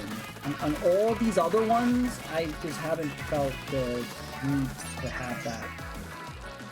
Milk chocolate. Cool, everybody I know picked white chocolate. And nobody I know picked dark chocolate.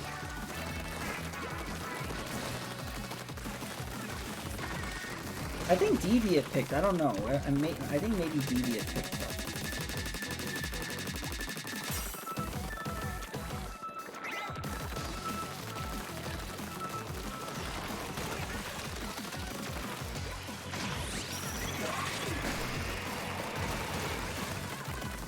I saw a picture somebody made that says, I like white girls. And I'm like, okay. I knew people were gonna like make it a racial thing or something. But Nintendo kind of opened the door for that, so, you know. Plus, I know a lot of people pick white chocolate. White chocolate's not even really chocolate. It's not. They call it white chocolate, but it's not really chocolate. It shouldn't really be part of the conversation, but whatever. The only time I like white chocolate is when it's mixed with like the cookies and cream. Cookies and cream like Hershey's, that's so good. But if you don't put like little chocolate, you know, cookie bits in the white chocolate, I'm not gonna like it. It literally tastes like nothing.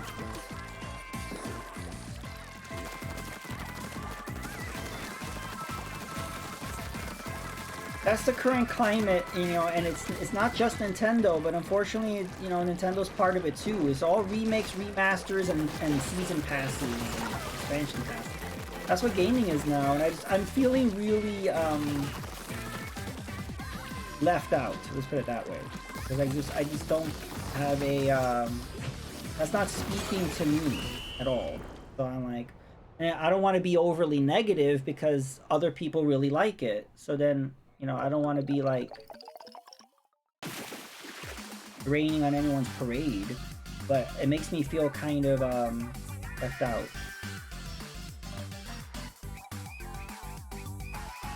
Yeah, I'm surprised I didn't do that.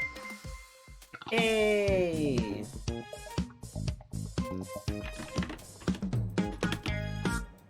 Welcome, Tuxedo Mask. Thank you for the raid. How are you doing this evening? Happy Splatfest.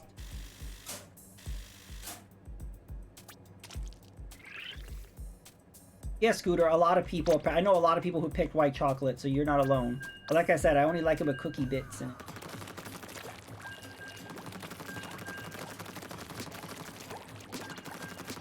Yeah, what retro are you playing? You're playing with Parasite Eve? I see some dude playing that a lot. I never played Parasite Eve.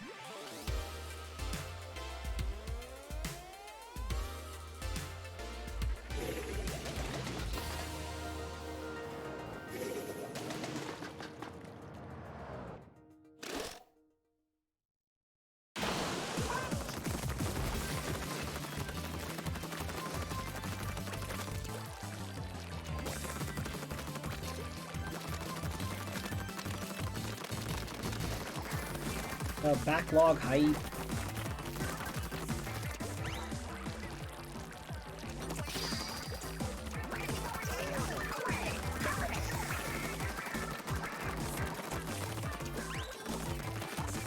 Well, what's interesting, Scooter, is that everybody has games they will buy on day one, games they will wait for a sale, and games that no matter what, they're not going to buy because they're not interested in. I think everybody puts games in one of those three categories.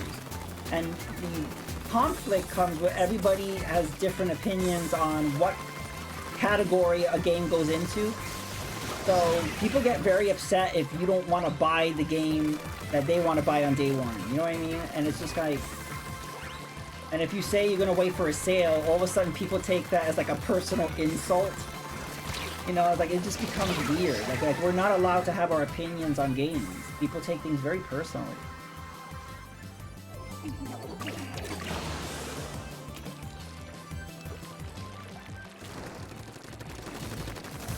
Earlier I raided someone when the stream was over. Oh, I've done that before. I think every streamer has done that before. So I sympathize. But yeah, I've streamed people where literally as soon as they hit end, I raided. So literally you're like, the stream is over. It's not even like, there are times where I've raided someone and they're toward the end and then they say, oh, well, I'm about to end or I'll stay a little longer or whatever. But there have been times that I'm streaming where they literally, the stream is dead. It's over. It's not live.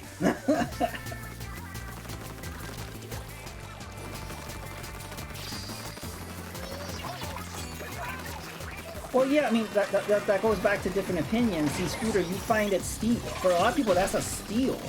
Like, they would have been ready to pay $60 for a remaster. So 40 is a big deal. But then, yeah, to other people, it's like, no, they should have released the whole trilogy for 40. So everyone has like a different opinion on that stuff. You were in that raid, Stevie? People are just miserable and they take that on to others. That is true.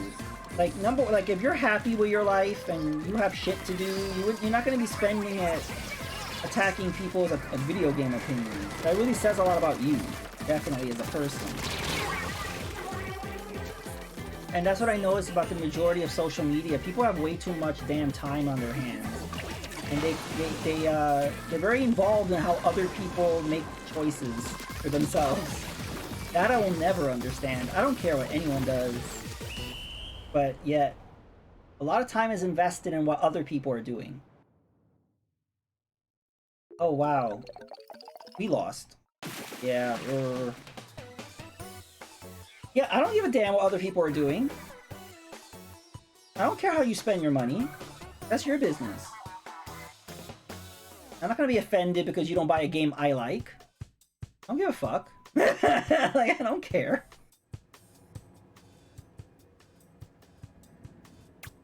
I want everyone to be happy. I don't care. I want everyone to be I want everyone to play what they want to play, and I don't think anyone should be forced. Hey, we hit Dark Chocolate Ruler.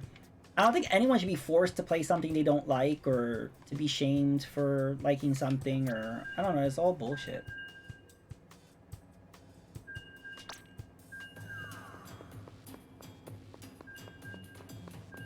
Yeah, Scooter, that's what I don't really hear people saying that, but yeah, if you really wanted a Metroid Prime trilogy, meaning all 3 games remastered, it would have been like $120. You sure as hell wouldn't have gotten it for 40 or 60. And I think that shows people don't understand the work that it takes to remaster a game.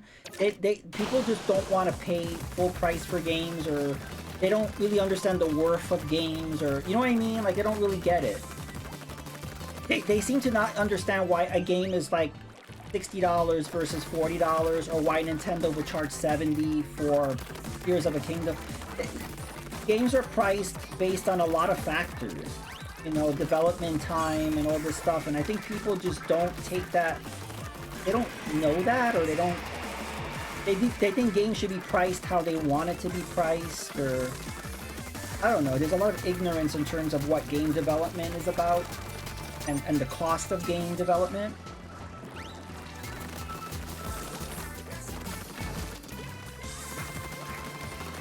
But yeah, I've only heard positive things about that remaster, Stitch. It does look really well done. They didn't, like, sometimes with remasters, all they do is just bump up the resolution and call it a day. But this, they redid all the textures. And there's lighting. They added a whole bunch of different lighting. And they really... And the new control scheme looks great too. I'm very interested to know how, because I'm not planning on getting it, but I am really curious on how the modern controls play.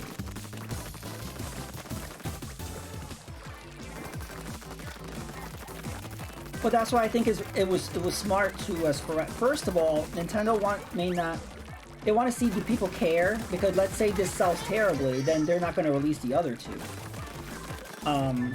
Why spend all this time remastering 3 games if it's not going to sell? Because remember, Metroid games for the most part don't sell well. So it wouldn't make sense to them to risk remastering all 3. If this sells really well, then they'll remaster 2 and 3.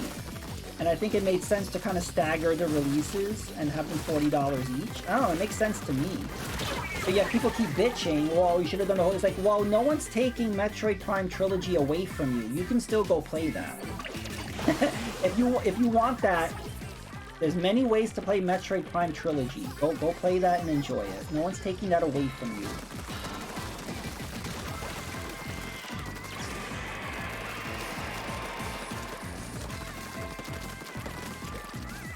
I think $40 is a fair price. I don't really see... I've never seen a remaster for $30, to be honest. I don't know what remaster is $30. I like the Varus, looks tighter. Looks more like Superman. I didn't really notice a difference in the suit.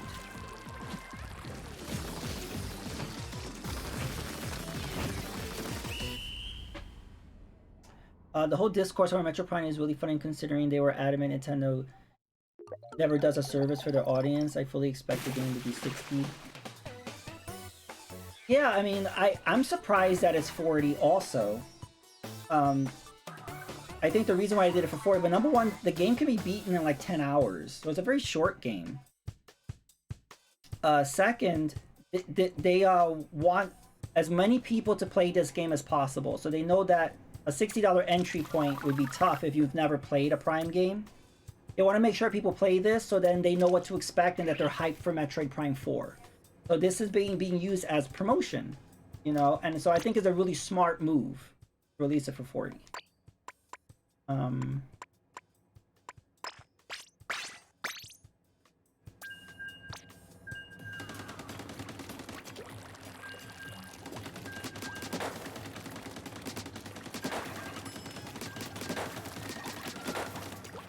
But the reason why I think 40 is reasonable, I'm surprised they didn't charge more than that. But remember, like, there's a lot of work done to this remaster. It wasn't lazily done. If it was a lazy remaster, where they literally just upped the res and that was it, I can understand them charging like 20 or 30 for it. But this was actually remastered. It wasn't just thrown on there.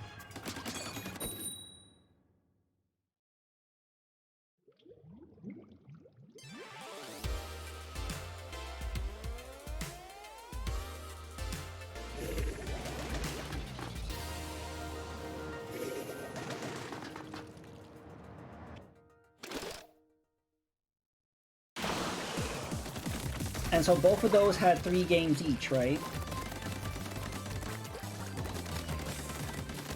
And how much was that? Were they both 60 or 40, or how much they charge for that?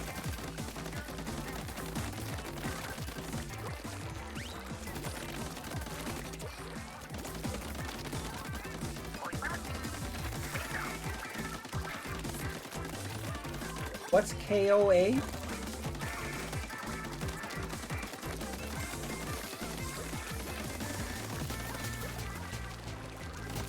Oh, I don't know what game is that? I have not heard of that.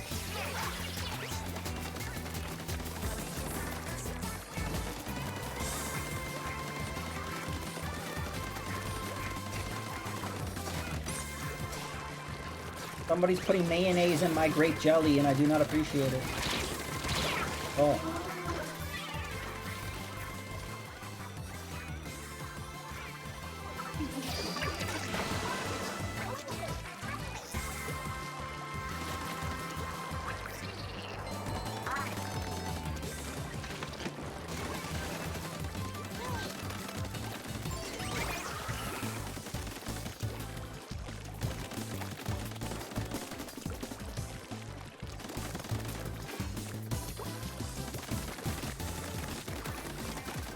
Okay, then that's a good game. That's a good deal, Scooter. But Nintendo always charges premium for their IPs. They kind of have to sell hardware. That's something that other developers don't really have to worry about. So it's a little bit different. So that's why a lot of people keep complaining about Nintendo's prices or how their prices don't go down. People need to understand Nintendo's trying to sell hardware. So that is the point. Nintendo should put their games on PC. It was like, well, no, that would defeat their whole purpose of existing. No, they're not going to do that. So yeah, even though other companies may do things cheaper or do this or that, Nintendo has to keep the premiums up, again, to sell hardware.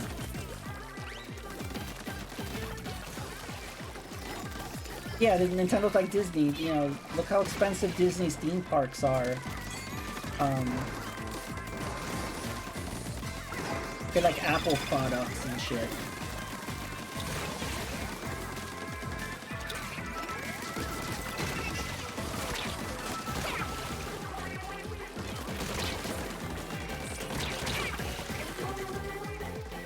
The remaster just moved out the graphics, added in DLC, that's it.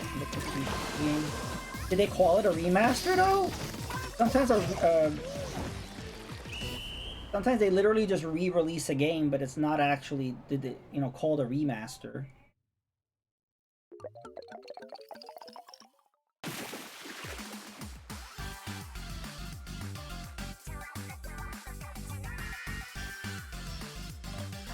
Yeah, dang, from what I heard, that last Crash game did not sell well. So, and that collection came out before, right? Or did it come out after? Did they use that collection as a way to kind of drum up support for Crash 4?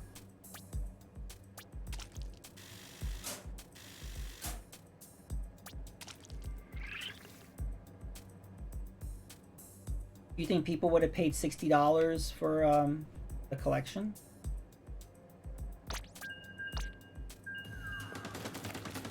The collection was beforehand? Okay.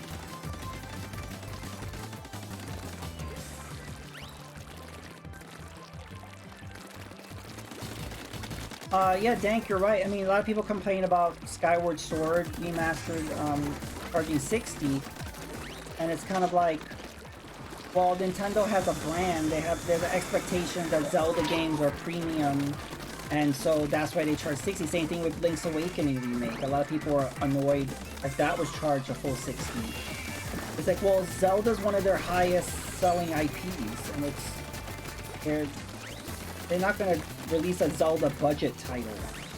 You know, that would they feel, whether you agree or not, that's fine. But they think that, you're lowering the value of your IP.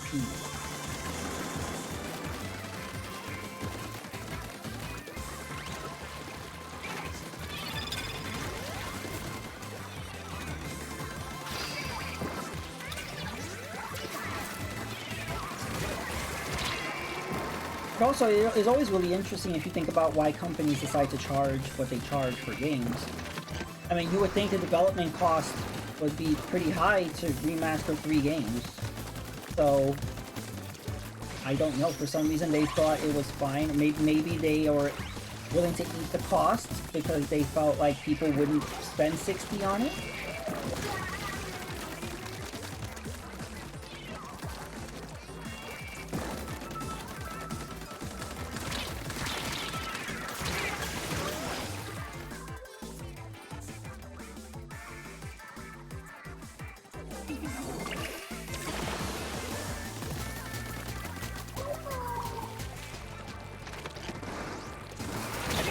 Cool.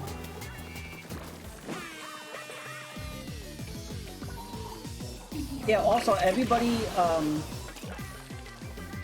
has their own idea of what value is. To some people, a certain price is fine, to other people it's not. It really depends on how you value the product. Like Scooter thinks that it's not, and Metroid Prime Remaster should be 30 and not 40, while other people are fine with 40. It's all a matter of opinion. Everyone has different values. Woohoo! Hello, KO Gaming with a rate of 1. I appreciate it. How are you? Happy Splatfest.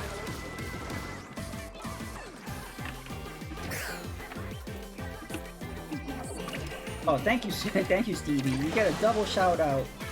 KO, how was Sims 4 Life? I don't know what that is. That a new expansion? I'm not sure what Sims 4 Life is. I actually haven't played Sims 4 in a while. The last time I streamed it when I was making the Justice League. That was the last time I streamed Sims 4. Wow, we got massacred there.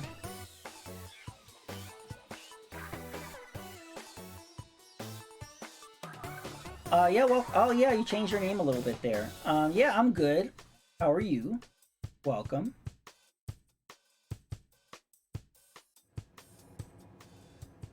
What is happening in that clip? It looked like he was dancing and then he punched and then he like fell over a railing or a car or something. That was funny. What game was that?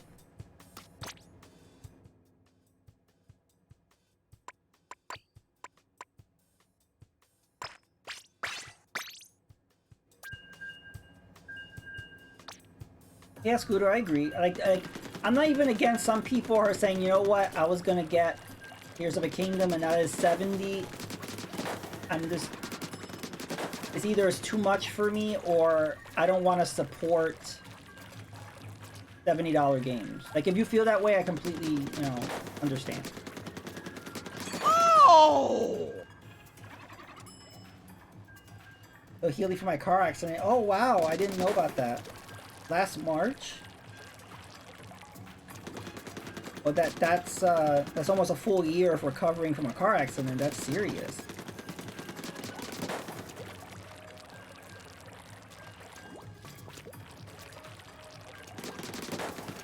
Yeah, I wish you the best in your recovery.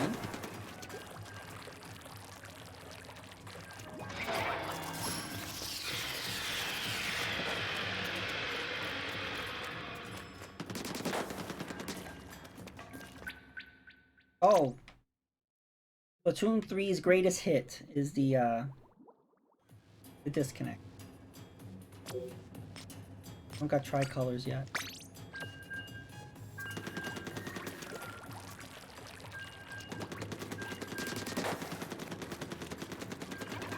Shattered your right femur. Oh god, the top leg bone is like the strongest bone in the body, but when that breaks, that takes forever to... That's why. That takes forever to heal. And I heard it's a really painful healing process. Oh, you're learning to walk again. Wow, that's rough. Yeah, sorry to hear that.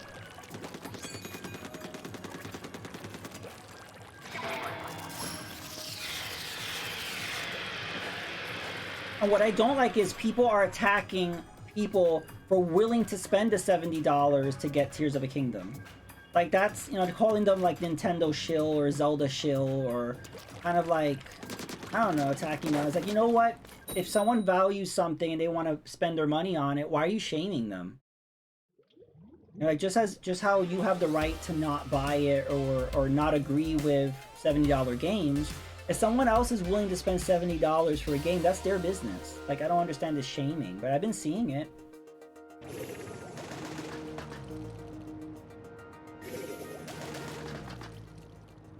It reminds me of Metroid Dread. Remember when Metroid Dread came out? Everyone was like, that game's not worth 60. How dare they charge 60 for that? It looks like an indie game. It's 2D. That game should be like, you know, 10 bucks. Oh, somebody dropped out. And there was a lot of shaming. And it's like, you know what? This is a game that people have been waiting like 19 years for. And they're, you know, they see value in this and they want it. So stop trying to take that away from them. It's like this, we've been waiting. That was one of those people. I waited 19 years for that game. So it's sad to hear people like put you down for being excited for a game.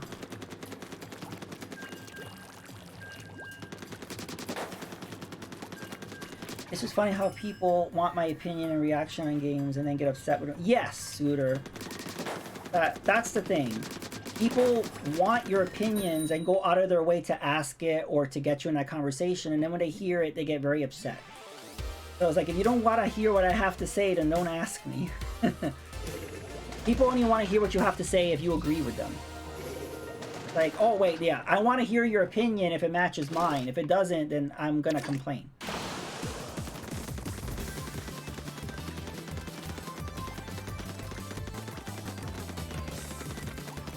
But also, Dank, yeah, all these people bitching about games, are they playing games? Because if they're busy playing games, they wouldn't have time to go for all the bitching. So they must not play video games. That's what I think. Every time I see people go on these long rants attacking people, I'm like, you are not a gamer then. Because if you were a gamer, you would be busy playing video games. You would you'll be very busy.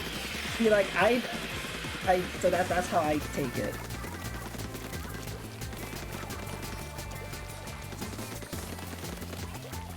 And also, when people criticize things, they're never very specific, if you notice.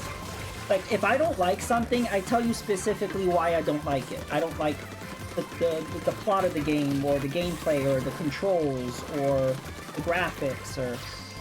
A lot of times people are just like, no, the game sucks, no, it's garbage, and you ask them why, and they don't really tell you.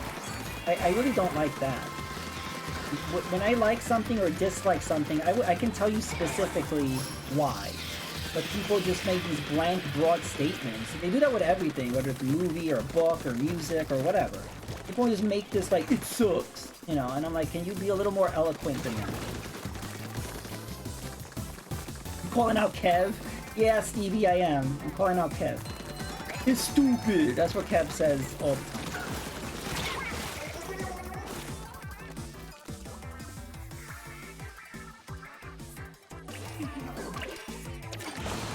Yeah, Dank, that's something that's an art. That's something like, you know, Kotaku. Kotaku loves doing that clickbait shit.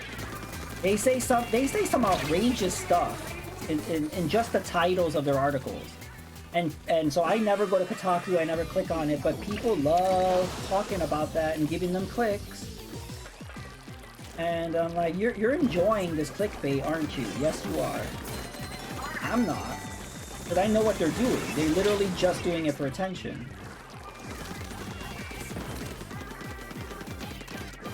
Oh, I didn't see that rant. What did Kev say about $70 games?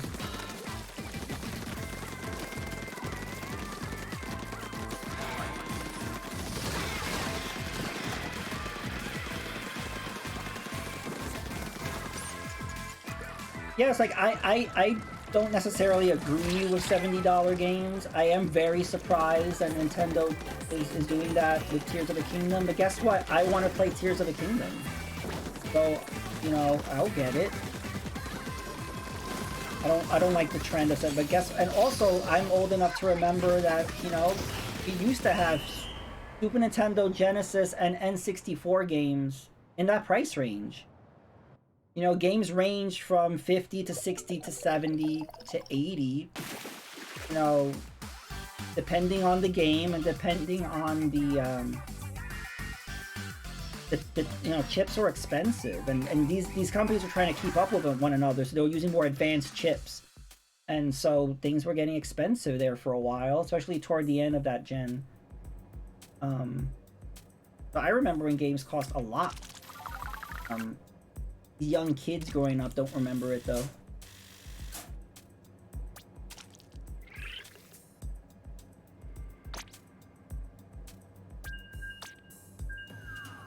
But I think it's fair to say, you know, why is this game $70? What makes it different than a game that's $60? Where is that extra $10? And I think that's a valid argument, because I don't know the answer to that.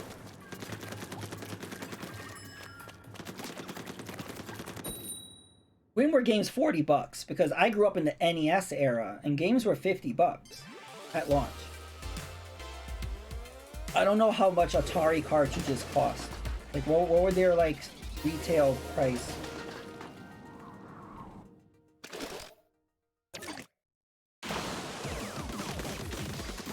That's true. I mean, I wouldn't want the game digitally. Like, I would never pay full retail price for a digital game. But, you know, that is a good deal, because, like, normally you would get $10 off when you use the voucher, but you would be getting $20 off of Zelda. So, there's that.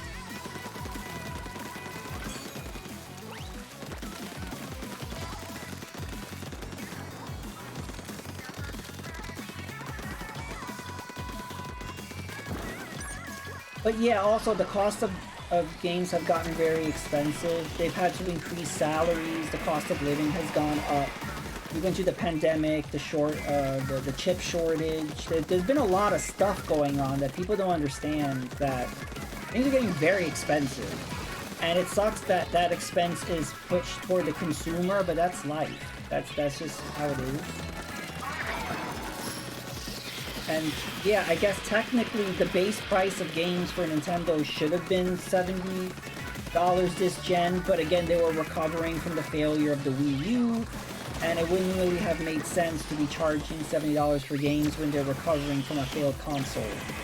But I can understand them feeling comfortable to do that now.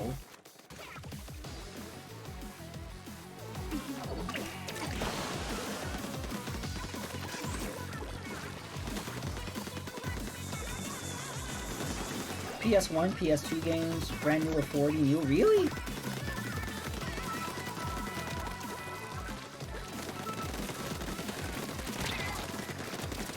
Okay, that was not the case for N64 or Saturn. I feel like that was select PS1 games, no? Or select PS2 games?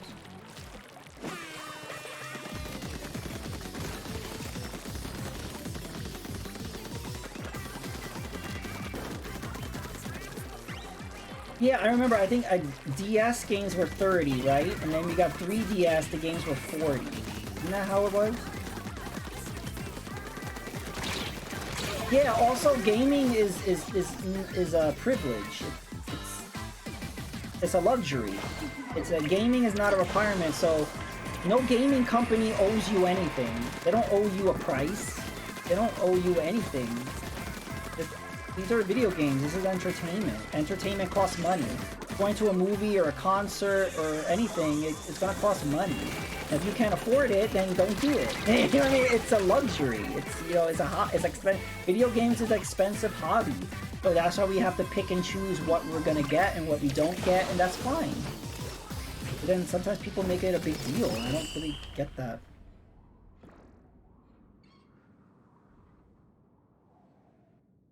I think it's better because GameSpot and GameSpot members always get $10 off in the games.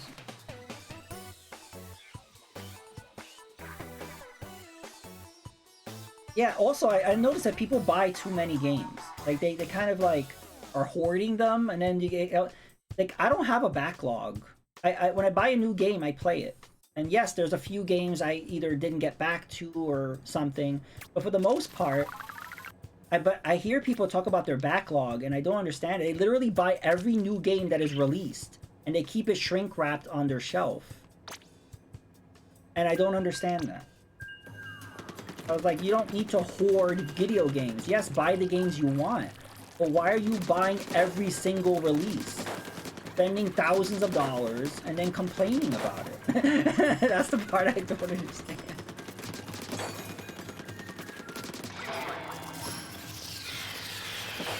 And not only that, they're buying those special collector's editions too.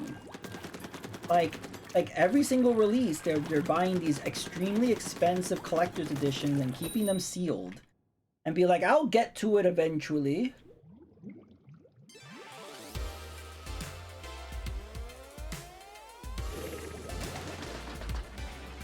I get that, Scooter. I've gotten to that too. I think I used to play much more off stream now, and for the most part I only there's a few games that I usually play off stream that I know that people don't care to see. So I play those games off stream, but for the most part, like if it's a new release, you know, I wait to play it on stream now.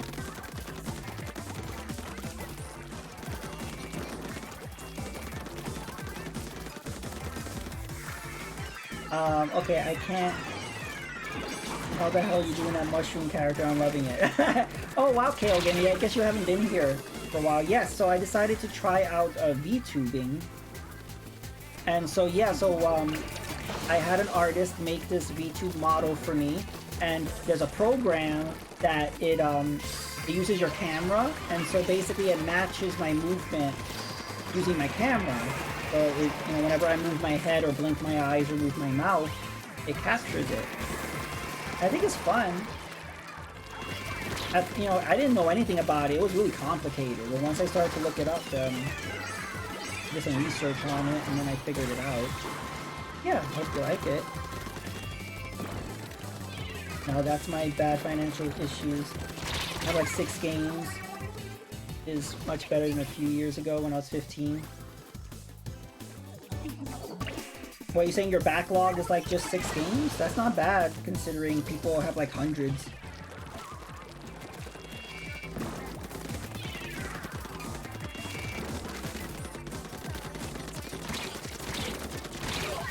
Are you saying you only own 6 games?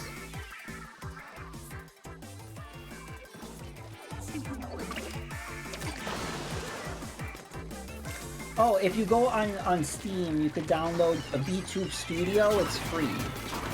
So if you're very curious about testing it out, they have default models there already there, because you could always import your own. But if you want to test it out, you could always check out VTube Studio on Steam. It's free.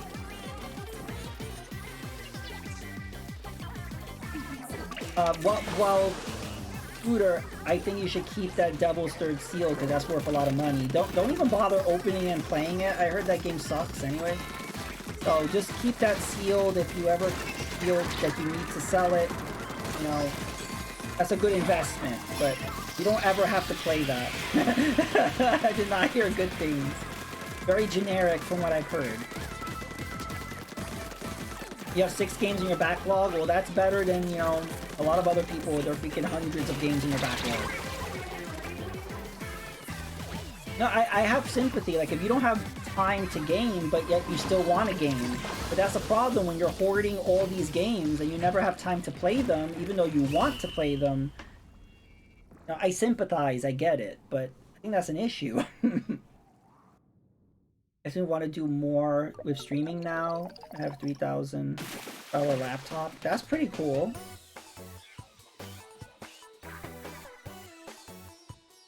Pay digitally for 30. You could do that. Wait, you can get Devil's Third digitally? I didn't know that. Is it on the eShop? Remember also everybody, the eShop expires. The 3DS eShop and the Wii U eShop, you know, are going to be unavailable. I think the end of March when it's gonna cut off. Hey, I raised my freshness. Implemented a spreadsheet. A spreadsheet to help things.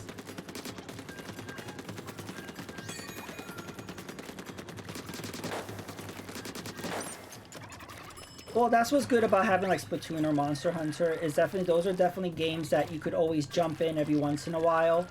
Like you could do marathon sessions if you want, but really it's good to kind of play those in. It's always good to have games you play in between other games.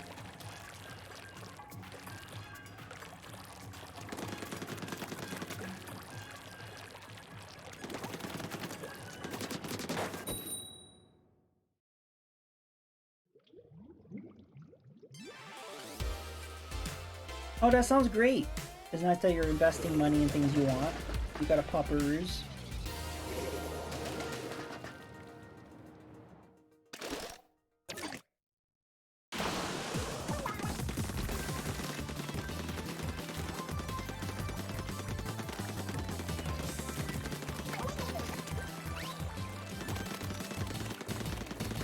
Yeah, it's tough, but like if you don't have time to be playing all these games, like you don't need to buy every new release.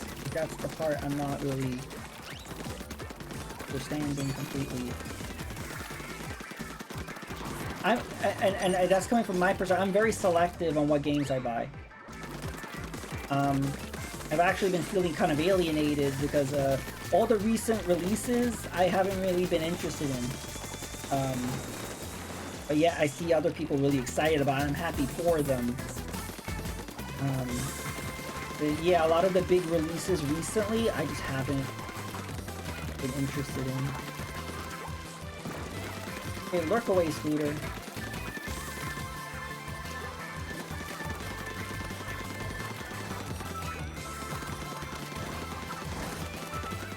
Yeah, I know some people that buy all the new releases, but they also play them as soon as they get them. But I'm a little more selective.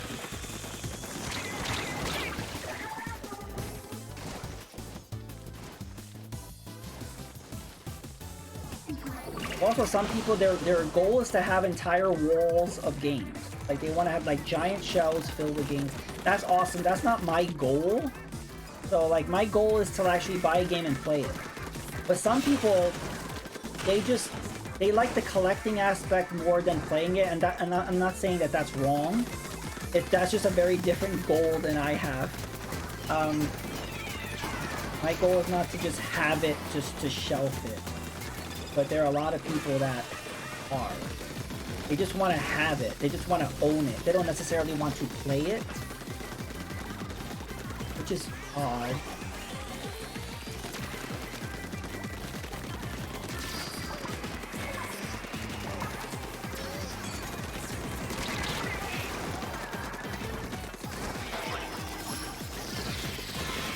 I don't know, lately, like, whenever a new game comes out, everybody's super hyped about it, and I look at it, and I'm like, I don't get it, but okay.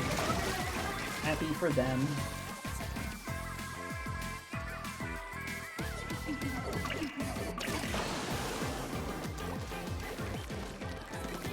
Oh yeah, in that situation, KO, I totally understand. Not only was there stuff that you needed, but it's stuff that maybe you were not able to get before. So I totally get that. I think anybody who, you know, comes into a large sum of money would do the same thing. I mean, I would. Wow, we were massacred.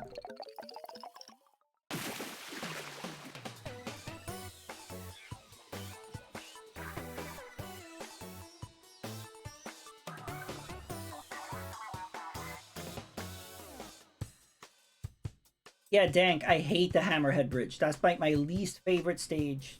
The stage I don't like. Because it's just so damn long and you get like stuck on your side. You never really get to move forward. You know, there are times when you do, but I don't know. It's just too narrow. I don't like...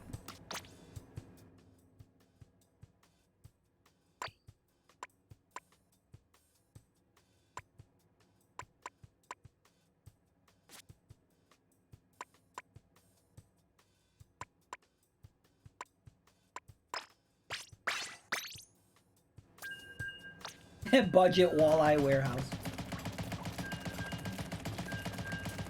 Yeah, that's smart, KO. Just, you know, buy what you need and save the rest.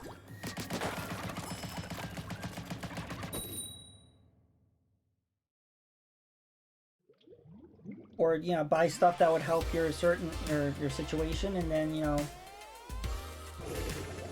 other things.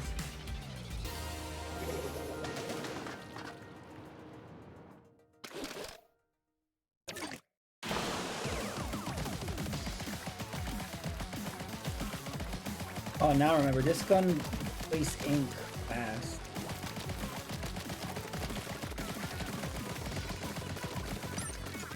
Oh, that sounds really good, KO. That's good thinking.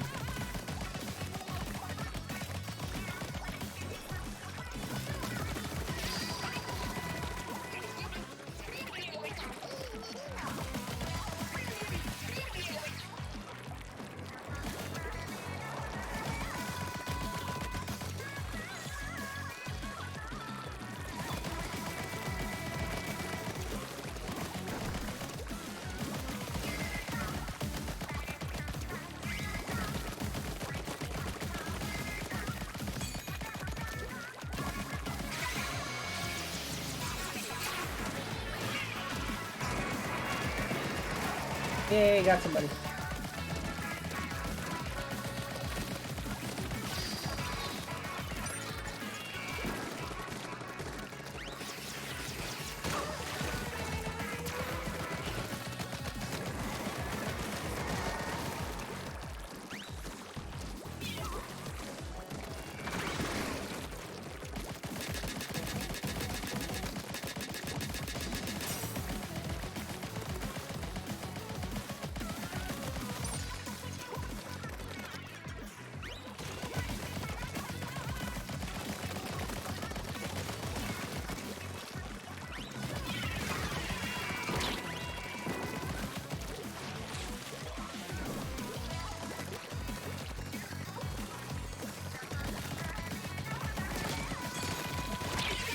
Oh, I was gonna use the Booyah Bomb.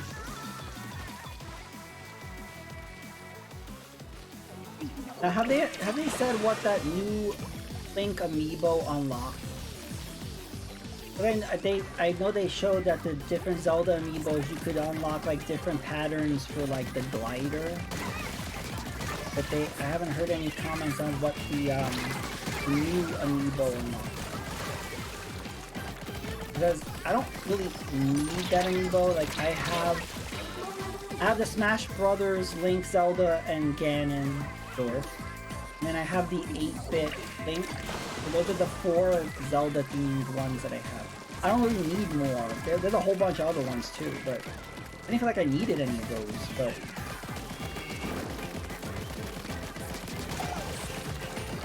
item drops? Okay. Like in Breath of the Wild, I think I remember that Link's one like dropped weapons, Zelda's dropped herbs, I think Ganon's one dropped meat,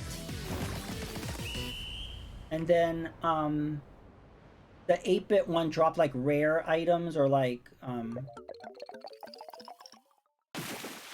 like that. And I'm also wondering if you get to use it right away. I know in Breath of the Wild you had to wait a while before you could unlock the ability to use amiibo.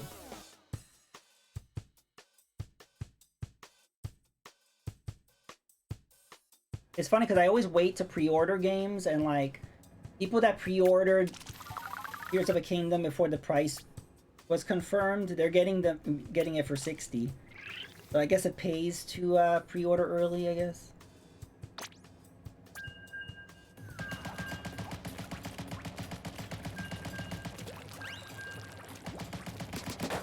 As far as I know, they haven't changed people's pre-orders, or I don't know, maybe it'll change to 70 right before release or right on release day. I don't know how that works. Like, is it really locked in at that price?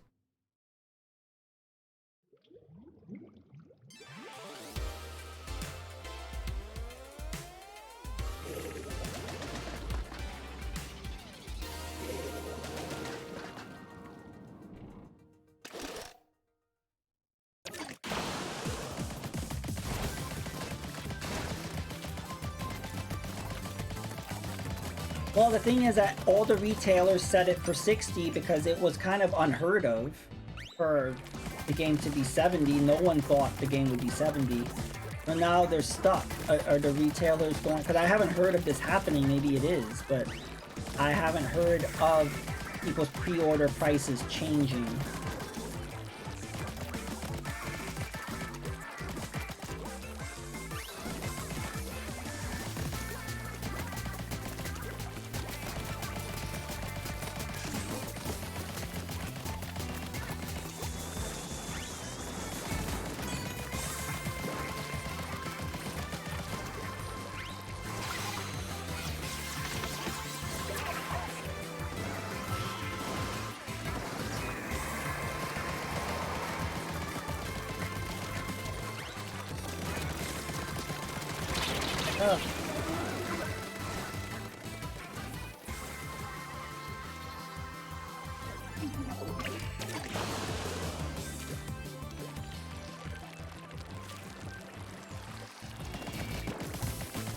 But I think there's a lot of people, I mean, this game has been anticipated for years. So I feel like there's been a lot of pre-orders. So that's a lot of $60 pre-orders.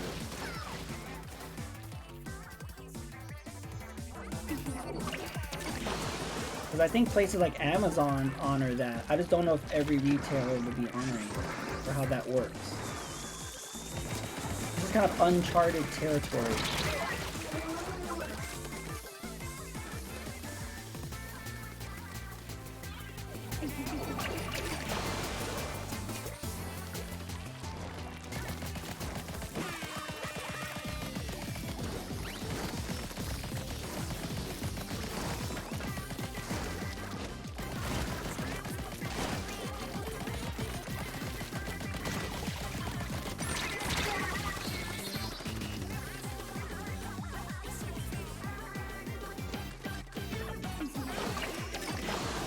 Yeah, they could.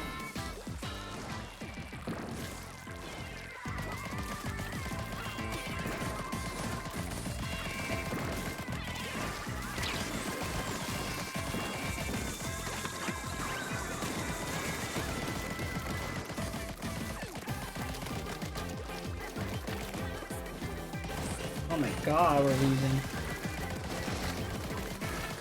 Where's my team? What are they doing?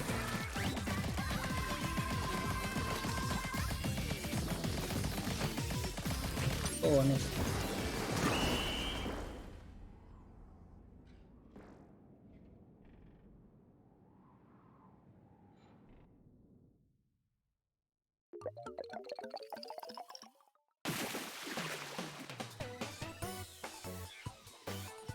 Nice.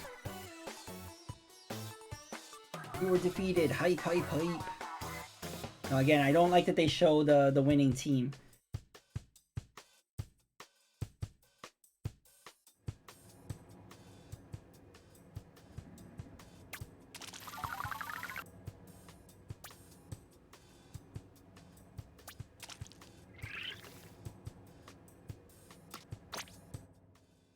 Let's see.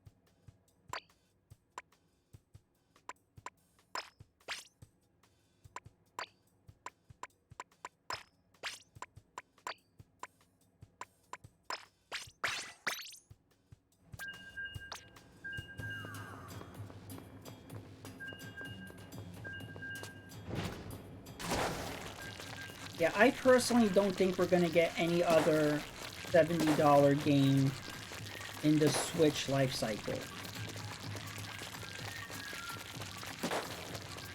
I think whatever their next handheld is, we would probably see more of that. But I don't think we're gonna get the Switch life.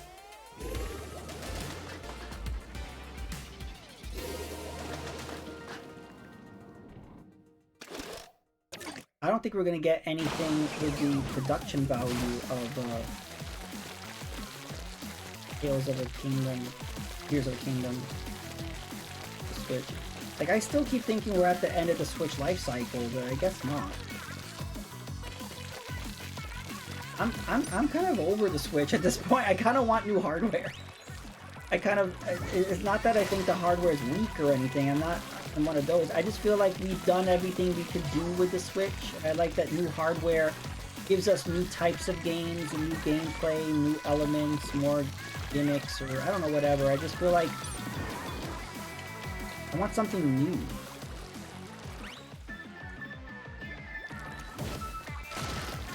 Yes, like if something's like if something is like Mario Odyssey but like a larger scale, let's say it's something a little more, then they could. Or they could just, even if it's not a larger scale, they could be like, hey, this is, you know, our big IP, we're gonna charge 70 for it. Yeah, it really depends.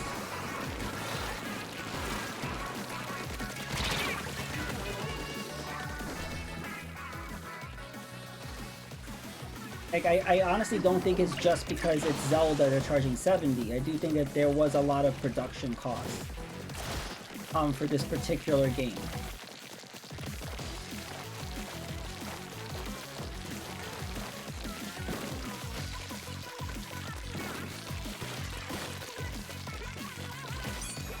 But yeah, I feel like there's not a lot of heavy hitters.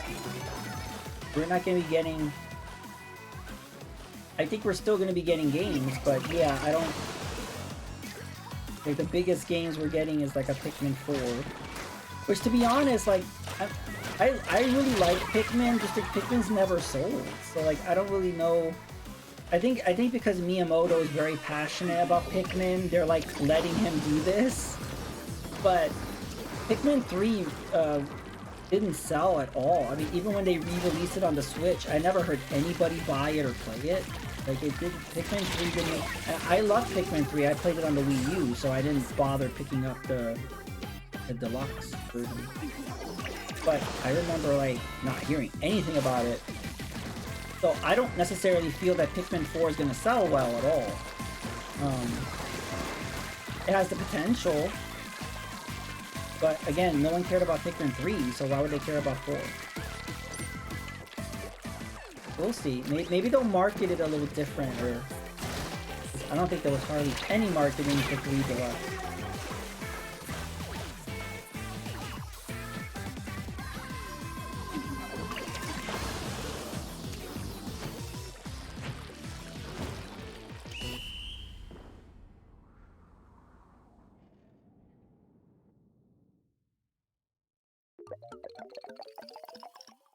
It did so well? Okay.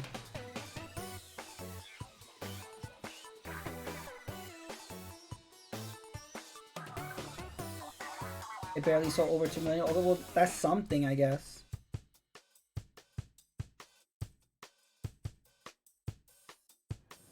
And I knew, you know, it makes sense that they would eventually make a 4. I'm just surprised that they're not saving that for, like, I don't know, maybe their next handheld or in their next console or something. But yeah, I wish more people had played Pikmin 3. It just didn't resonate or something. I don't know. I'm not really sure why people didn't give it a shot. I understand why they didn't play it on the Wii U. No one had a Wii U, but also I think there's just so many games now that it's easy to overlook things, and I think it was just one of those games that just got overlooked. People wanted all the other Wii U ports.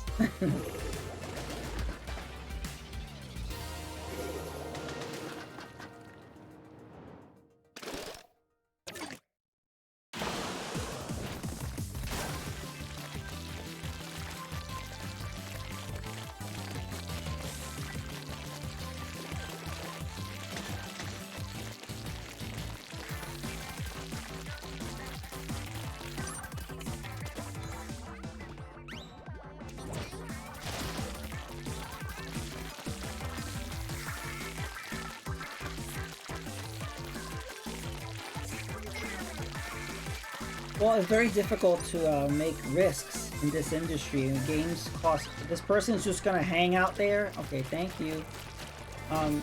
Games are so expensive to make now, everybody needs a hit, and needs it to sell millions. So there's less risk-taking, definitely, with games now.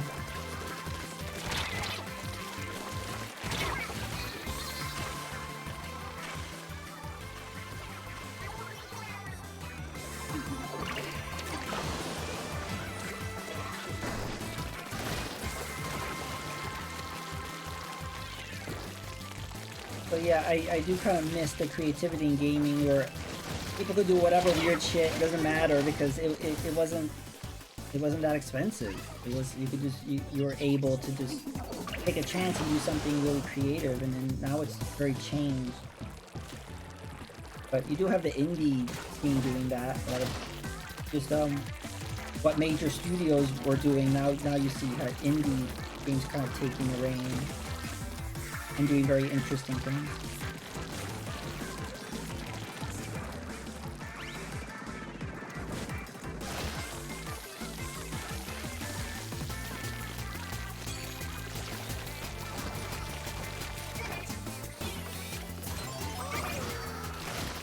I have not. You know, I'm not a Harry Potter person. I've never read the books or seen the movies. So I know very little. I just know bits and pieces of things, but I've never followed Harry Potter. I was an older teenager. I was in my late teens when that came out, so I was not the demographic. But I do follow a lot of people who are in like their early 30s who Harry Potter was a big deal for them. And they followed it, but no, I haven't. Well, thank you so much for the 2-month resub. I appreciate it. Hey. Got to see the dancing frog from Mario Maker. I love that damn frog.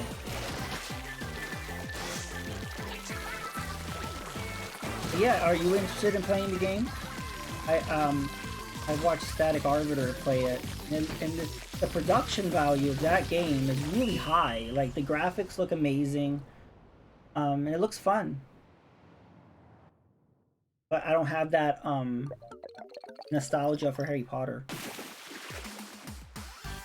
Oh, that was a close one. It does the thing that a lot of games do, which I like. Like you're like this new protagonist, and that's you, and then you're in this world. It's a really good way of kind of making you feel part of the world where you're this new character and you're this protagonist. Instead of like you're just playing as Harry Potter, which I didn't want to do that. We leveled up our catalog again.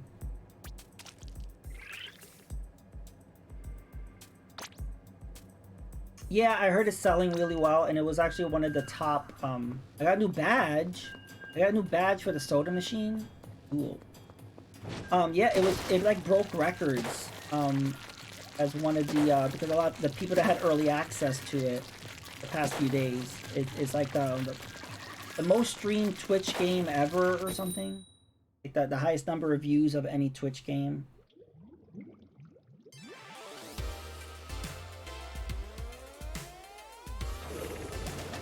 That's good to hear, Stevie.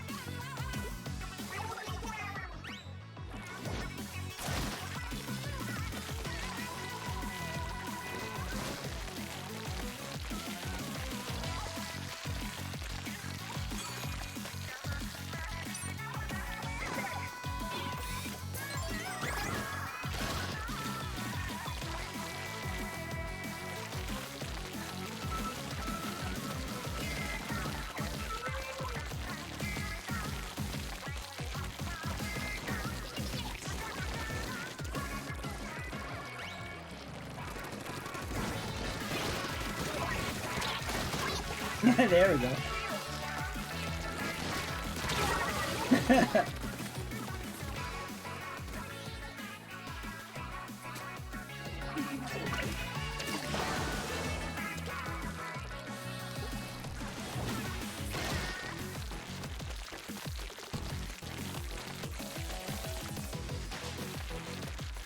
Even though I am hyped for Tears of the Kingdom, I hope it addresses like some of the issues. I had some major issues with Breath of the Wild, and I don't know if that's what's going to be repeated, or we shall see.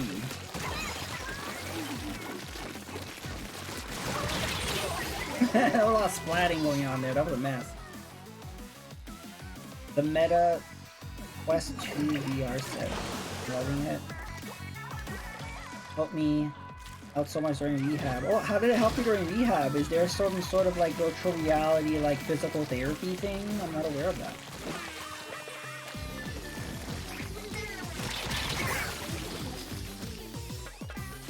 See, that's the stuff I like to hear. Like actually have video games be. Remember that with the Wii. There was a lot of elderly people use Wii Sports in Oppo tones, and that actually was really helping them physically. I like to hear stuff like that about like video games kind of helping people. But like you don't usually hear that.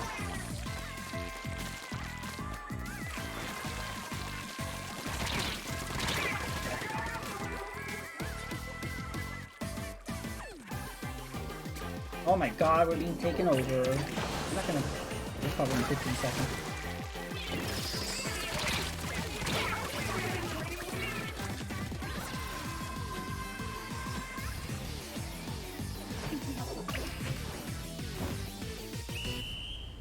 I think it's good that you invested in the Meta one, because what Sony is doing with the PS VR 2 is kind of ridiculous.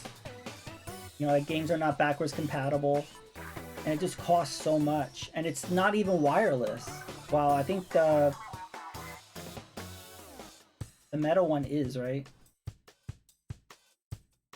Signed up for a game on there that was designed by a therapist and help.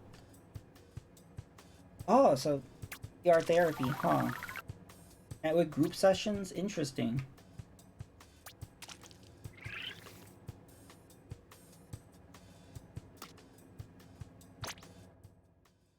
Maybe we'll go over a different roller.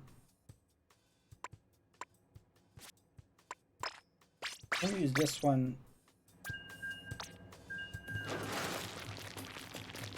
So this one is super fast. It barely uses any ink, but it puts down a lot of ink. The problem is it's very weak. And I'm not good using the ink back.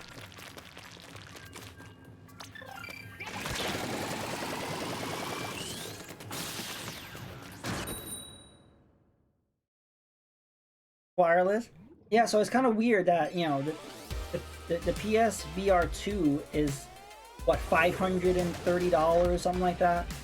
It's not wireless. You can't use your existing VR software with it.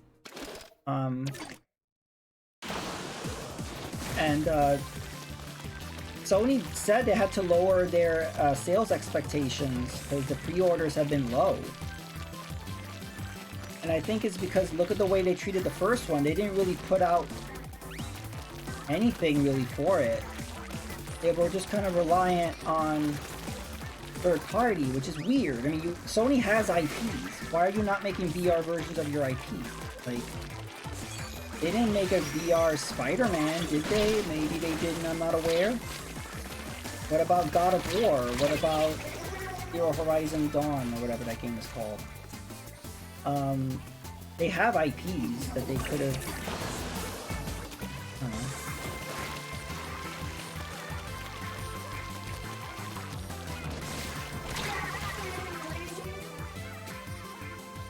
Look at that guy, all the way on their side. I'm jumping at him.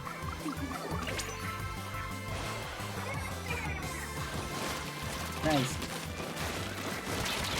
Oh.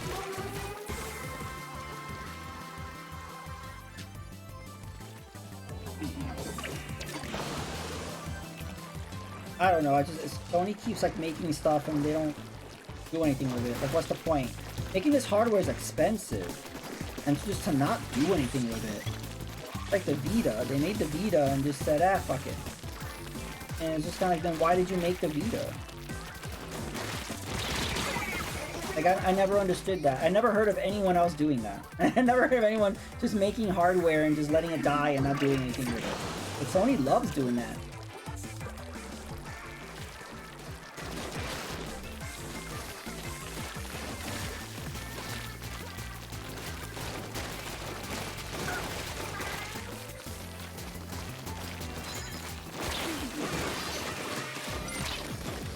I'm out of ink, I'm out of ink! Oh.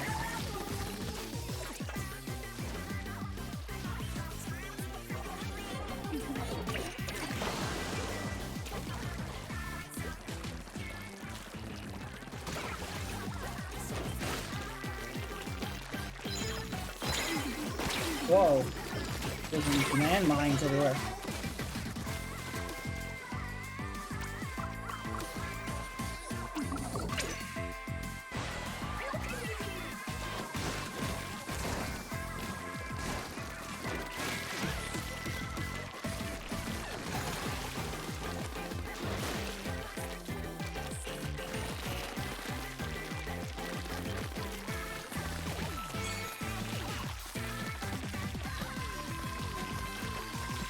Oh, I did a big push right here. Ooh, that was good. And that's all me right there. That big purple streak in the right side of the map. I think I gave the win to us. I did all the heavy lifting in that last part. GG.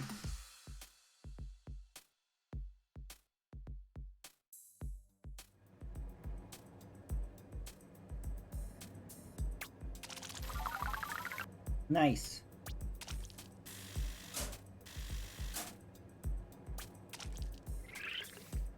Okay. I'm gonna go to the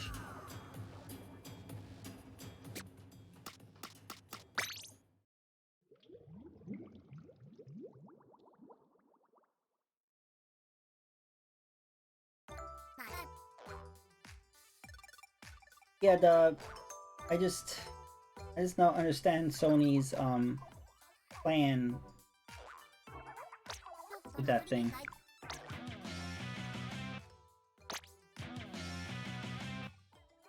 I don't really like that banner. It's kind of a generic. Yesterday snowstorm.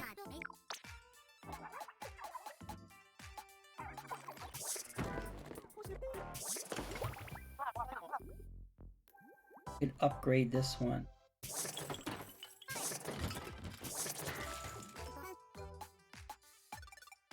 You really want that? Don't I have this? I feel like I have this one.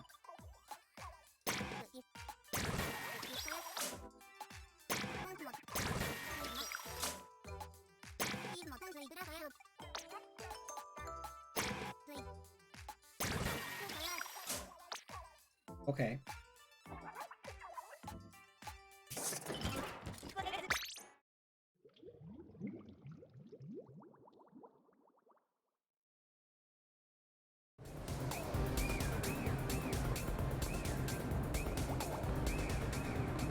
Woohoo! That's tight. He's tight.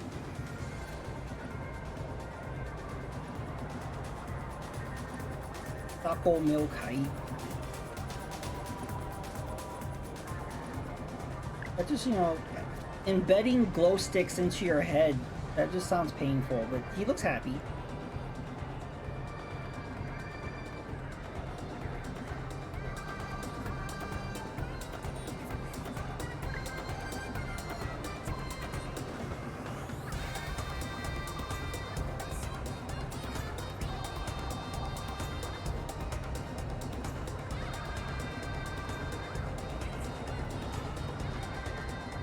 Oh, look at this little guy. Right.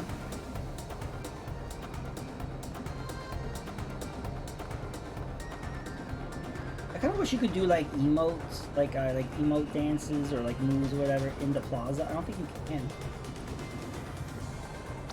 I think I ordered something on the app, the phone app.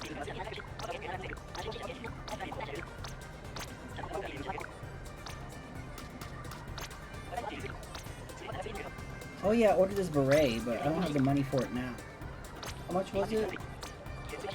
17,000. Oh my god.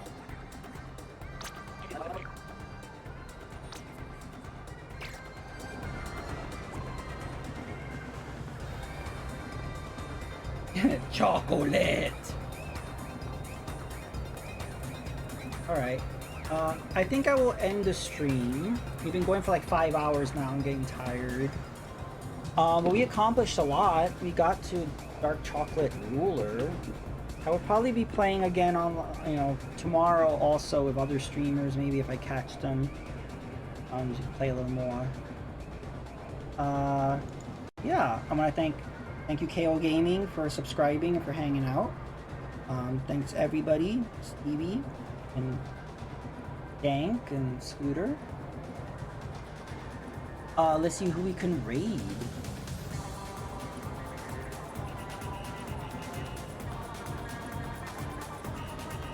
Loading. Am I following anybody who's playing? Oh well, Kektar is streaming Zelda, and Devious playing Splatoon 3. Yeah, let's raid Devious. See how he's doing.